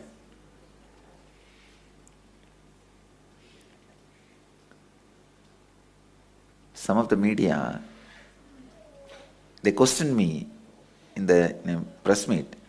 Are you trying to hide your insecurity by constantly smiling? I told them, why don't you try? Why don't you try? Try to hide your insecurity by constantly smiling. Let me see how much you are successful.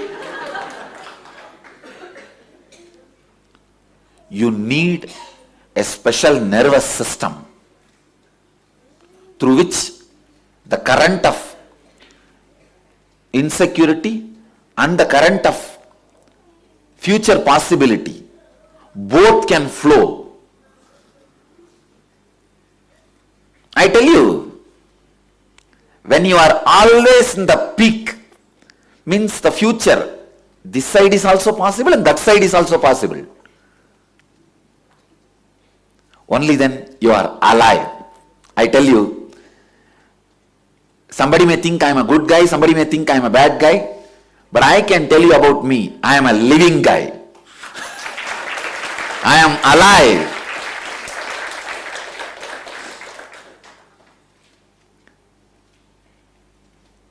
The extreme good, what can happen? Being worshipped by people as the God while in the body. I have seen that extreme. And the same way, the other extreme, being abused with all the lies and false allegations, constantly being tortured, disrespected. I have seen this extreme. And both waves could not make any pattern in my nervous system.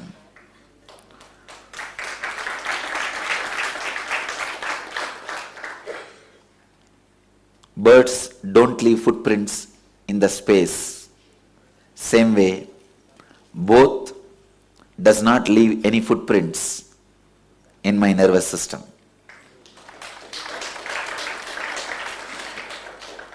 Only buffaloes leave strong footprint in the mud.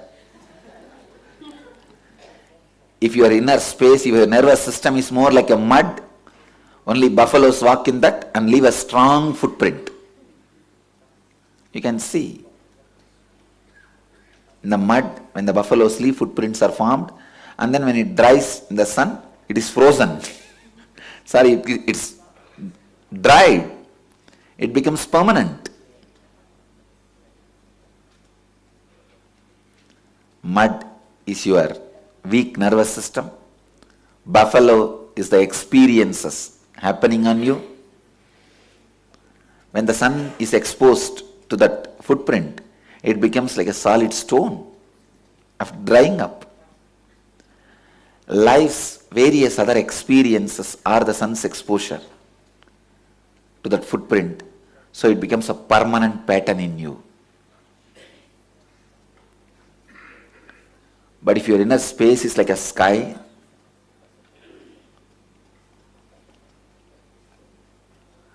all the experiences of the extremities, either the experience of fear or the experience of greed, flows in you, flies in you like a bird. You can see the buffalo's footprint.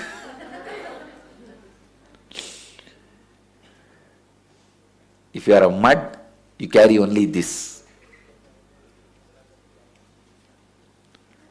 If your inner space is like a air, ether,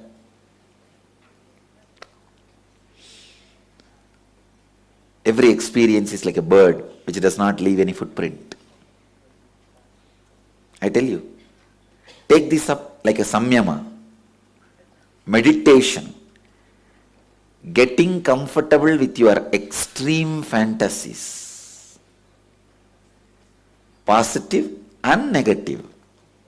Please understand. Your extreme fantasies, positive. Your extreme fantasies, negative. Both. Get comfortable.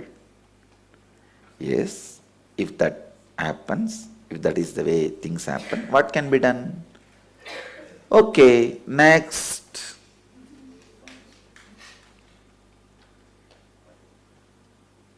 Next. That's it.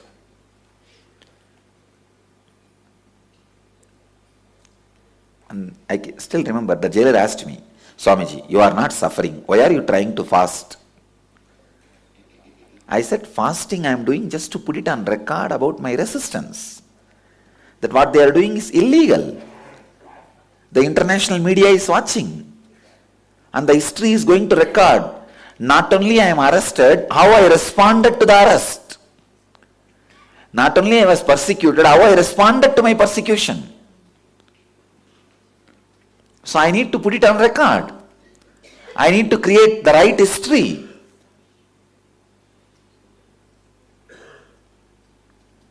I am not suffering. Is part of my spiritual history. But I did not budge. I recorded my opposition and resistance is going to be the part of my social history. To face any extreme, you will not be affected by any extreme. The moment you are ready to die, you don't need to die. But as long as you are not ready to die, death is waiting for you. You need to die. The moment you are ready to die, you don't need to die.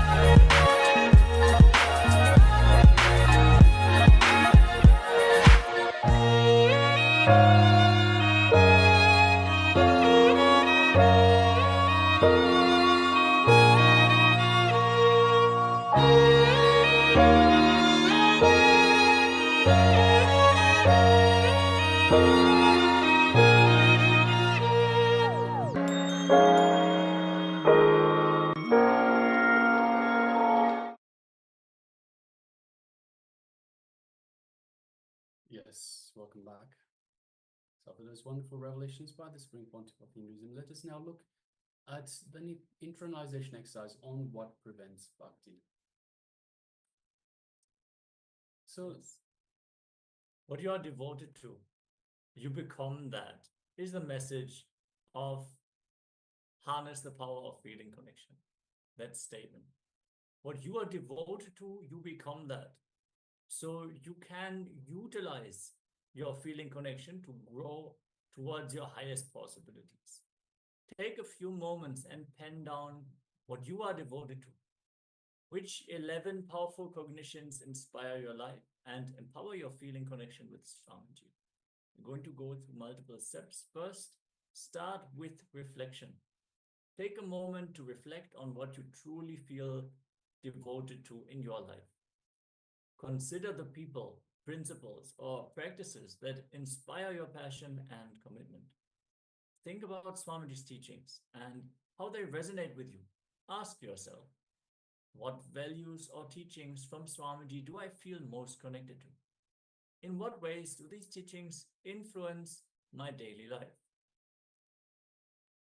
For example, I'm devoted to serving my community and upholding values of compassion and empathy. I feel a strong connection to Swamiji's teachings about inner peace and self-realization. So like this, make a list of 11 aspects that you feel very devoted to based on Swamiji's teachings. Let us take a few moments. We're going to project this slide for you. And as always, if you have any questions, let us know so we can guide you in this process.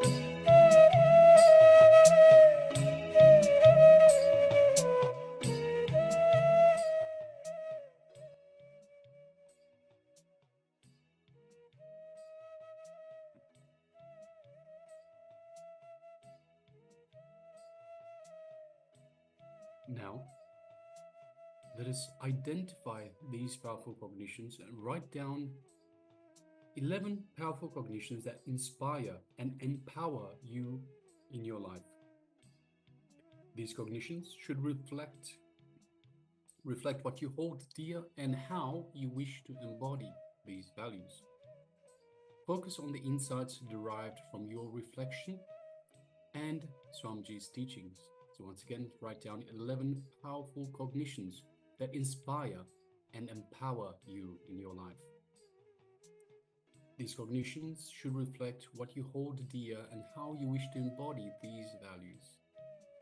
Focusing on the insights you've derived just from your reflection just now and from Swamiji's teachings. Let us continue.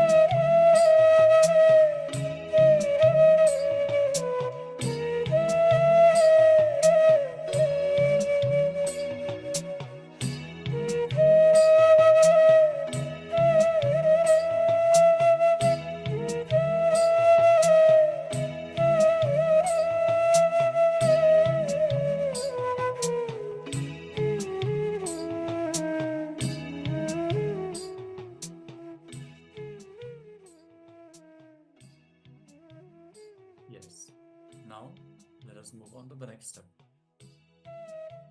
Finally, pen down the cognitions, the powerful cognitions that you have identified, the 11 powerful cognitions.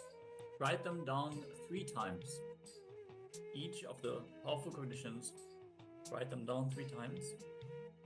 This repetition reinforces the ideas in your mind and helps solidify your connection to them.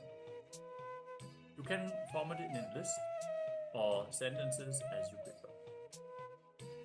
So let's repeat these powerful cognitions to internalize them even more.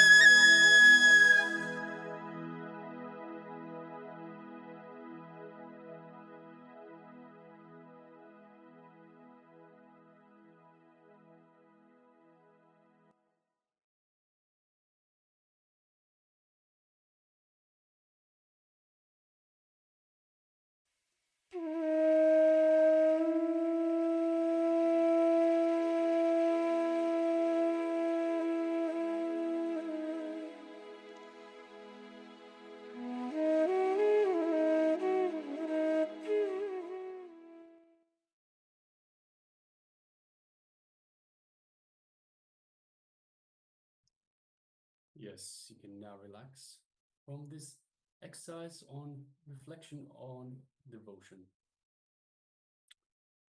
So now let us move on to the next segment in our program for today, and it is once again the power manifestation segment.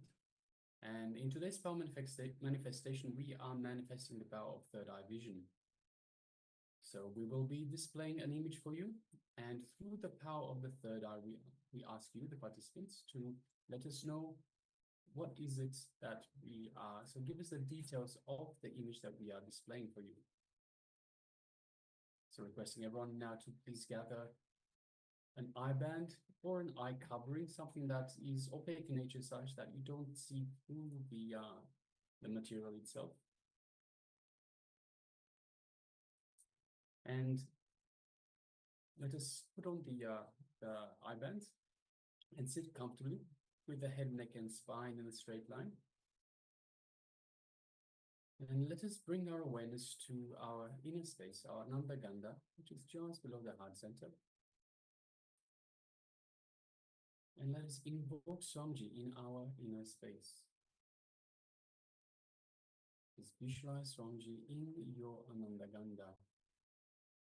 Just the remembrance of Swamiji in your inner space invokes the Master.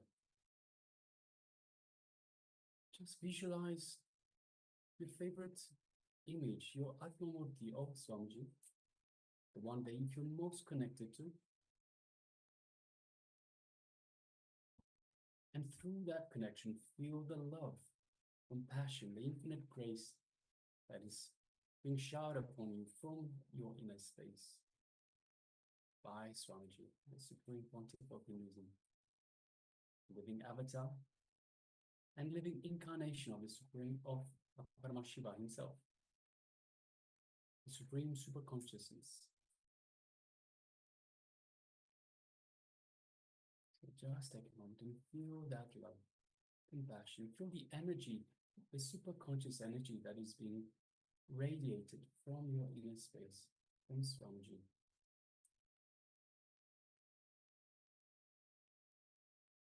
And feel the space of oneness with Swamiji in your inner space.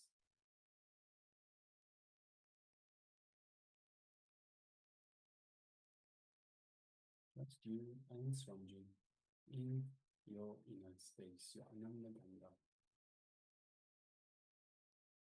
Now let us take a moment and move our awareness to the third eye, the Anya chakra, just between the eyebrows. And visualize Swamiji in your third eye, in your Anya chakra. Just gently look through your third eye into Swamiji's third eye. As you do so, you feel an energetic connection to Swamiji's third eye. You feel the energy build up in your third eye, your Anya chakra, as Swamiji is awakening and activating your third eye.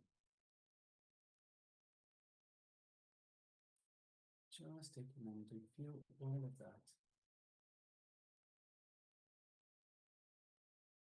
Now let us start chanting the Mahavakya. Om Nityananda Paramashivoham Nityananda Paramashivoham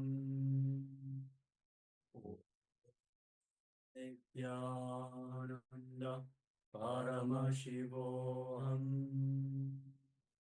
From this space of oneness with Swamiji, let us start manifesting the power of third eye vision.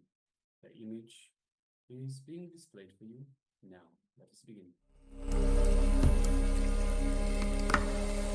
Om Nityananda Paramashivoham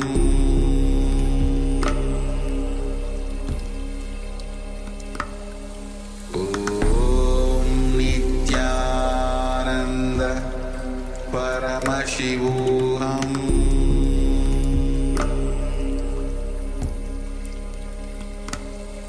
Om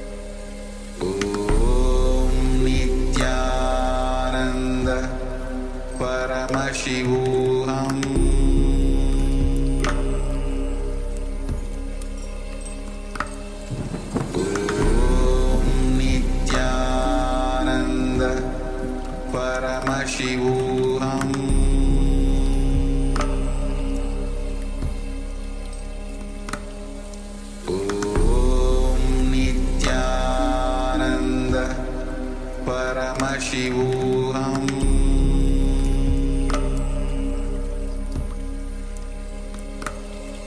Om Nityananda Paramashivoham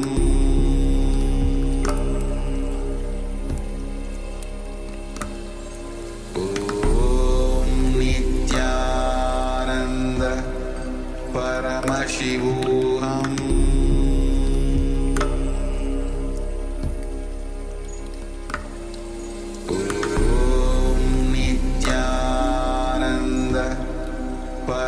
Paramashivoham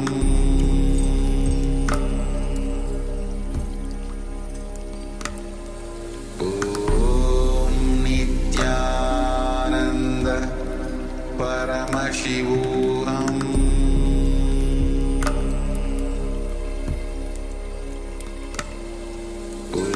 Om Nityananda Paramashivoham Paramashivoham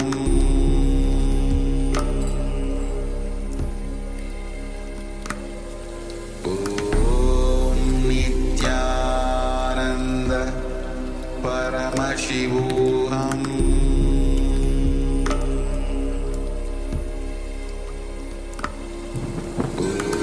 Om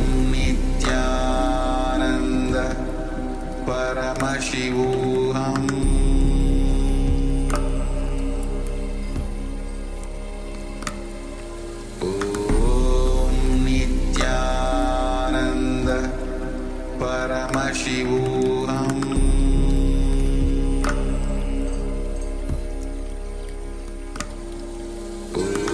Om Nityananda Paramashivoham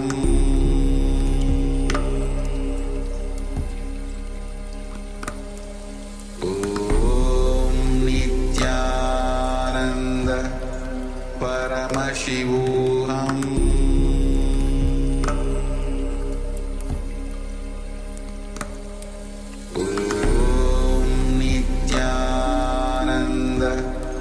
Paramashivoham Paramashivoham Om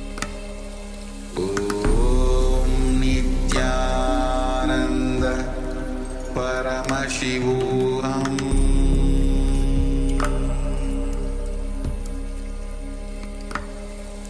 Om Nityananda Paramashivoham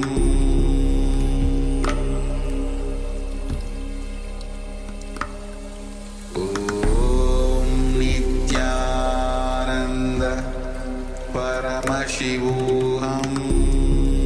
Nityananda Paramashivoham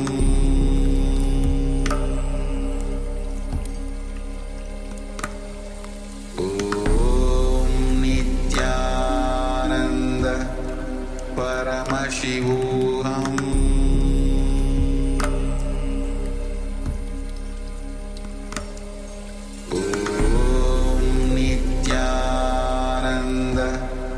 Paramashivoham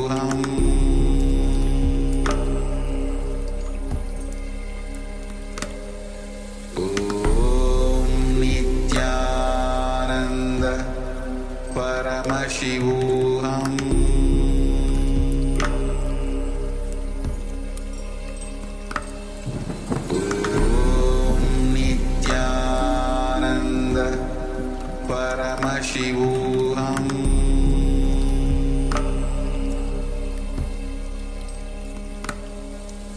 Om Nityananda Paramashivoham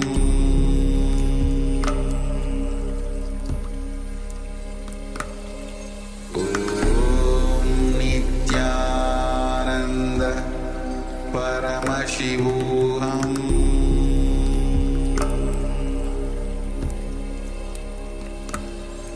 Om Nityananda Paramashivoham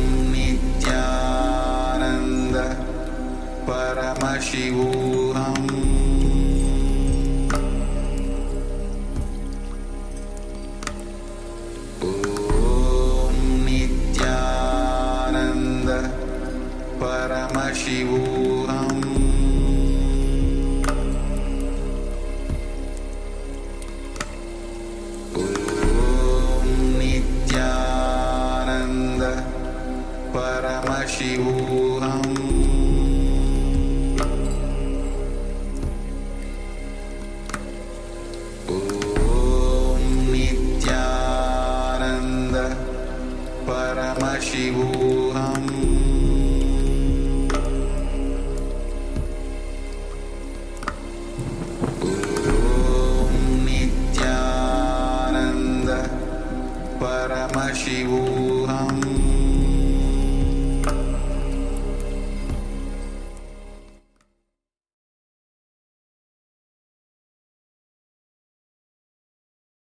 Yes, you can relax now.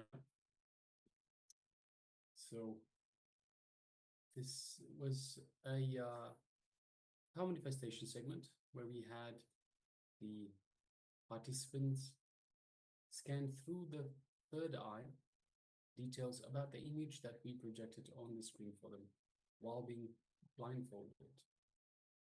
So now requesting participants to take a moment to share with us what was revealed to them in their third eye. What was the image, the details of the image that we displayed for them. So please take a moment. So whether you're with us on YouTube or you're following us in the Zoom room itself on two-way, please take a moment and share with us in the chat box provided.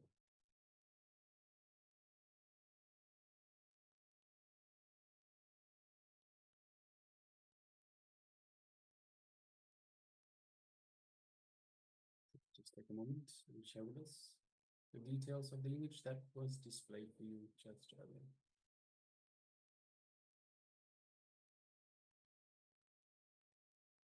Yes, Ma Gangapriya says Nityananda. Yes, Nityananda.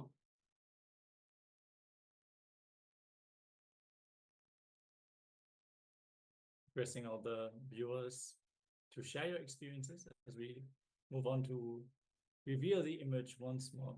Yes. And Ma Gangapriya, you can join us as well in the two-way, in the Zoom room again. We know you have the link.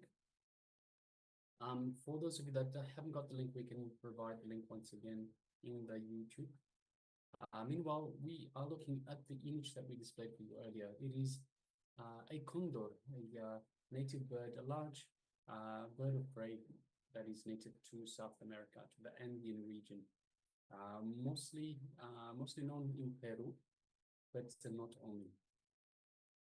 So yes, we can see the large wingspan of the bird itself, quite large. We can see also it is in flight. We can see on the ground some trees, a water body, some brown earth as well. So yes, beautiful image of the condor in flight. Yes, if you can relate with this image, if you have seen anything like this, like a bird or a forest, some water, any of the colors, you just experienced wind blowing around you, something that can relate to this image, please let us know, share your experiences and celebrate. Most important, celebrate the power manifestation, because Paramashiva is landing. These revelations, they are about connecting to the source, reconnecting, re-establishing yourself in that pure space of oneness with the source. So all the information, all that is available for us to experience can be experienced just through the power of third eye. And whether we see the full image, whether we just have a glance, just a glimpse, or even just vague colors, we are manifesting oneness with the source more and more. So celebrate, because this is the purpose of life on this planet in the first place. So you're moving towards your highest goal. Even though the steps might feel small at times, bigger at times, when you have a breakthrough, when you exactly get everything right, naturally you will celebrate. But celebrate even the small successes. This will inspire you. This will keep you inspired to manifest Paramashiva more and more. With this, we are now going to continue on our journey to learn about Bhakti, learn about surrender. In this segment, which we are going to have now, Swamiji is going to reveal about a different dimension of surrender, which is surrender in relationships. Requesting everyone to please be settled and in a space of deep listening and pure restful awareness as we receive the truths from Swami.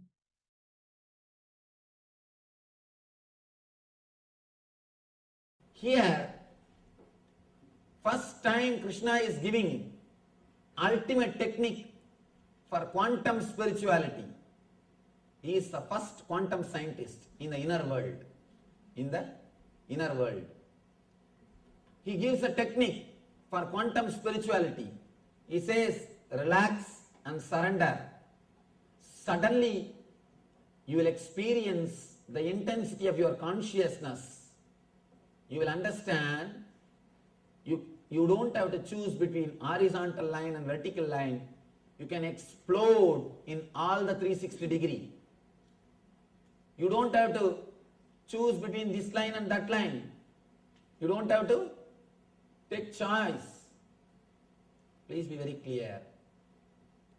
Only when you experience the choicelessness. When I say choicelessness, I don't mean you will not choose anything. You will choose everything. You will have everything. When I say surrender, I do not mean the dead surrender. I have seen so many people saying, Swamiji, I surrendered everything to God. I surrendered everything to divine. I surrendered everything to existence. But you will see it will be only in the level of words, not in the level of reality, not in the level of existence.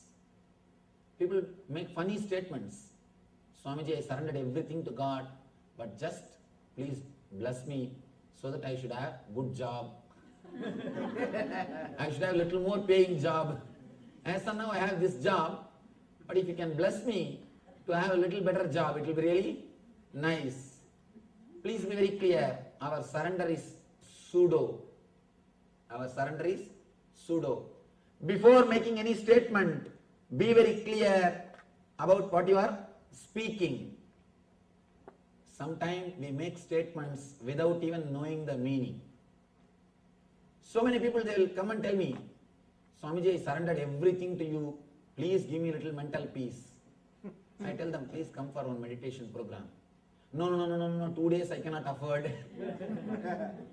Just now they said they have surrendered everything to me, and they say, I cannot afford 2 days. Sometimes we make statements without knowing the situation or the reality. Small story. One journalist, a reporter, he saw a crowd gathered around an accident in the road. He tried his best to get in, to see. He is not able to. He suddenly started shouting, oh, my son is got in the accident. Please give me the way, give me the way. He started shouting. People all gave way. He just went near and saw one donkey was lying in front of the car. There was a donkey in front of the car. Please be very clear. Before making any statement, know the situation. Without knowing, when you make statement, you are the person who is going to suffer. With the surrender also, we make statements without knowing the truth. With the real surrender, you don't exclude anything, you include everything. You just experience the whole. You explode in all the directions. You just experience horizontal line and vertical line and something more, which you have never imagined. You will experience the different dimensions of your own being. When I say surrender, I don't mean you need to surrender to somebody. There is no need to surrender to somebody.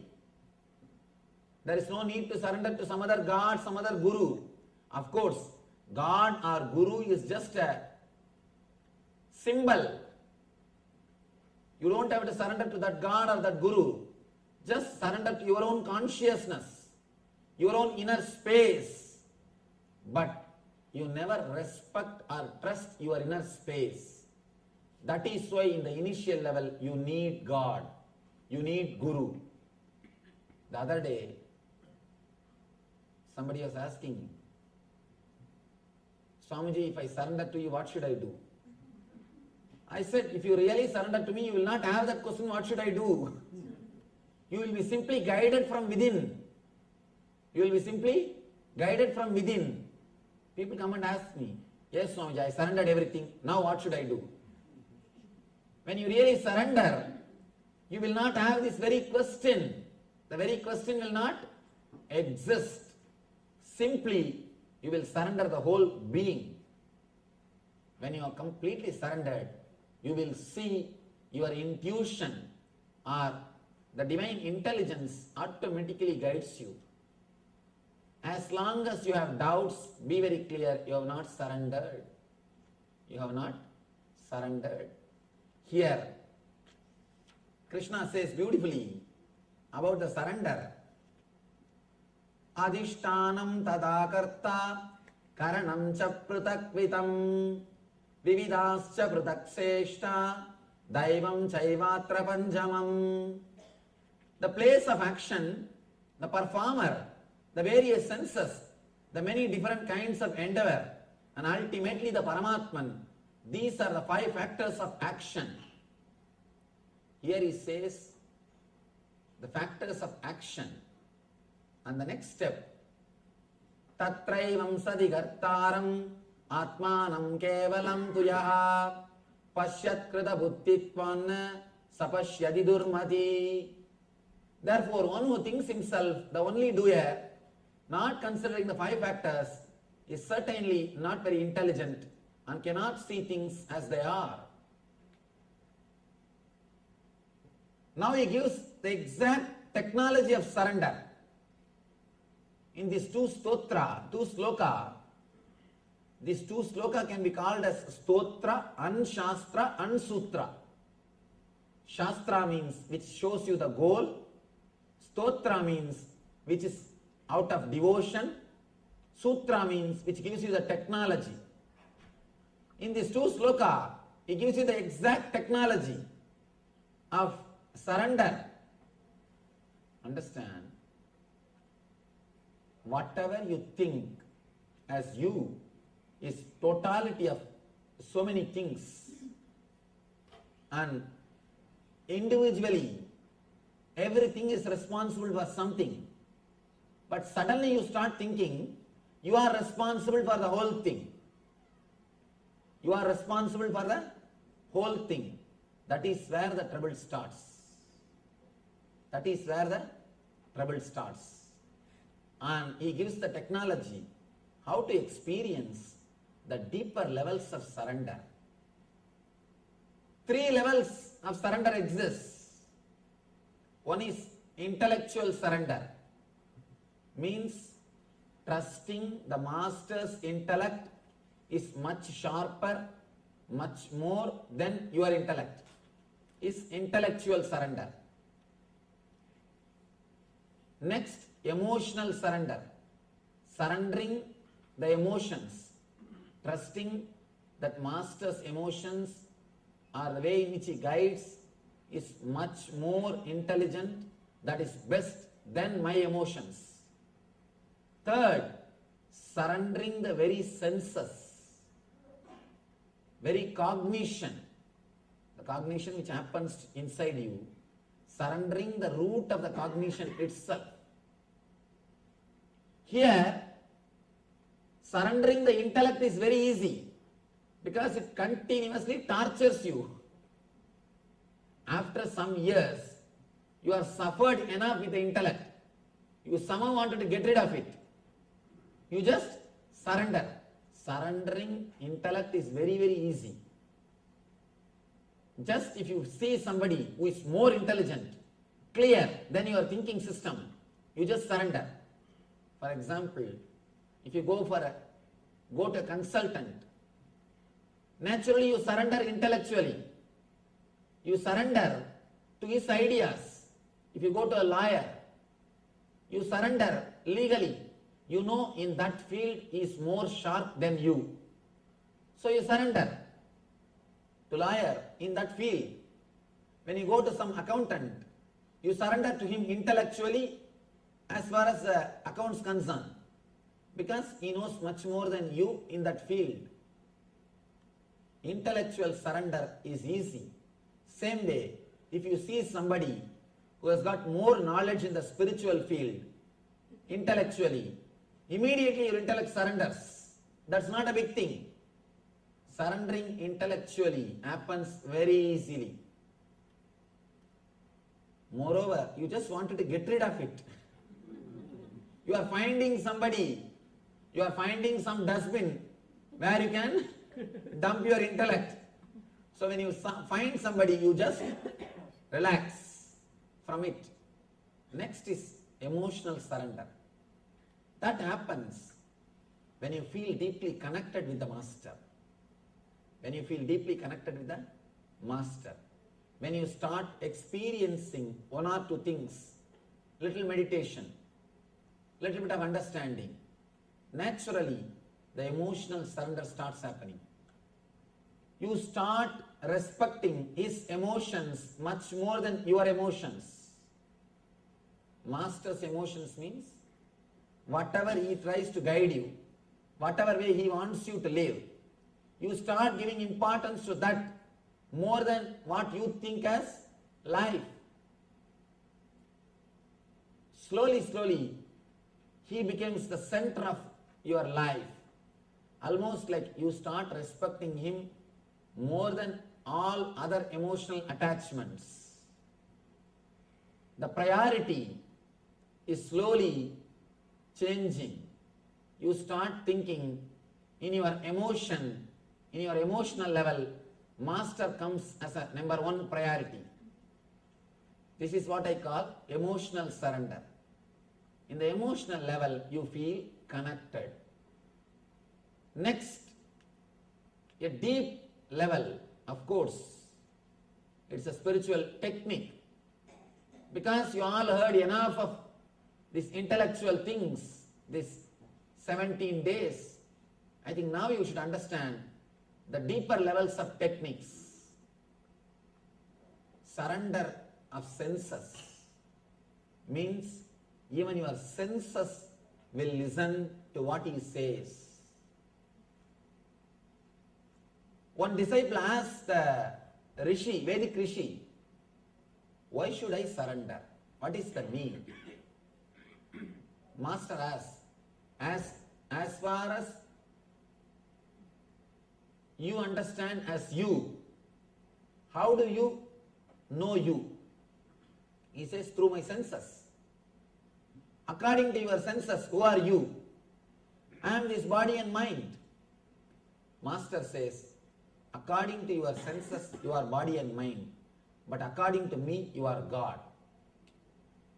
Only when you surrender your senses, only when your senses starts listening to what I say, you will see the truth of what I am explaining. According to you, according to your senses, you are body and mind. But according to me, you are God. When you surrender your senses, when you believe me more than your senses, you will experience you are God. He says, the moment you believe me more than your senses, you will understand the meaning of Tattvamasi. Master again and again represents the ideal of you are God. Please understand, again I tell you, I am not here to prove I am God, I am here to prove you are God. Again and again, he stands for the ideal of you are infinite. There are so many dimensions in your being which you have not explored, which you have not experienced.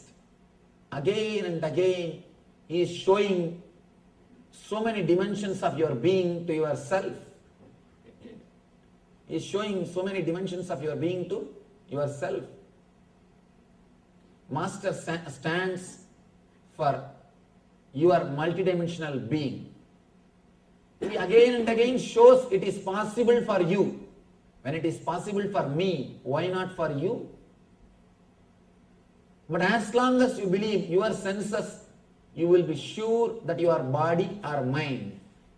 Only when you trust Master more than your senses, you will understand Master's words are true than your senses. Then you will experience the truth of Master's words. Then when Master says you are God, suddenly you will realize, yes, that is truth. All these days, my body and mind, my senses are telling, I am body and mind. As long as you believe your senses, you will believe only their ideas. The moment you start believing the Master more than your senses, you will realize the truth which Master explains. Two persons are speaking from two stages. One side your senses, they are saying you are body, you are mind. The other side Master is sitting, he is saying you are God and you are divine. You have so many dimensions of your being. Enjoy everything, experience everything. If you are sitting there and listening, you cannot listen this. Only when you believe this, the words of the Masters, more than the words of the senses, you will be able to experience the truth that you are God. You are ultimate. You are material and spiritual both together and something more.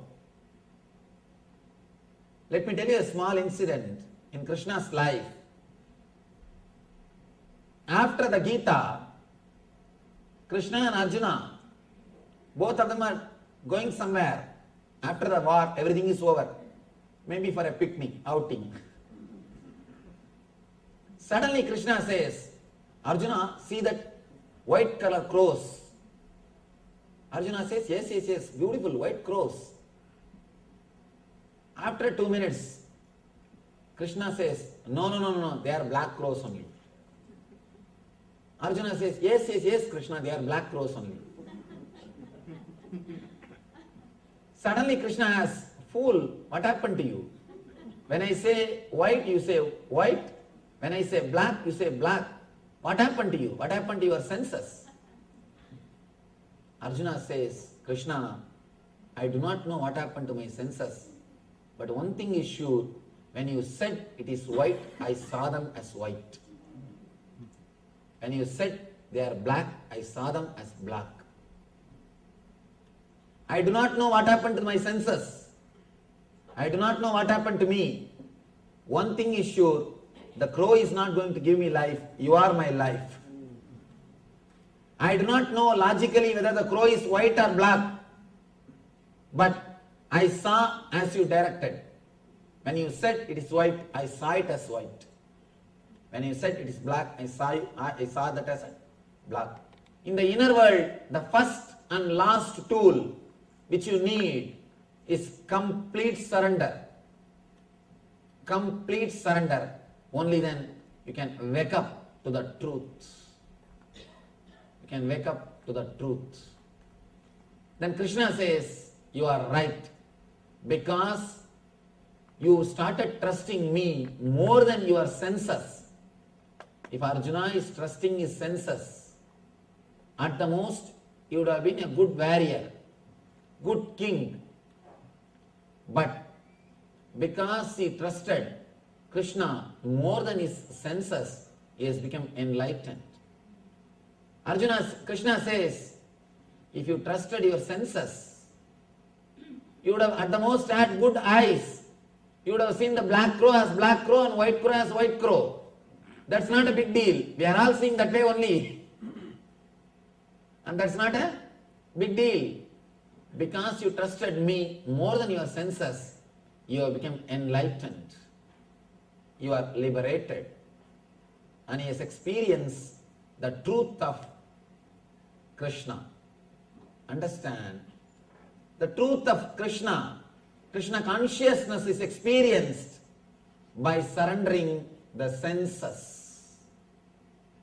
Not just by intellect, not just by emotion, but by surrendering the very root of intellect and emotion, the senses, which supplies the data. The source of the data itself is surrendered.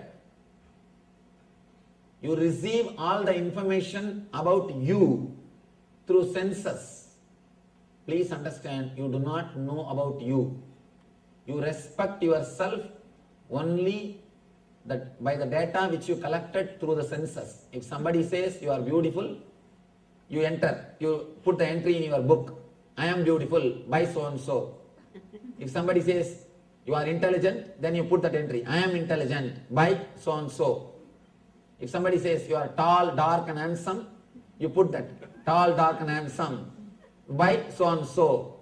If somebody says you are dumb, then you put I am dumb by so and so.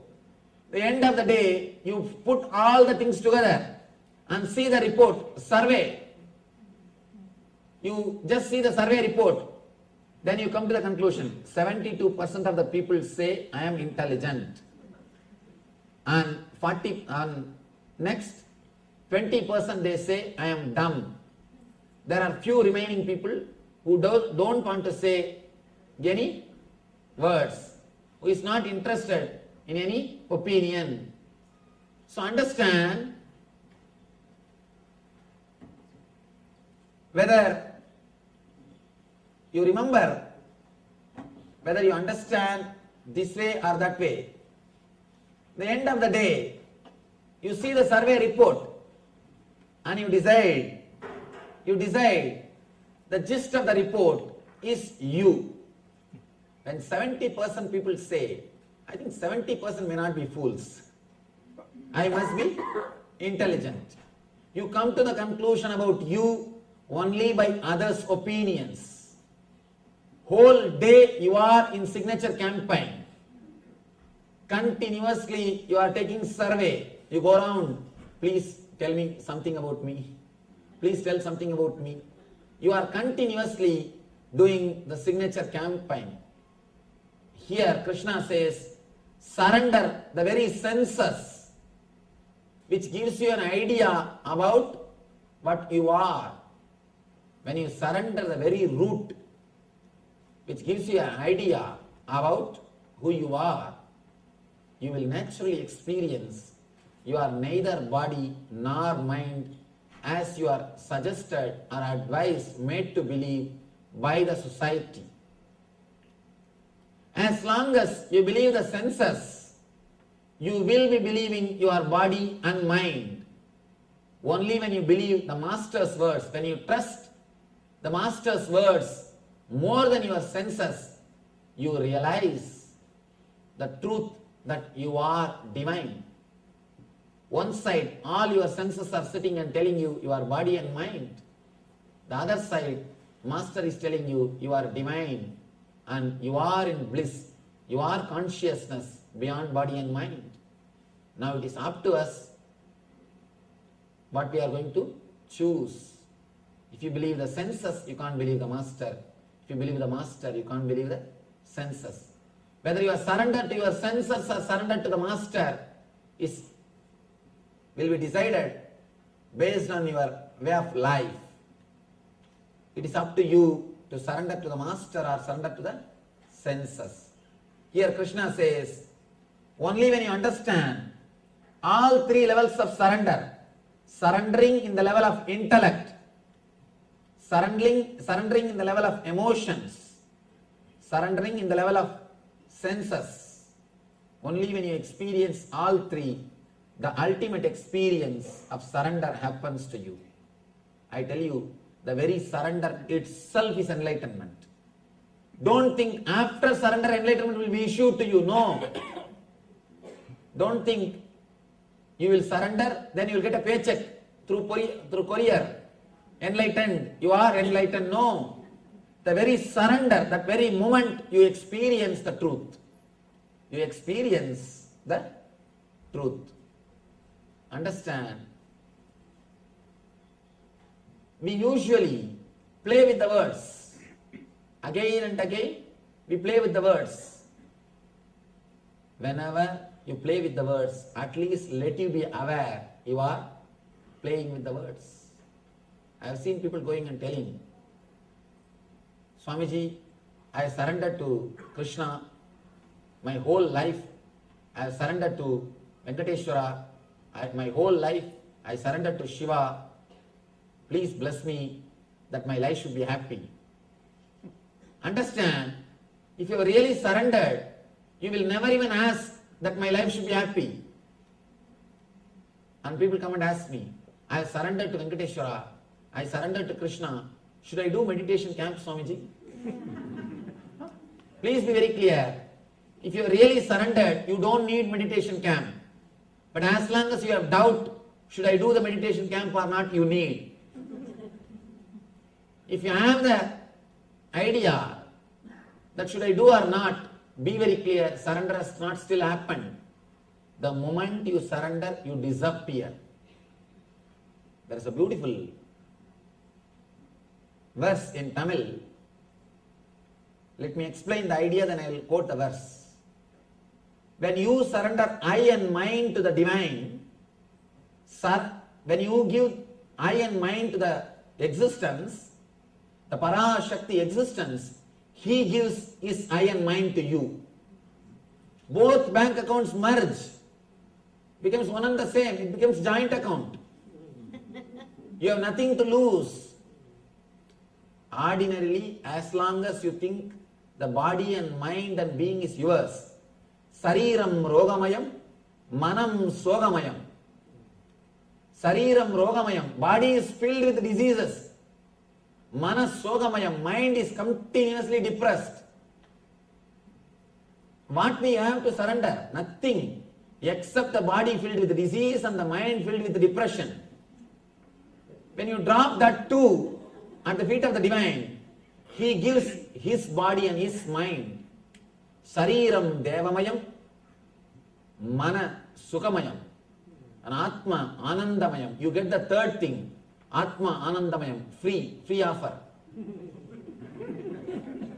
When you offer the body and mind of yours, Sariram Rogamayam, Manas Sogamayam, he gives you Sariram Devamayam, Manas Sukamayam, Atma Anandamayam. And there is a beautiful verse. Ramana Maharshi, he sings about the Arunachala. Tandadu Yendanai Kondadu Undanai Sadurar Yargolo Arunachala. The translation is, I gave me to you, but got you as in return. Who is more intelligent? Who is more intelligent? Understand, in surrender you have nothing to lose, you have everything to gain. Surrender is not like giving up something. I am not saying give up all your properties. No. Give up all whatever you have. No. Nothing is necessary. Keep everything with you. And just don't internalize them in your system. Just take care. You are not internalizing you. Only one thing. Don't judge you based on your properties. You are far more higher than what you think you are. Do not judge yourself based on your bank balance. Do not judge yourself based on your relationships. Do not judge yourself based on the name and fame. Do not judge yourself based on your friends. You are far more higher than all these things put together. As long as you are judging yourself based on all these things, you will be internalizing all these things in your being. All these things will be a major points. All these things will be the center of your life. All these things will be pulling and pushing you. You will not have you for your being.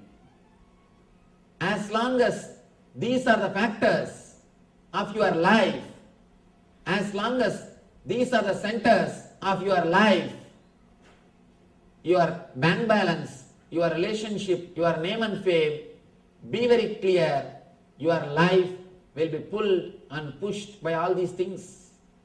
You are something far more higher than all these things put together. The whole thing you need to understand. Just do not internalize all these things in your being. Understand you are something beyond. The moment you wake up to the truth, you cannot be just divided. You cannot be just put into one frame based on all these ideas of your balance, your bank balance, your relationship, your attitudes, your name and fame. Only these few things cannot judge you. I am something far more higher than all these things. The moment you wake up to this truth, you are surrendered. One bubble started thinking, I am an individual. I should become a strong bubble. Within that few seconds, it started thinking.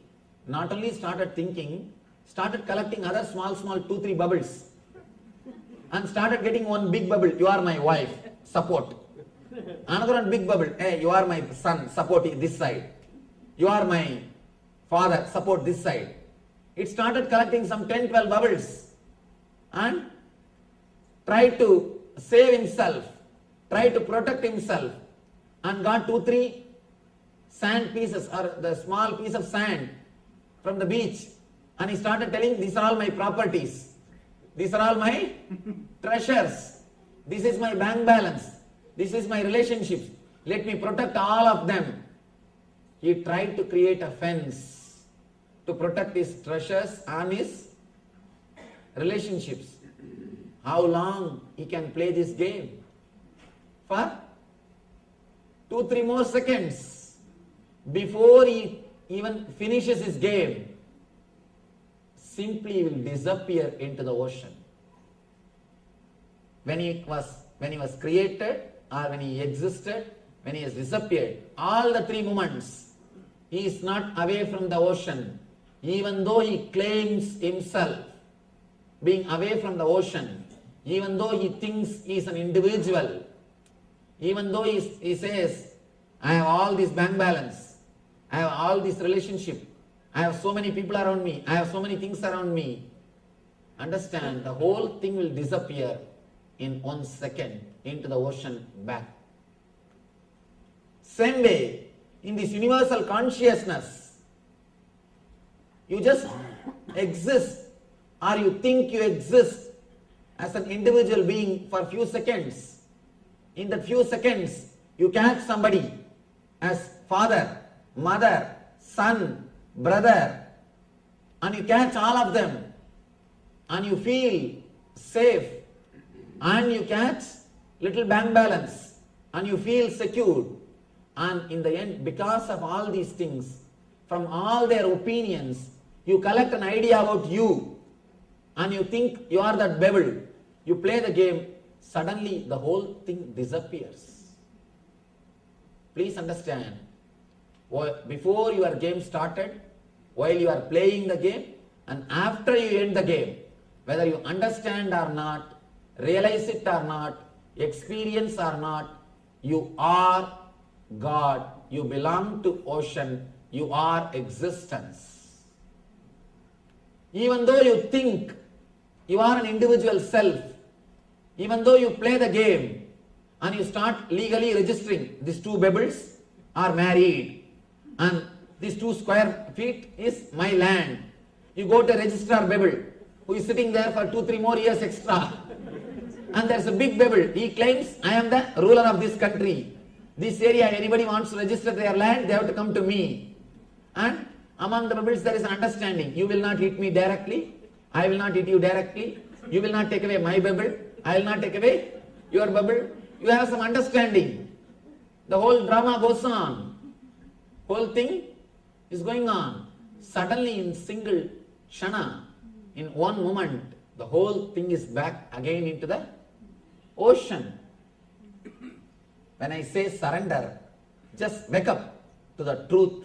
You are in ocean.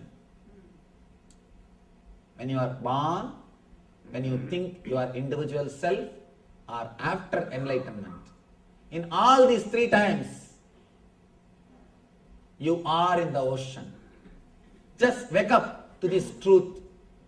That is what I call surrender. Waking up to the ultimate truth is what I call surrender. Surrender the small ideas which you have about yourself and wake up to the reality of yourself. Then automatically what Krishna says as surrender will happen in your inner space, in your inner consciousness. Otherwise, we will be playing with the word surrender. We can use big words. We always use big words when we define ourselves. When we define ourselves. But we don't even understand that we are beyond all this description.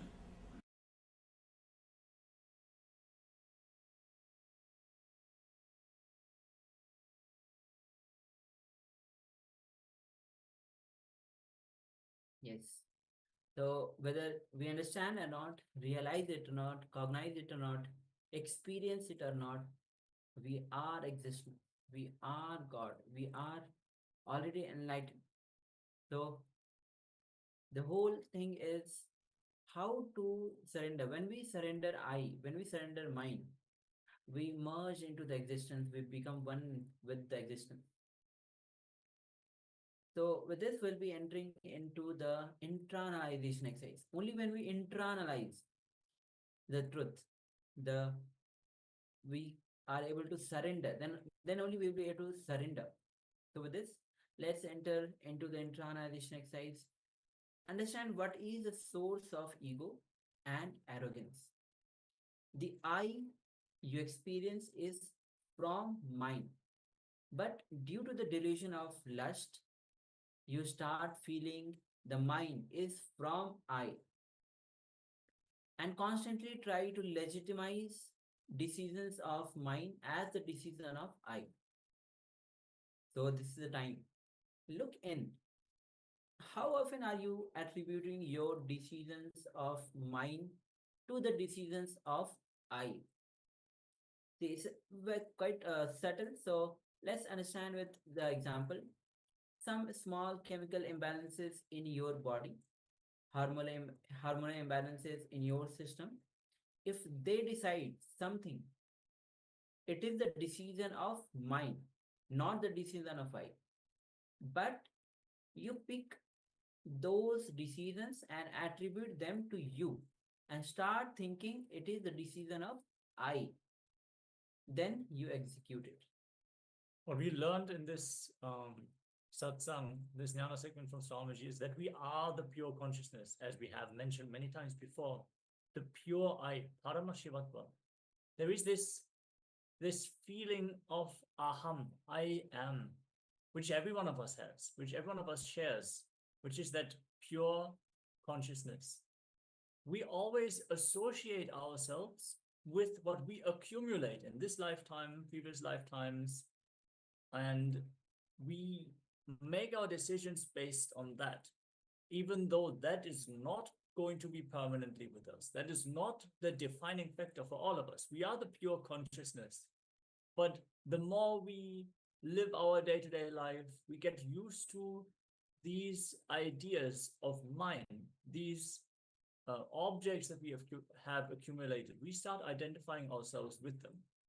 So let us take this moment and look in how often we are attributing our decisions of mind, what we have accumulated, to the decisions of the I, the pure beingness of Paramashivatva.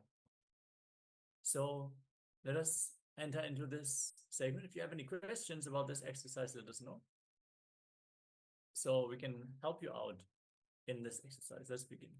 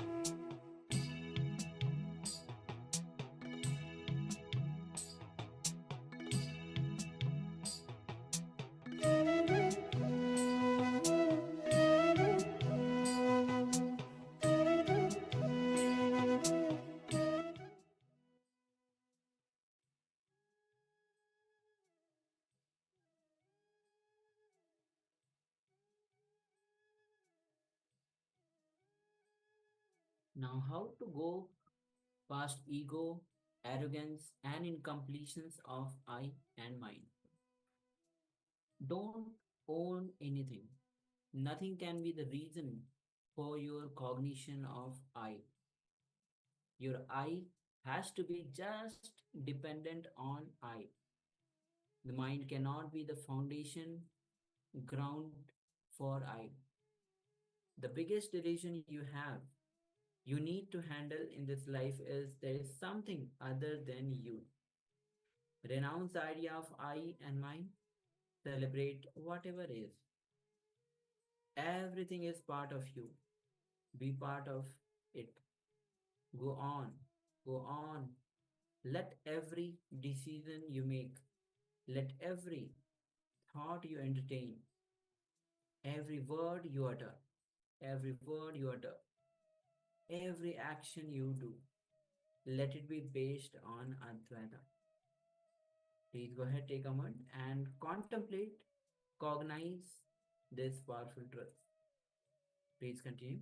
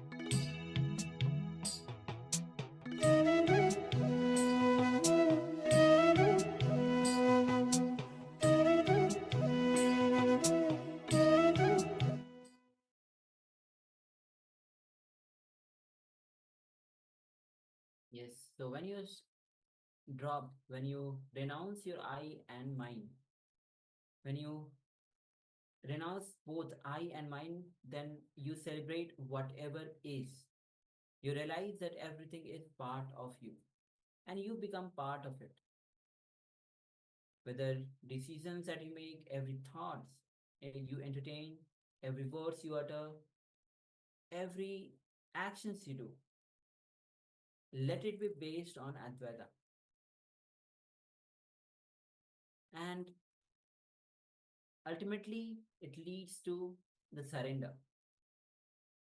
Very beautifully, Krishna says, Bhagavan Shri Krishna says in chapter 18th, yes, in chapter 18th, Lord Krishna says, Mam Ekam Sharanam Vraj, which means this is a message to enrich Arjuna and to all the seeker to be complete. Drop everything and surrender onto him. This is on the last chapter that Krishna says. Before that, Arjuna, the Bhagavad Gita starts with Arjuna Vishadi Yoga, where he has so much of confusion, doubt, self-doubt, everything. Then Krishna starts with Sankhya Yoga, where he delivers the science of Sankhya and clears Arjuna's doubt. Then he reveals about renunciation, sannyas, and so many things to clear out his doubts in every single step. Ultimately, when he gives him the Vishwarupa Darshana, and he realizes that, when Arjuna realizes that yes, Lord Krishna is the ultimate. Finally, then Krishna says, Mam Egam Sharanam Vraj, the only solution, and this is the only and the final solution. Drop everything and surrender onto him. Yes, there were so many chapters of Bhagavad Gita. Arjuna was not able to accept the truth fully. He was resisting.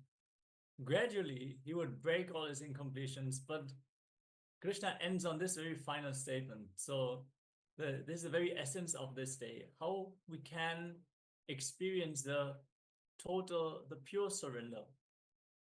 And from this very angle, let us now get ready to enter into the powerful space of Nirvikalpa Samadhi and manifest the powers of Paramashiva. From the pure surrender, that is when the Shaktis manifest. So we are requesting all of you to please settle down and get ready, as today we're manifesting the power of blindfold reading, seeing images blindfolded. We're going to project certain images on screen while you are completely blindfolded without being able to see anything. No light should fall into your eyes. You do not have a blindfold available, that is not a problem. You can use any cloth, anything that can completely obstruct your view, so that the third eye will reveal what is projected in front of you. Yes. So let's get ready to enter into this power manifestation. As I already mentioned, the only thing, only and the final solution is surrender. With this deep feeling connection, deep surrender to Bhagwan, you can start to sit with your headache, spine, and straight line. Any doubts that you have, just drop it. Any confusions that you have, just drop it. Visualize Swamiji in your own space. Remember the most cherished moment with Swamiji. And start to unclutch from every single thought.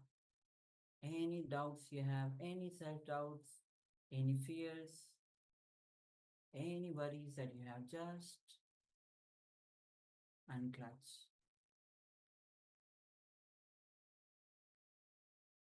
And with deep surrender to Bhagwan, let's start chanting the Mahavakya.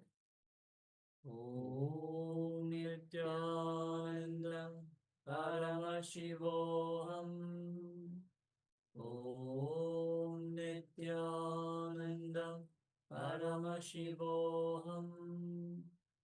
Om Nityananda Paramashivoham. Paramashivoham. Yes. So with this deep feeling connection with Bhagavan, keep your eyes closed. Requesting those who have not yet covered their eyes, please close your eyes and cover. The image is now being projected on your screen. Paramashivoham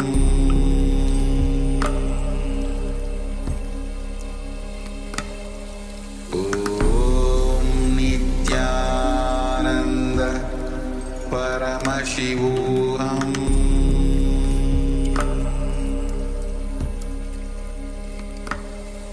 Om Nityananda Paramashivoham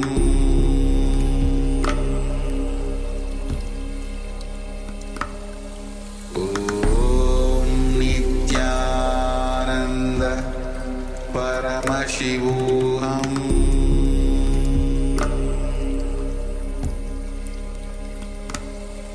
Om Nityananda Paramashivoham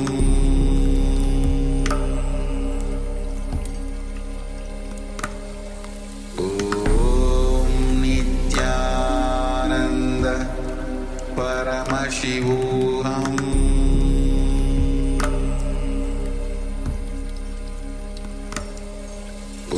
Om Nityananda Paramashivoham Om Nityananda Paramashivoham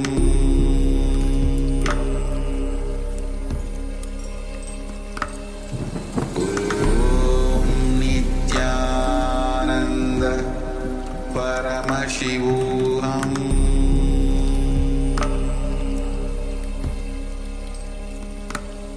Om Nityananda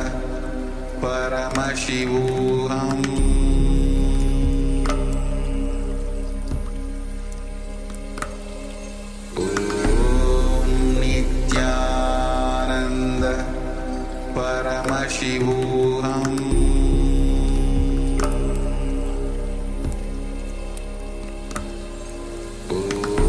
Om Nityananda Paramashivoham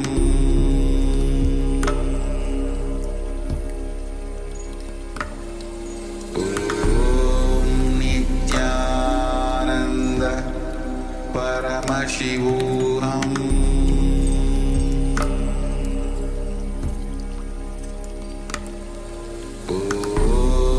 Nityananda Paramashivoham Om Nityananda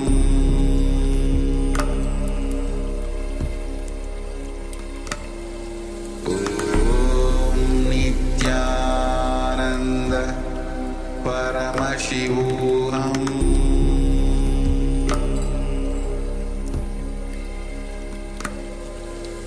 Om Nityananda Paramashivoham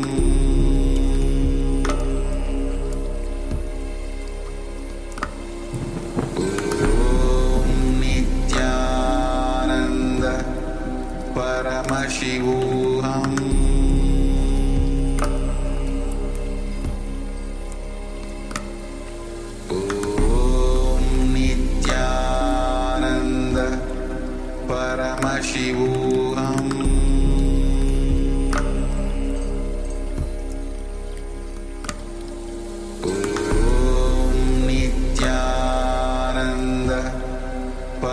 Paramashivoham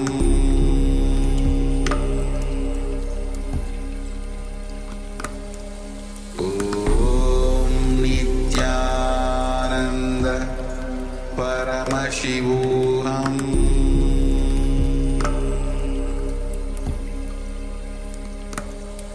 Om Nityananda Paramashivoham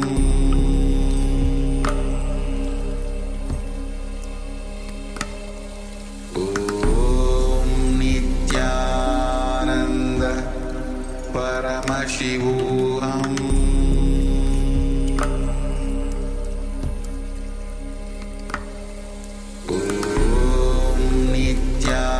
Nityananda Paramashivoham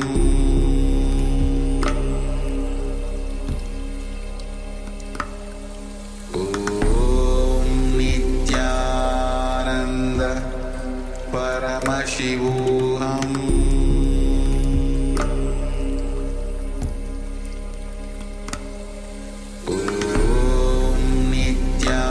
Nityananda Paramashivoham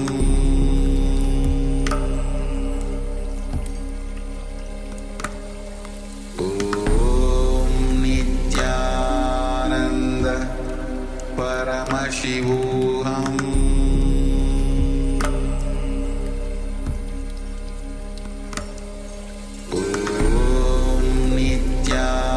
Nityananda Paramashivoham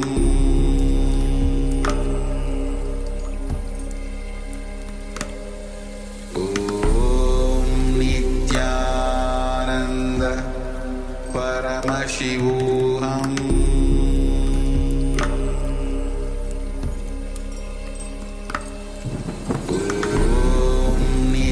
Nityananda Paramashivoham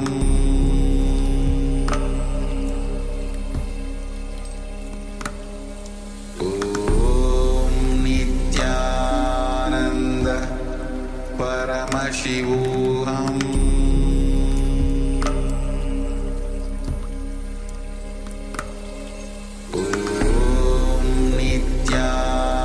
Nityananda Paramashivoham Nityananda Paramashivoham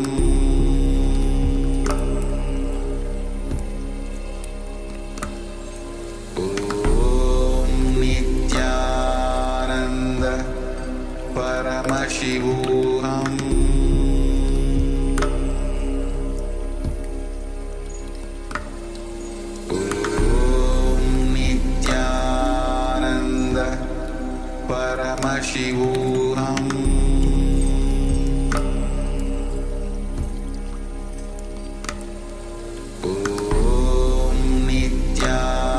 Nityananda Paramashivoham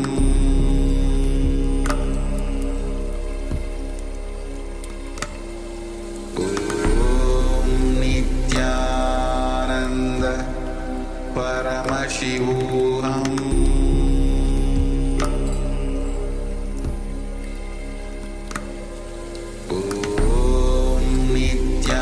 Nityananda Paramashivoham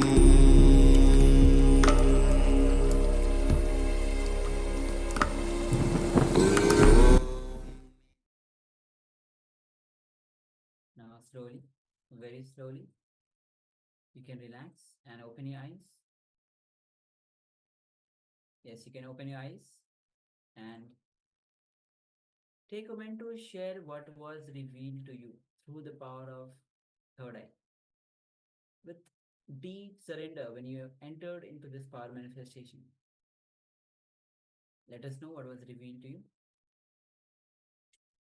You can comment in the YouTube chat, Zoom chat, and in any other social media platform that you are in.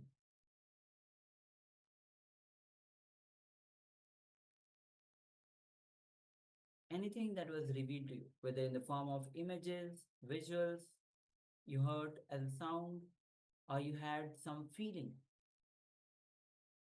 or even in any ways, just a flash of images or just for the fraction of seconds. Anything that was revealed to you, whether any kind of forms, colors, any object, items, anything, without any hesitation, without any judgment. Please go ahead and share.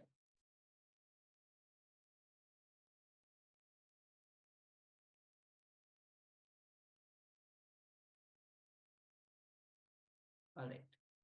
So let's now, if you are still sharing, you can go ahead and share. Meanwhile, we'll be projecting the image that we had shown before. Yes, as you can see, it's a image of the elevator. You can see it's kind of a glass, fully glassed, and you can see it's at a very height.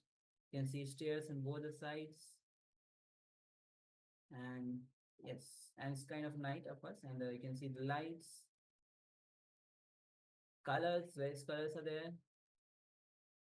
So if you have anything manifested, whether in terms of color, the object itself, the items, you can celebrate this power manifestation.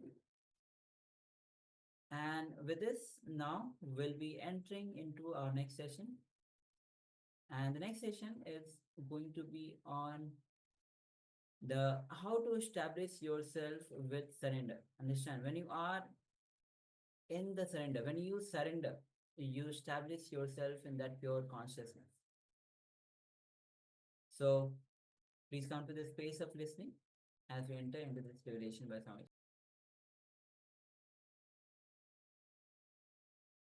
The mark of the modern sannyasi with a theft motion sensor and titanium supralloy casing. This is truly a danda of the 21st century, $21,000. Where is he? Oh God. Royal staff, gold plating, rubies and emeralds, platinum head, the best way to show off your wealth and status.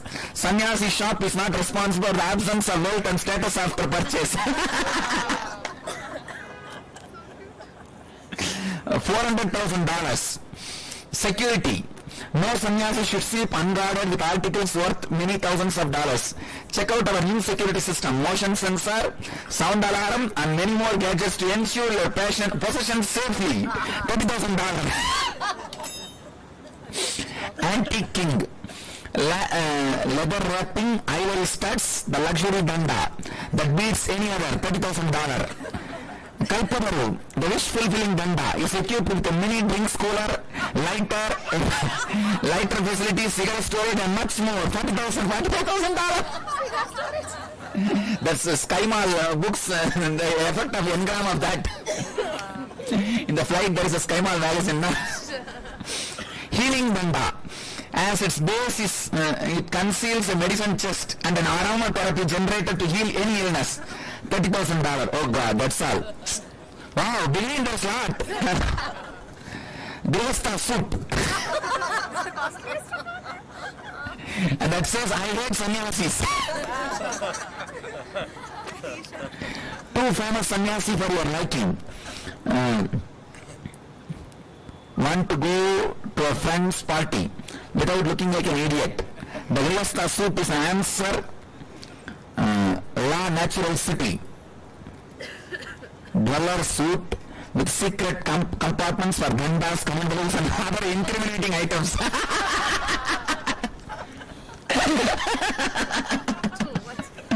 The Himalaya suit.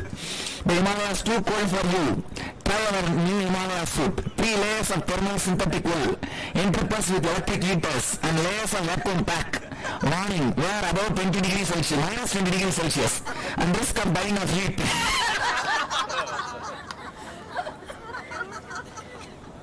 And edibles, ready-made meal packs. The only solution to starvation, ready-made meal packs. Drop a sachet into the kamandalu, then bring to boil. Oh God! My recipe. And then bring to boil and serve. Available in 6 flavors. Cheese, garlic, bars in the hot sauce, double fried chips, McDonald's burger. Chili mushroom, Manchurian, rum biramisu. Rum, biramisu and kurkure masa mix up. Especially made for brahmacharis. Tapas LSD. Wow. Trouble with concentration. I want your friends to be amazed at your concentration skills. Take Tapas LSD. 1 dose can isolate you from the world and draw you into yourself. When you awake, your friends will be gapping in amazement. $10,000. Note not to be used within 3 miles of a policeman. You did this in the bus God, what creative these guys became. And he's telling, I'll take a printout and give. I can't give this. I said, this is original on pencil. You give it today. Hey, create a good shop. It will be really nice. Kalpata Danda. And he has put a light, fan, cigar smoker, liquor box, shower, everything in the Kalpata Danda. Titanium Danda. Royal staff. Antique king.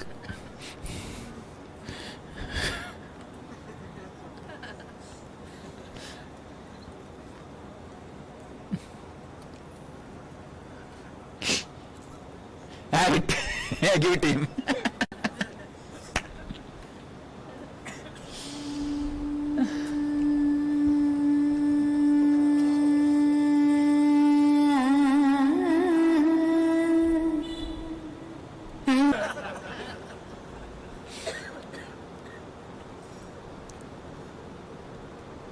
Vivekananda was sitting one day in the banks of Ganga in Calcutta. One lady, old lady, got washed away in the water. She was shouting, save me, save me. Vivekananda said, he was sitting with the Swamis, Brahmacharis. Whoever jumps and saves her, whether you save or get washed, I'll give you enlightenment. 12 fellows jumped. And finally they saved the old lady. And all 12 came out. He gave sannyas to all 12 of them immediately in half an hour. He gave them sannyas, and that all 12 became the first circle of his Sangha. In the 12, I think 4 or 5 became successors, presidents of Ramakrishna Mission. He immediately gave them sannyas. He said, you guys are much more worthy of sannyas. One lady gave sannyas to 12 people.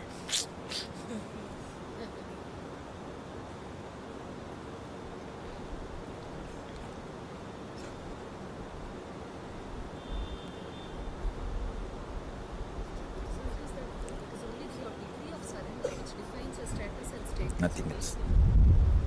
Degree of surrender, that's all. Maintaining surrender, that's what. Being established in this mood of surrender. Because these guys, they experience sometime and run away. Like Ramakrishna says very beautifully, the mongoose in the village, they will go and hide in their holes. These village kids, to catch them, they will tie a rope in their tail and put a brick. Even if they go and hide, they will pull the rope and get them out of the hole. Same way, your engrams are like that stones. Attachment is that rope. Even if you go and experience surrender, that can just pull you out. That only you should take care.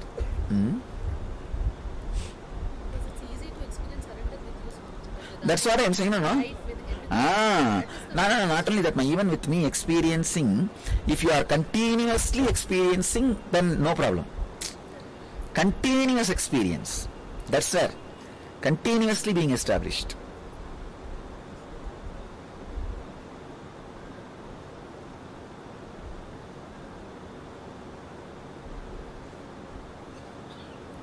Without, you see, when you are not having surrender, suddenly you will start judging my movements. You understand? My movements are not me. Even if I do not know, I do not show you, I am an incarnation. Understand?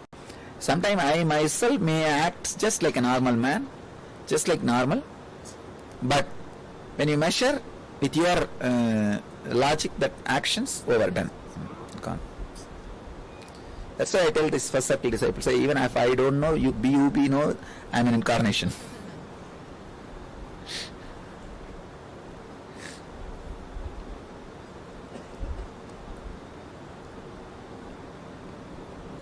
Do the scheduling.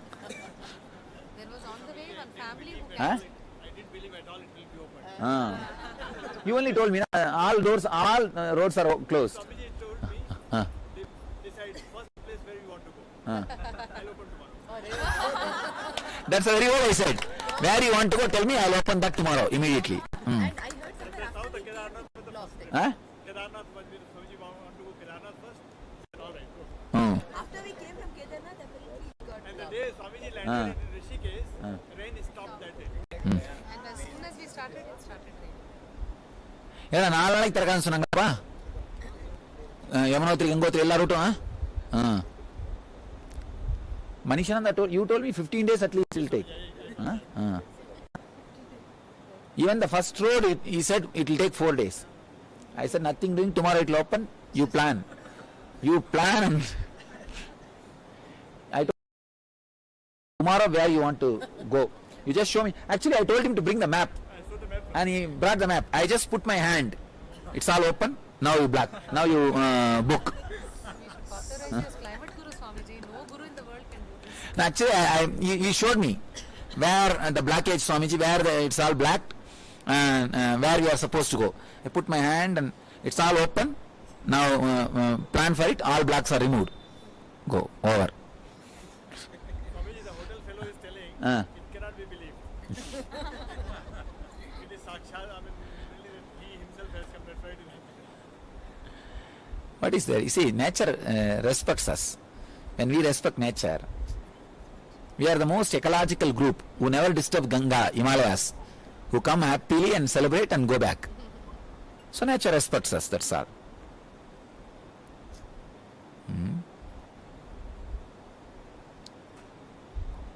Ganga celebrates our presence.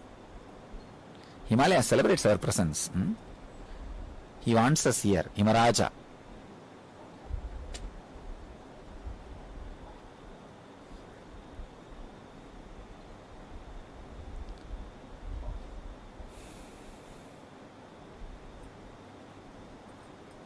So you guys had this time darshan of Vyaskufa also. Vyaskufa, Saraswati, Ganesh wrote, Ganesh Kufa. Ganesh also wrote in Vyaskufa only. Then he stayed there, rested there. After the tiredness of writing, he just slept there itself. Because that Pandit told us from up Vyas would talk and down Ganpati would write. No. He sat there only and wrote. He slept here. That's the story. He told us like this. That's why if you go into that cave and sit, you will feel, if you will hear the sound of an elephant roaring. When the elephant sleep, there will be mild sound. That sound will be heard. I limited Swamiji, hit my head to the rock. Too much it was shocked that it was too powerful. There's always rainfall near the source of Saraswati. Yes. Oh, there's rainfall. It is not so small. It is disappearing into earth. See, source is from sky. When she landed, she disappeared into the earth with that force. Naturally, when the water comes, it makes a small dent in the. So it went so deep, and then after that, it hitting the stones below, it came back and started flowing. That U part is Saraswati. That out part is Ganga.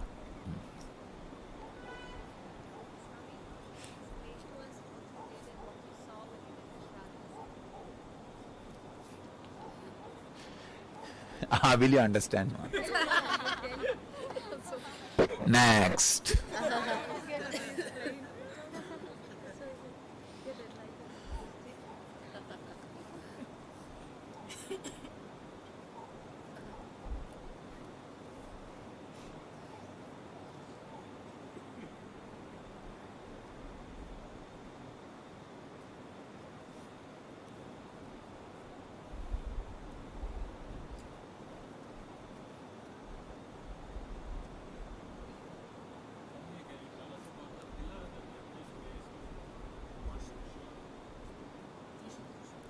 Trishul.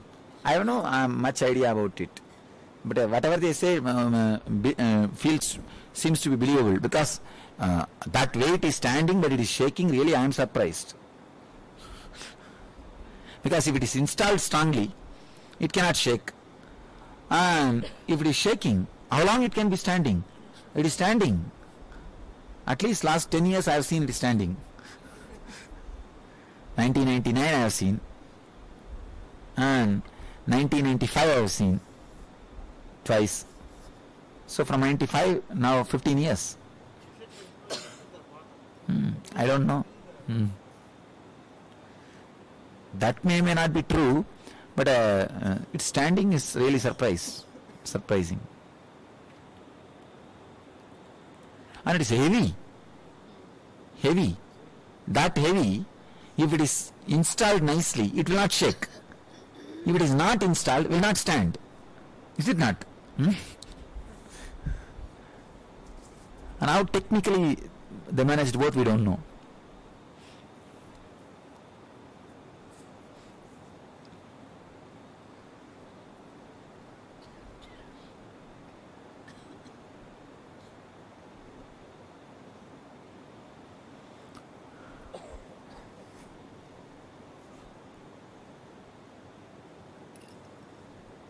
Do all the temples have same energy, or like you feel connection? No.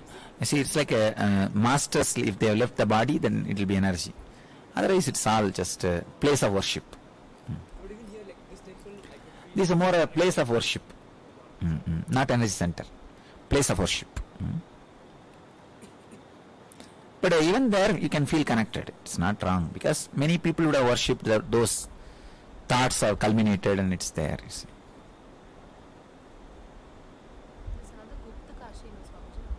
There also, is there a story about Panchakashi is there. Panchakashi, Panchaprayag, Panchakedar, Panchabadri is here in the Himalayas. Panchaprayag is Devaprayag, Rudraprayag, Vishnuprayag, Sonprayag, Karnaprayag, and Nandaprayag. Actually, then one should be missing. One should be reduced. I don't know which is Panchaprayag. In the 6, some 5 is Panchaprayag. Same way Panchabadri, Panchakedar, Panchakashi.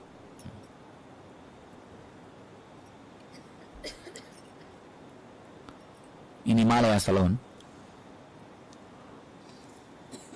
In all over India, 12 Jyotirlinga and 12 Prayagas are there. Kashi, they say that Pandavas first came to meet Shiva there.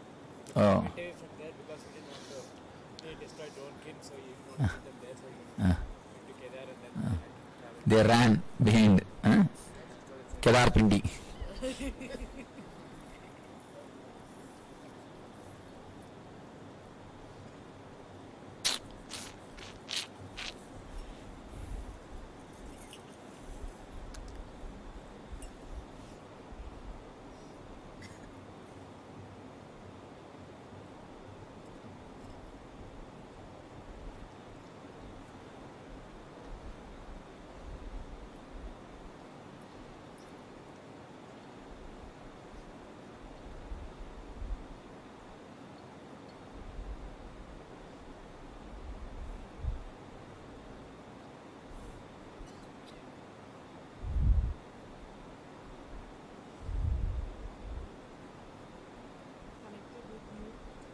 Yes. Then why else it will be connected?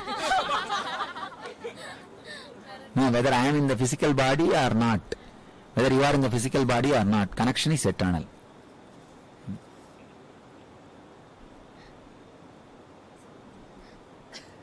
Seems that Mahavkar Baba came, people decide of the eternal something in human form. They never die. There is a group of people.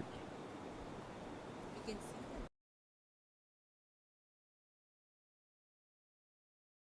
This is the way the master teaches the level disciples.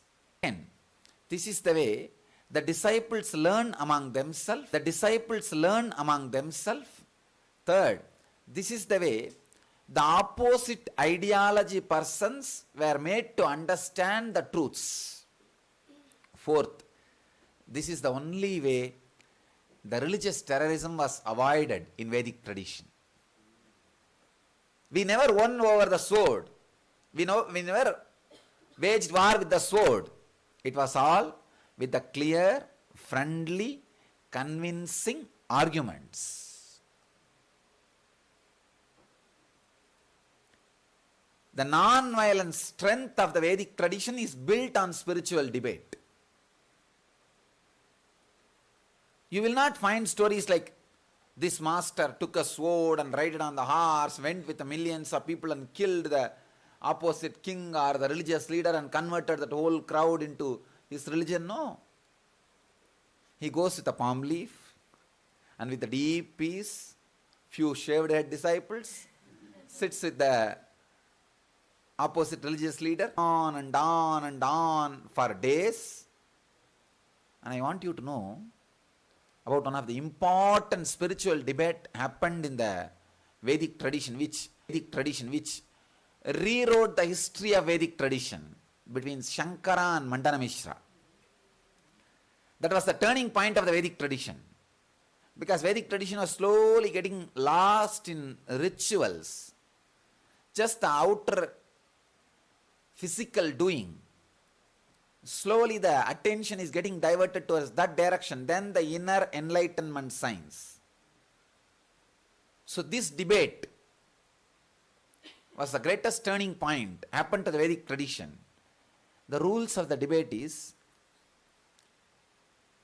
both of them will have lotus garlands, and Mandana Mishra's wife is a judge.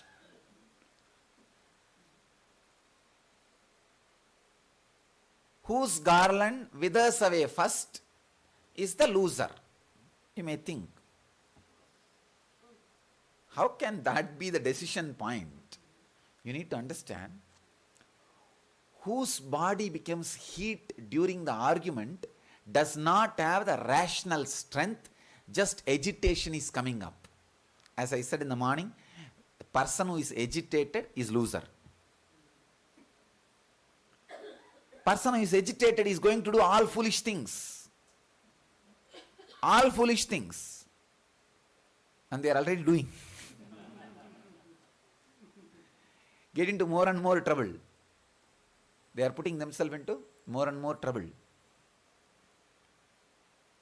When you are agitated, see, spiritual strength means how much the Shastra Pramana and Apta Pramana has become Atma Pramana.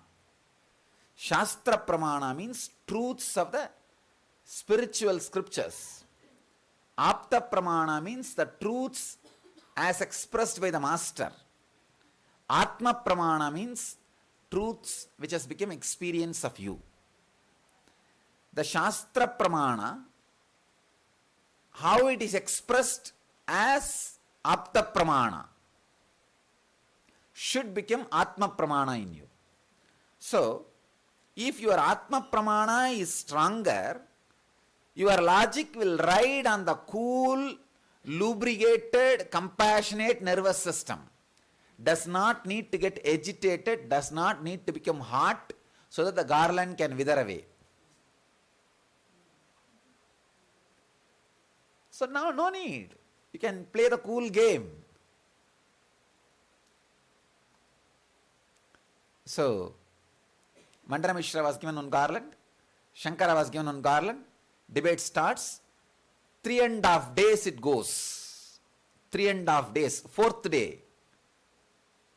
Amazing. 3 days, two complete opposite ideological persons are able to sit and have a beautiful dialogue, debate without getting heated up. That is the greatness of the Vedic tradition. That's the greatness of Vedic tradition. It's like more like will I lead you to the deeper space or will you lead me to deeper space? That's all. Nothing else. So both of them decide, if you lead me deeper space than where I am, I'll become your disciple. If I lead you to the deeper space than where you are, you become my disciple. Let us enter into the deeper truths. Sahana vavatu, sahana ubunaktu. Means let both of us grow together. Let both of us educate ourselves together. Let both of us have friendliness till we complete this process. Even the Brahma Sutra, first sutra starts with Atato Brahma Jinyasat. Let us explore the existence, the Brahman. Very beautifully, the Apta Pramana, Shastra Pramana, which has become Apta Pramana, and how much it has become Atma Pramana. Here, Both of them are leading each other into the deeper and deeper and deeper spaces, understandings. When you have no more space to lead the other person into understanding, you are agitated. You will now start using the perverted logic, the heat. Garland will wither away. After 3.5 days, evening, first time sweating was seen on Mandana Mishra's body. The heat started coming up, means now all his other energy chakras are tired. Swadhisthana is emitting the heat. Now it has become survival. It is no more understanding. It is no more spiritual. Now he is agitated. He knows he doesn't have any more. He can't lead the other person into the deeper spaces, deeper than where he is. So naturally, the irrational logic, perverted logic gets activated, and he tries to use different words, which is not his experience. So those words, which has not become part of him, creates heat, and garland slowly starts withering away. Saraswati, Ubay Bharati, says, stop now, you lost the game. Understand how beautiful the atmosphere would have been. Two great religious leaders. Understand, Mandana Mishra is not an ordinary guy. He is the top religious leader in Karmaganda. In those days, Hinduism is not like united as it is now. It's one of the huge branch.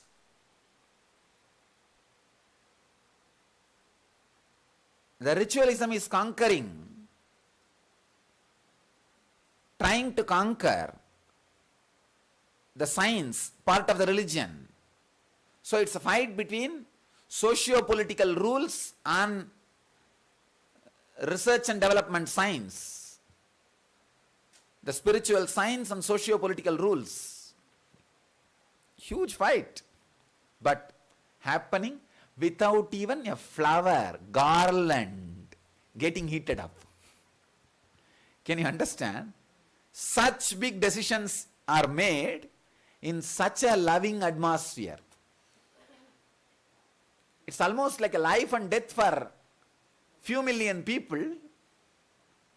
It is getting made in a space where the garland, the lotus flower, is not getting withered away. No sword, no blood,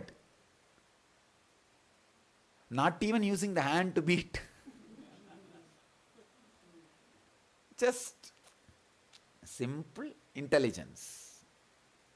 And then Mandana Mishra, not only he realizes, he surrenders completely.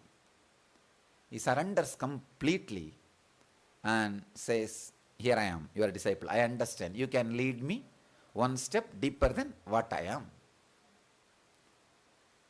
See, Mandana Mishra is not an ordinary, he is an highly integrated spiritual practitioner. I can say religious practitioner who has millions of disciples. Amazing strength, intelligence, integrity. But when he says, yes, this guy can lead me one step deeper than where I am. He can take me one step above than where I am. This is time. Let me surrender. Keeping the seeking alive. Understand? Keeping the seeking alive. Not getting frozen with the ideas is the truth, basic truth on which the debate should happen. Spiritual debate should happen. Keeping the seeking alive. Not getting frozen in our own ideas. Person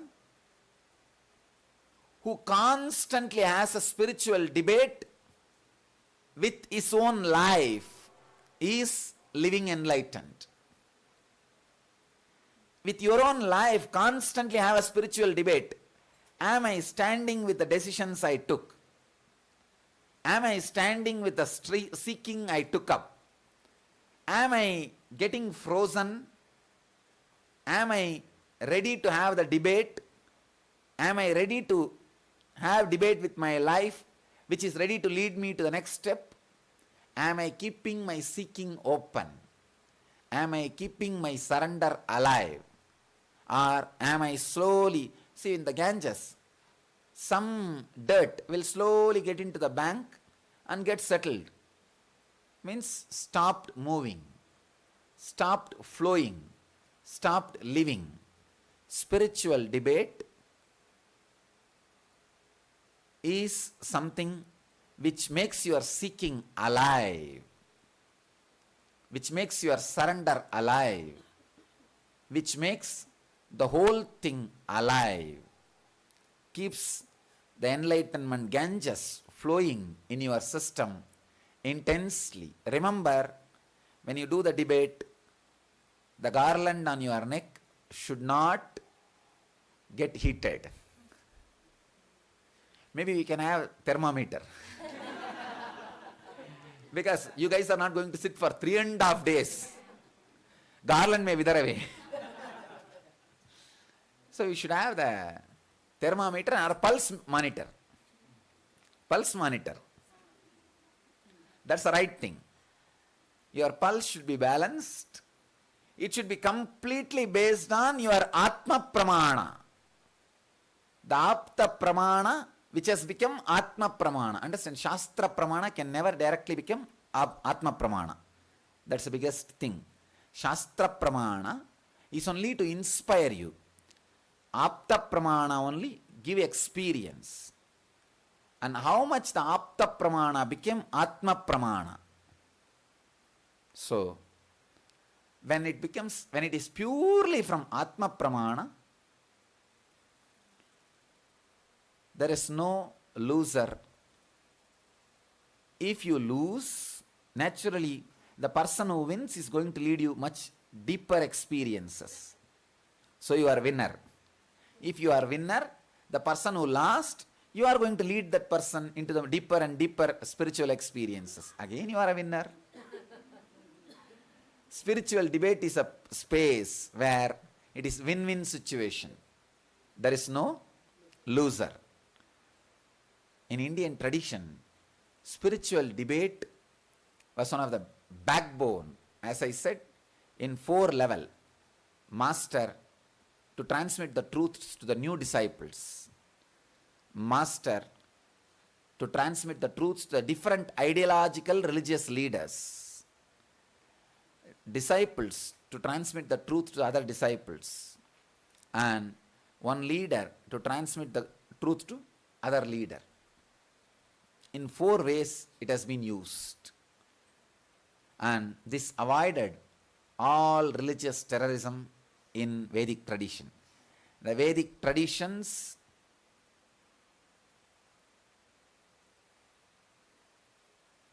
extraordinary strength is spiritual debate. And there is a beautiful Sanskrit verse which says, when you listen from the master, you learn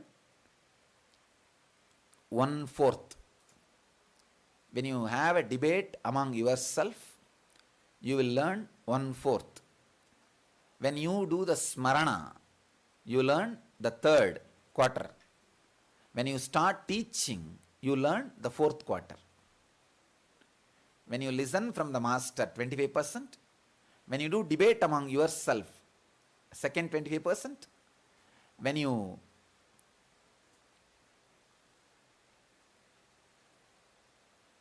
do the smarana, remembrance, means internal question answer. I can say kind of an internal debate. The 3rd 25%. When you start teaching, the 4th 25%. That is the way the truths are learnt. So, you guys have heard. Now I'll lead you guys to the second 25%. We will have spiritual debates. This is the truth of spiritual debate in Indian tradition. I think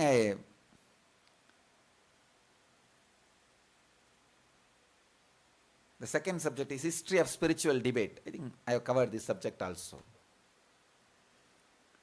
As I said, in all traditions, which is out of Vedic tradition, the debate is part of life.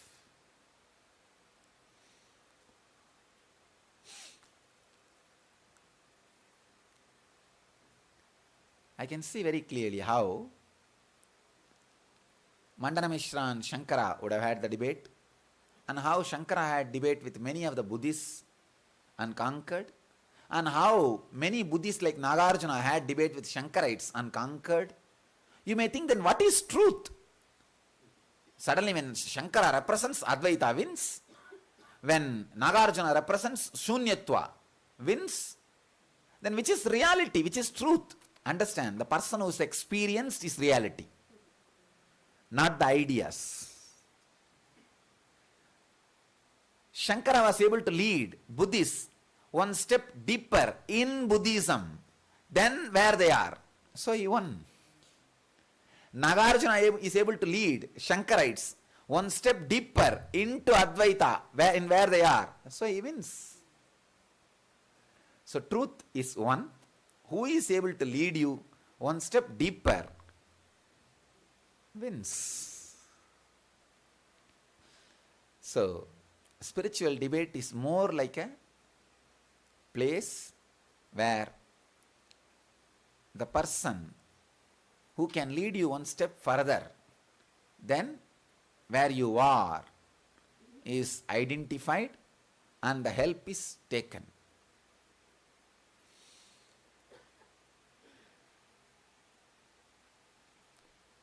Brief introduction about Advaita. Advaita means non-dualism. Some of the translators translate this as a monism. No. Monism means egatva. But Advaita means non-dualism. It is put in the negative form. It is not said one, no. No two, that's all. Advaita means non-dualism, where the truth is beyond two. There is no two, name or form, anything, time or space, which makes you experience two things, does not exist. Seen and the seer, if there is two, it is lie.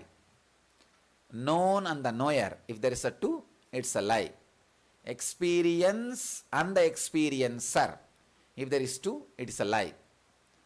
So merging the experiencer and experience into experiencing, merging the seer and seen into seeing, knower and the known into knowing, is Advaita. Beyond two.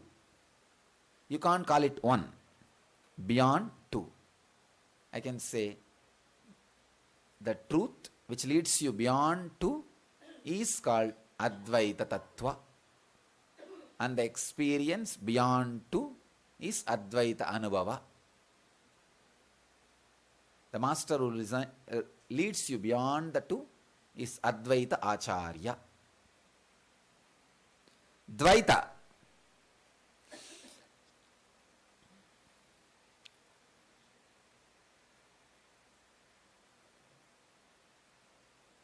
I tell you exactly the difference between Advaita and Dvaita.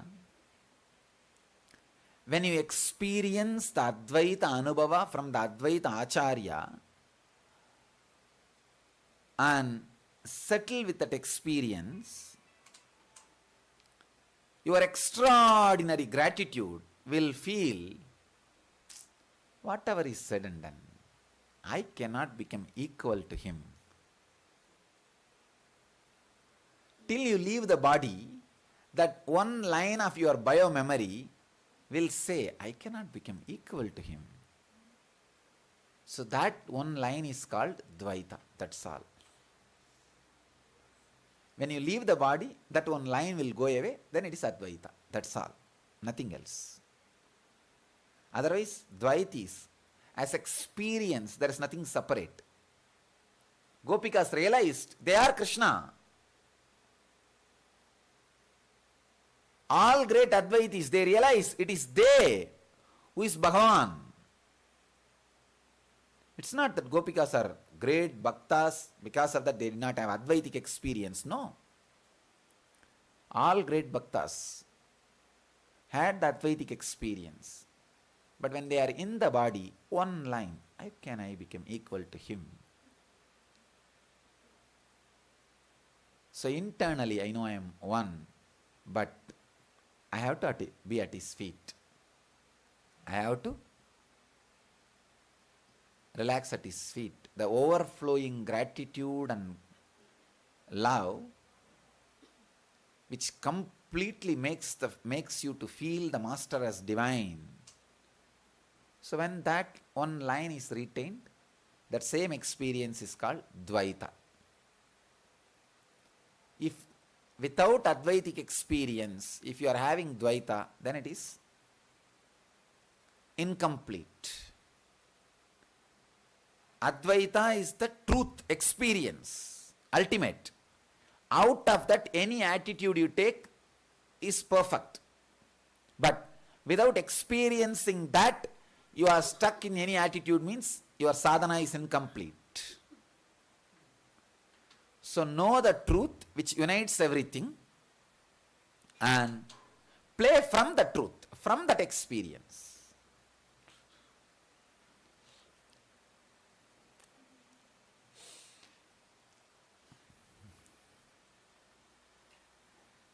Visishtadvaita means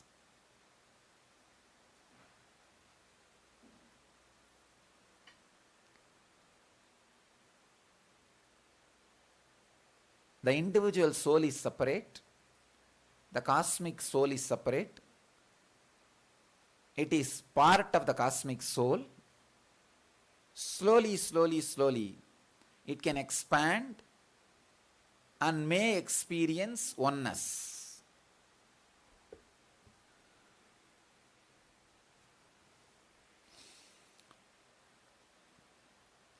One funny thing is, even in Visishtadvaita, there are millions of subsects.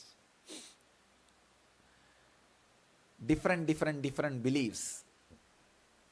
Like one group of Visishtadvaitis believe the individual soul, the cosmic soul, and the Maya, all three are eternal.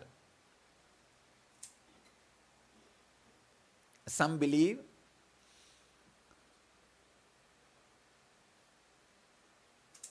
Atman, Brahma, Parabrahma. So there are so many versions of Visishtadvaita. All I wanted to tell you is, after experiencing Advaita, any stand you take, any position you are, great. But without experiencing that, any position you are in, you are incomplete. Sunyavada. Sunyavada means the path of negation. Nothing. Neti. It's like a technique which does not give any hold for your mind. Just relaxing into the deeper and deeper space. There is no one word on which you are struck. You are stuck. You are catching or you are caught. Neither the word is caught by you nor you are caught by the word. Sunyavada. I can say Sunyavada is constantly updating your experience, not being stuck with any of the ideas you create. And Mayavada. Mayavada is something like, whatever you know, including the idea of enlightenment, is illusion. Go beyond whatever you know. What is enlightenment? Different roads, that's all. different roads. See, like now we have different roads to travel. If there is a landslide in some road, means some wrong group has occupied, identified one philosophy with themselves. They put a wrong meaning on the words, loaded with too much of dirt. Then we take another one route, that's all.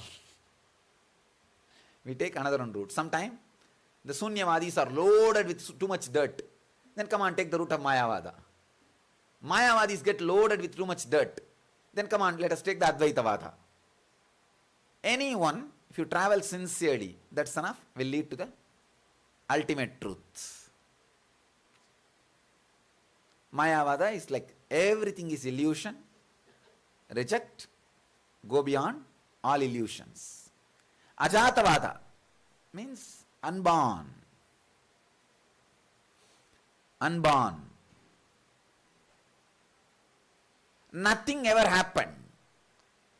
Nothing ever happens and nothing ever happened. Ajata. This whole thing is unborn. Because you are seeing it as born, it appears to be born, it is unborn. Ajata. So, if you decide to see this whole thing as one more dream, you will be awakened. That's what? Unborn. Ajatavada. Rules of debate and moderation. As I said, first thing, pulse should not go up. Second thing, the words should be from your Atma Pramana. If you have been with Master and you are very clearly aware that some experience is possible in biomemory, in human biomemory, that becomes your experience. Understand? If you know bliss is possible in this biomemory, immediately that becomes possible in your biomemory. If you know the ultimate energy is possible in this biomemory, ultimately that becomes possible in your biomemory. Whatever is possible in that biomemory is possible in this biomemory. And start living it, giving support to it, encouraging it. That is what I call Nididhyasana, living. So whatever you are living, talk from that. That's all. Talk from that. He would have put many seeds in you. Apta Pramana would have become Atma Pramana in many ways. Talk from that. That is the rule. No question of heated arguments. No question of irrational logic. No question of perverted logic. It is only let us inquire into the truth. Atato Brahma Jignasat. Not let us see who wins. Let us inquire into the truth. That is the rule for moderation of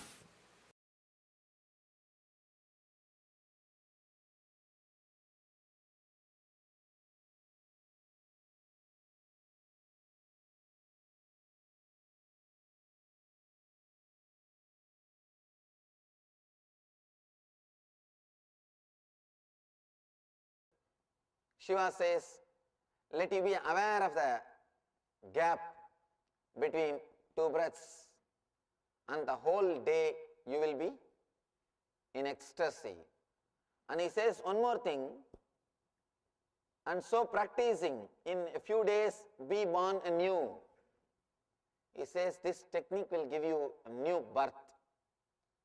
You will not be old person again. You will not be living your old life again. One important thing with these techniques, you should constantly practice. You will see you become a new being. You are not old person again. You will be a new being. Here, Shiva is saying, let you be born as a new person. In few days, be born anew. You will not be a old person again.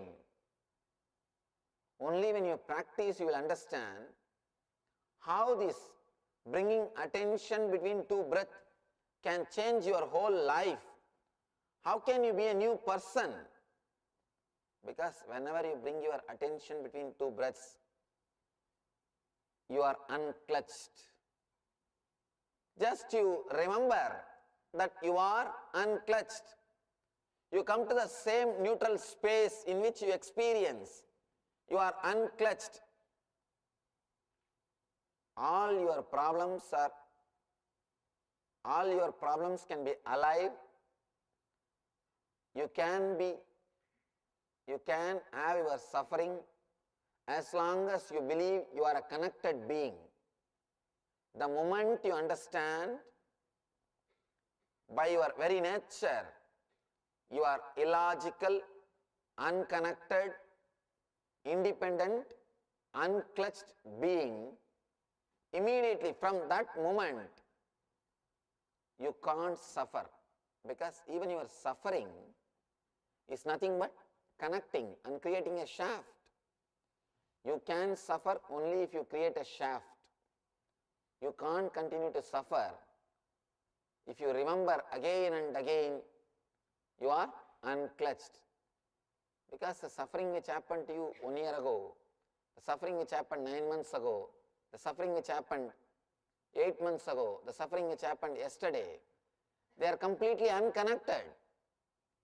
Independent incidents, separate thoughts. But when you start connecting all of them and start seeing them, create an understanding about them in your life, or create an idea about them in your life, be very clear, you are creating suffering for you. You are creating hell for you. You are creating more and more difficulties for you. These techniques, you need to go into them. When you go into these techniques, you will see the liberation happening in your being. Whenever you are in depression, just remember that you are unclutched. The incidents or the things happening in the outer world are no way connected to your response from the inner world. And the same way, the thoughts which is rising in your inner world are no way connected to your identity which you have about yourself in the inner world. You have two identities. One which you show for others, another one which you keep it for yourself. Both are lies. Let it be very clear, you always think the identity which you show to the world is lie, and the identity which you have about yourself, within yourself, is a truth. Let it be very clear, the identity which you are keeping within yourself, about yourself, that is a big lie. That is also a lie.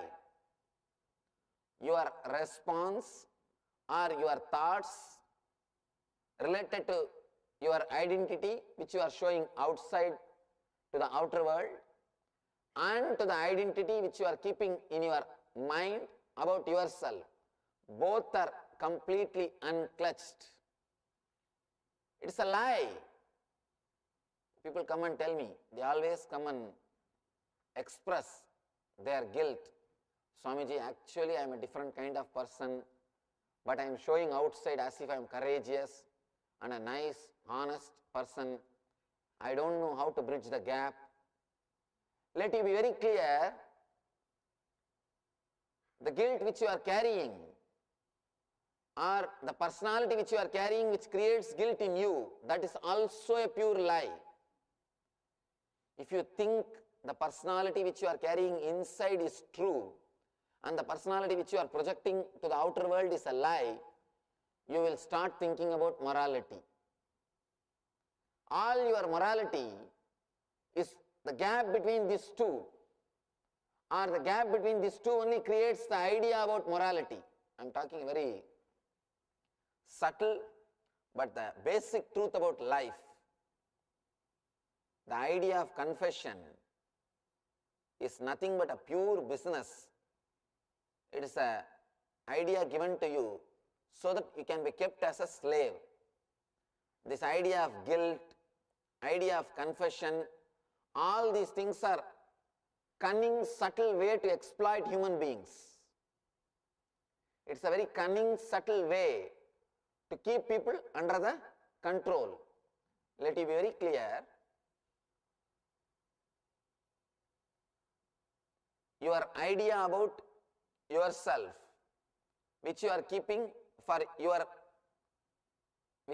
inside your mind, and your idea about yourself which you are projecting to the outer world, both of them are pure lies. Both the identities are lies. When you bring your awareness, attention between two breaths and realize, remember again and again, you are unclutched. By your very nature, you are unclutched. Again and again when you remember, you are unclutched by bringing your attention between two breaths. Suddenly you will see all your activities are taking a new turn. You will not be talking in the same way. You will not be working in the same way. You will not be doing things in the old way. You will start working in a new way. You will start thinking in a new way because your idea about pleasure will change. Your idea about joy will change. Your idea about pain will change. All your ideas about yourself will change. That is why I say, Shiva is the only master who is master for the Bhavaroga. Bhavaroga means the disease of bondage. He is the only master, only doctor to cure the disease of bondage. He straight away liberates you, cuts all the bondage. He doesn't even give you the bondage of spirituality. Mostly, almost all the religions will take away the social bondages, but they will give you spiritual bondage. One more new bondage, golden chain. But with Shiva, he neither gives you spiritual bondage nor gives you social bondage. Usually, you will be relieved or you will be liberated from the image which you are showing to the outer world by the religions. They will tell, oh, don't bother about name, don't bother about fame. These are all the techniques to be liberated from the image which you are showing to the outer world. Image which you are showing to the outer world, liberating from that image is a lot more easy. It's not a big thing. Just little bit of intelligence and understanding, enough, you can be liberated. But liberating yourself from the image which you are carrying inside about you, that is the real freedom. That's what J. Krishnamurti says, freedom from yourself. Liberating yourself from yourself, because yourself is constantly torturing you. You can't relax with yourself. You can't sit with yourself. See, you can see in your life, even the old people doesn't have any responsibility. I have seen retired, no other responsibility, nothing else needs to be done. Even they can't sit with themselves. From morning till night, they will be reading the same old Hindu newspaper with a big glass. Even editor wouldn't have read so much. See, they would have been married, their sons would have been married, their daughters would have been married, their grandsons would have been married, but they will be sitting and reading the matrimonial column with that big glass. They can't sit with themselves. They can't sit with themselves. When you can't sit with yourself, be very clear. You are not relaxed, you are not at ease with the image which you are carrying about yourself in your inner space. Here, first thing Shiva is teaching, let you be liberated, let you be in ease, let you be at ease with the image which you are carrying within yourself about yourself, only then real morality can happen. Please understand. Unless you are completely at ease with the image which you are carrying about yourself inside your being, unless you accept yourself completely, real morality can never happen in your life. The one and only way to accept yourself completely is to understand the truth by the very nature. Your thoughts are illogical, irresponsible, and independent and clutched. You can't do anything about it. You have only one thing. You can understand this truth and liberate yourself, that's all. When you liberate yourself, you will be completely eased with the personality or the image which you are carrying about yourself in your inner space. Only when you are eased with your personality, only when you are integrated, life will be a game. Till then, you will be tortured by life. In Sanskrit, we have a beautiful word, Leela. Person who has integrated his life, person who is completely comfortable with the image which he is carrying within himself, for him life becomes a Leela. It is no more serious thing. It's a game of existence. He is just playing. No question of something is right, something is wrong. No question of getting exploited by somebody. And same way, no question of exploiting somebody. If you have respect for your freedom, your inner space, you will never disrespect others' freedom.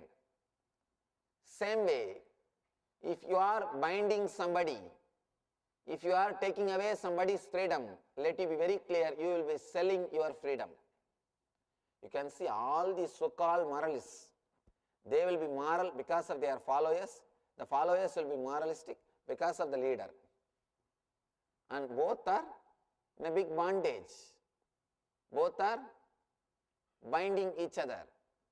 Let it be very clear, the real morality, solid, purity can happen to you only when you are completely eased with the personality which you are carrying within yourself. This meditation technique has got two parts. First thing, you are supposed to center your attention between two breaths. Next thing, you must be able to carry that attention throughout your worldly activity. You will be able to put your attention between two breaths. You will be able to be eased with yourself only if you are eased with your neutral space. If you are comfortable in the zone where you don't have any more attachment with your identity, where you are ready to be relaxed from your identity, means where you are eased with the personality which you are carrying in your inner space.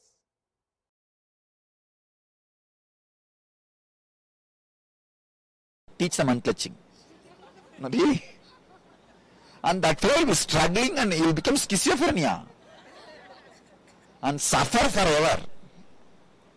Then at the end of the day, he will understand surrender is the right thing. Now, till he understands what to do.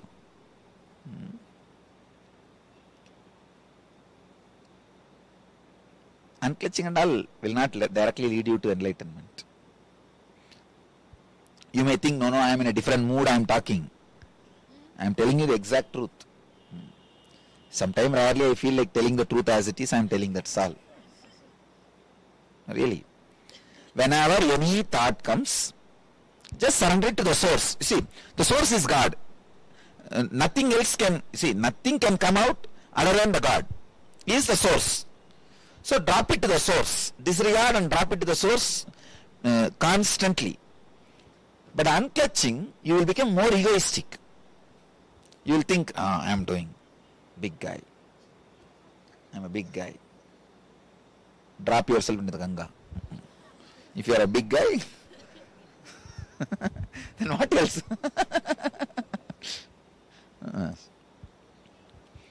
There are so many hills from where you can drop yourself into the Ganga. Now all big guys should be dropped into Ganga only.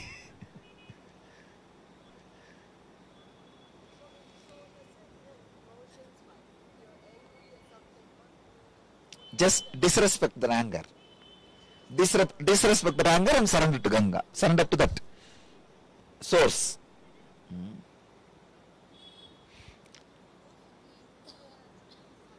Huh?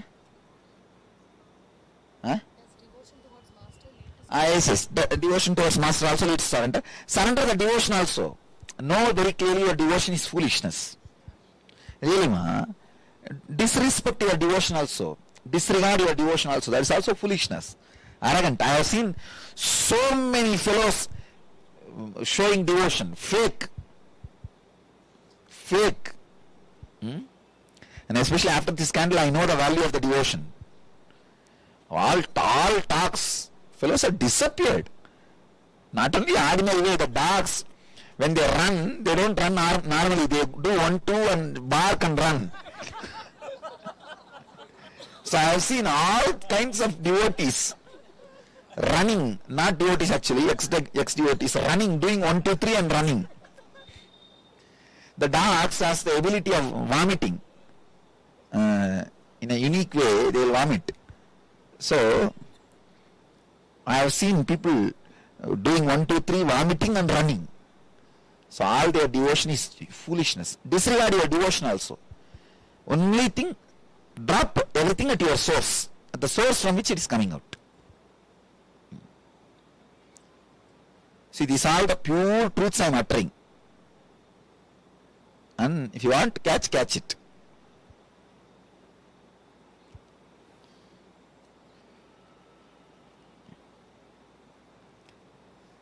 Sharada, whenever she goes to Varanasi, she will not initiate people.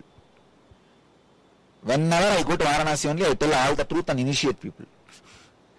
All, whether that Kashi or Uttarakashi, I initiate people. So,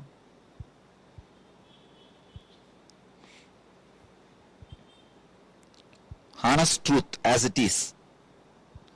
Establish yourself in surrender. That's the only way. Just be in the mood of, constantly cherish the mood of surrender. There's a beautiful book in the Christian theology, Practicing the Presence of God. And if you have read that book, it's a very powerful book. You guys should read it. Thomas Kempis, great mystic. Out of intellectual ideas you can create organization, but out of this surrender idea only you can create enlightenment. With the surrender idea you can't create organization. You can create only enlightenment. You can't sell this idea, you see. But unclutching can be nicely packaged and sold. So I don't need to sell anything to you guys. Already you guys gave a lot of money to me. I can tell you guys the truth as it is. That's why I'm telling.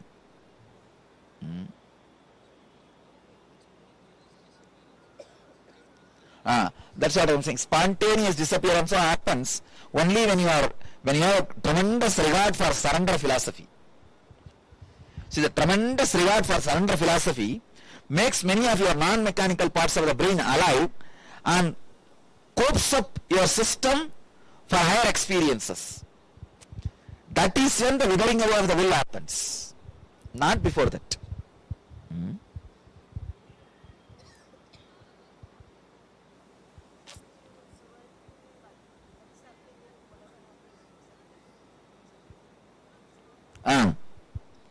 Not even accepting with anger or anything, not even having the idea of acceptance.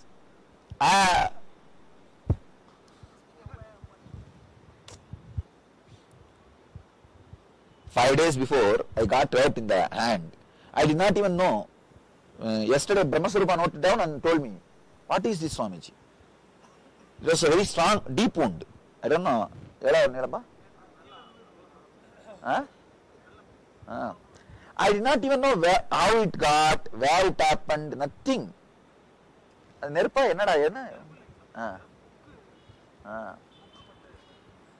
didn't even know, only he found out and told me. Then he started inquiring, Swamiji, you will not have pain or you will not know about your body and all that.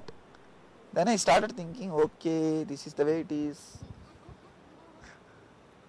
And it is there. And that also yesterday I found out because I wore the cloth yesterday, our hands are seen. The idea of pain, nothing exists.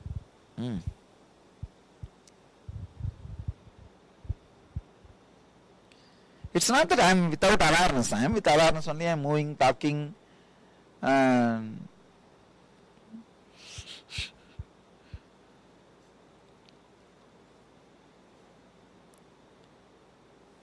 And the wound shows very clearly there was a bleeding. There would have been a bleeding.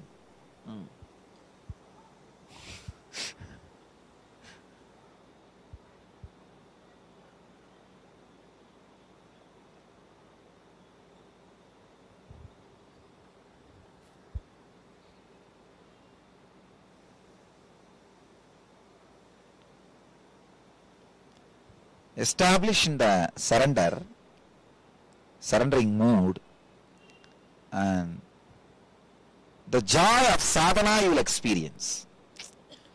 See, sadhana itself should be joy, only then you will do it. Otherwise, how much you will tightening the screw, how much you will do? That's what I said, that you are screwed. People are unhappy about when I say the truth.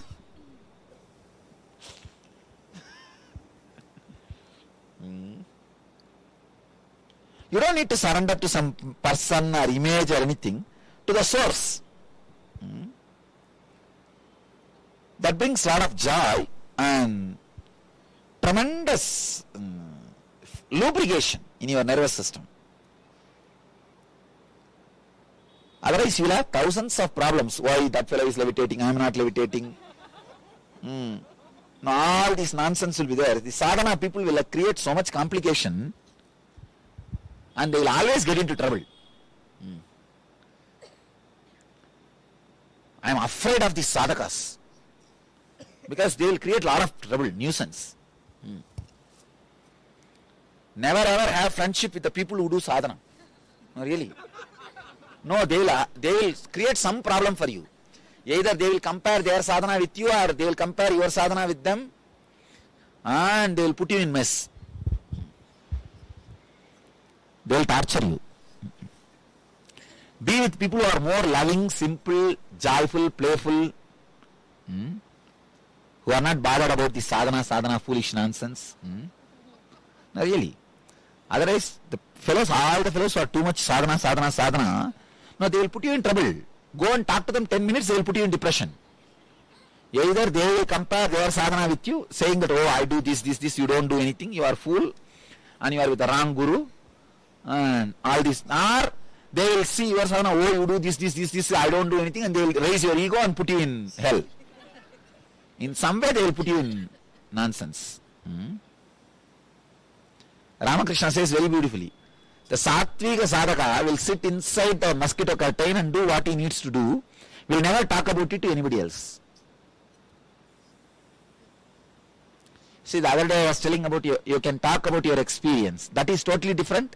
Talking about your sadhana is different. You understand? Talking about experience is what you feel, the joy overflowing, verbalizing it. That is different.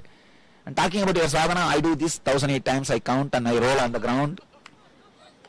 Who cares whether you wash your butt or not? No, these fellows go on talking about it too. No, I do this sadhana, that sadhana, I do this kriya, that kriya. I blow this nose 20 times, that nose 20 times. And this mahamudra, that kriya. Egoistic idiots. Finally, what happens? An anti-effect happens. Sadhana is supposed to lead you to enlightenment, and the anti-effect will happen. Anti-effect means what? Clash. Not only they will put you in depression. You see anybody puts you in depression within 10 minutes is a great sadhaka. No, really. He'll be a great sadhaka. Go and talk to them and find out in 10 minutes they will put you in depression. Nonsense. It is better to be with the people who dance in clubs, bars and eat and drink and go and sleep in and do their life. They will be much better company than these so-called sadhakas who blow their nose 20 times, go around do something, some foolish things. Because at least these bar goers, they won't put you in depression. No, really. These guys will put you in depression. I am telling you all the truth as it is. Very practically. No, I never saw any fellow drunkard or a bar goer putting others in depression. Either if you give company, he will drink with you. If you don't like, he will go and drink by himself and he will be by himself. But see these sadhakas, they will catch you and talk to you and put you in depression. Even if you don't want to talk, they will sit and brag about their necklace and just like bragging about these jewels and cloth only. It's a kind of a bragging. And they will see to it you are in depression. Till then they won't feel satisfied, settled.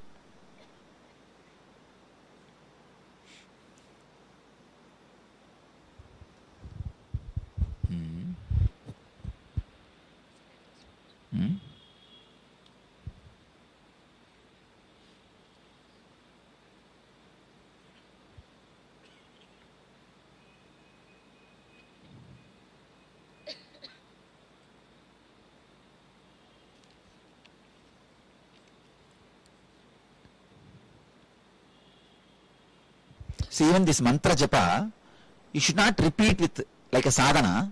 You should put it like a ring on your vocal cord. So where a sound is coming, air gets converted into words. Just you should place it like a ring, and you should feel like there is a ring. For example, if you get a mantra Shiva Shiva, something like that, Namah Shivaya or Namo Narayana, you should feel that mantra is there like a ring. Any air goes through, it goes through that ring. So any air comes out will have the paint smell of that ring, that mantra. Means again surrender only.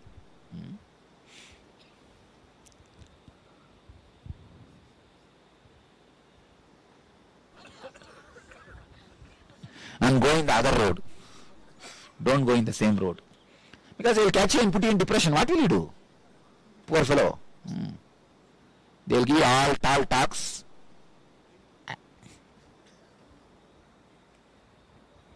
Even the surrendering, I don't even call it as a sadhana.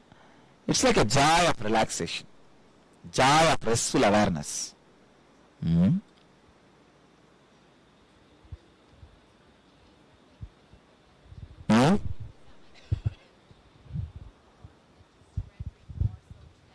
What is she's telling?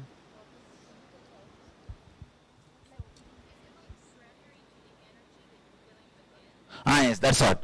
See, whatever you think, from where that all your idea, energy, intelligence, that I exist, all of you feel that I exist now.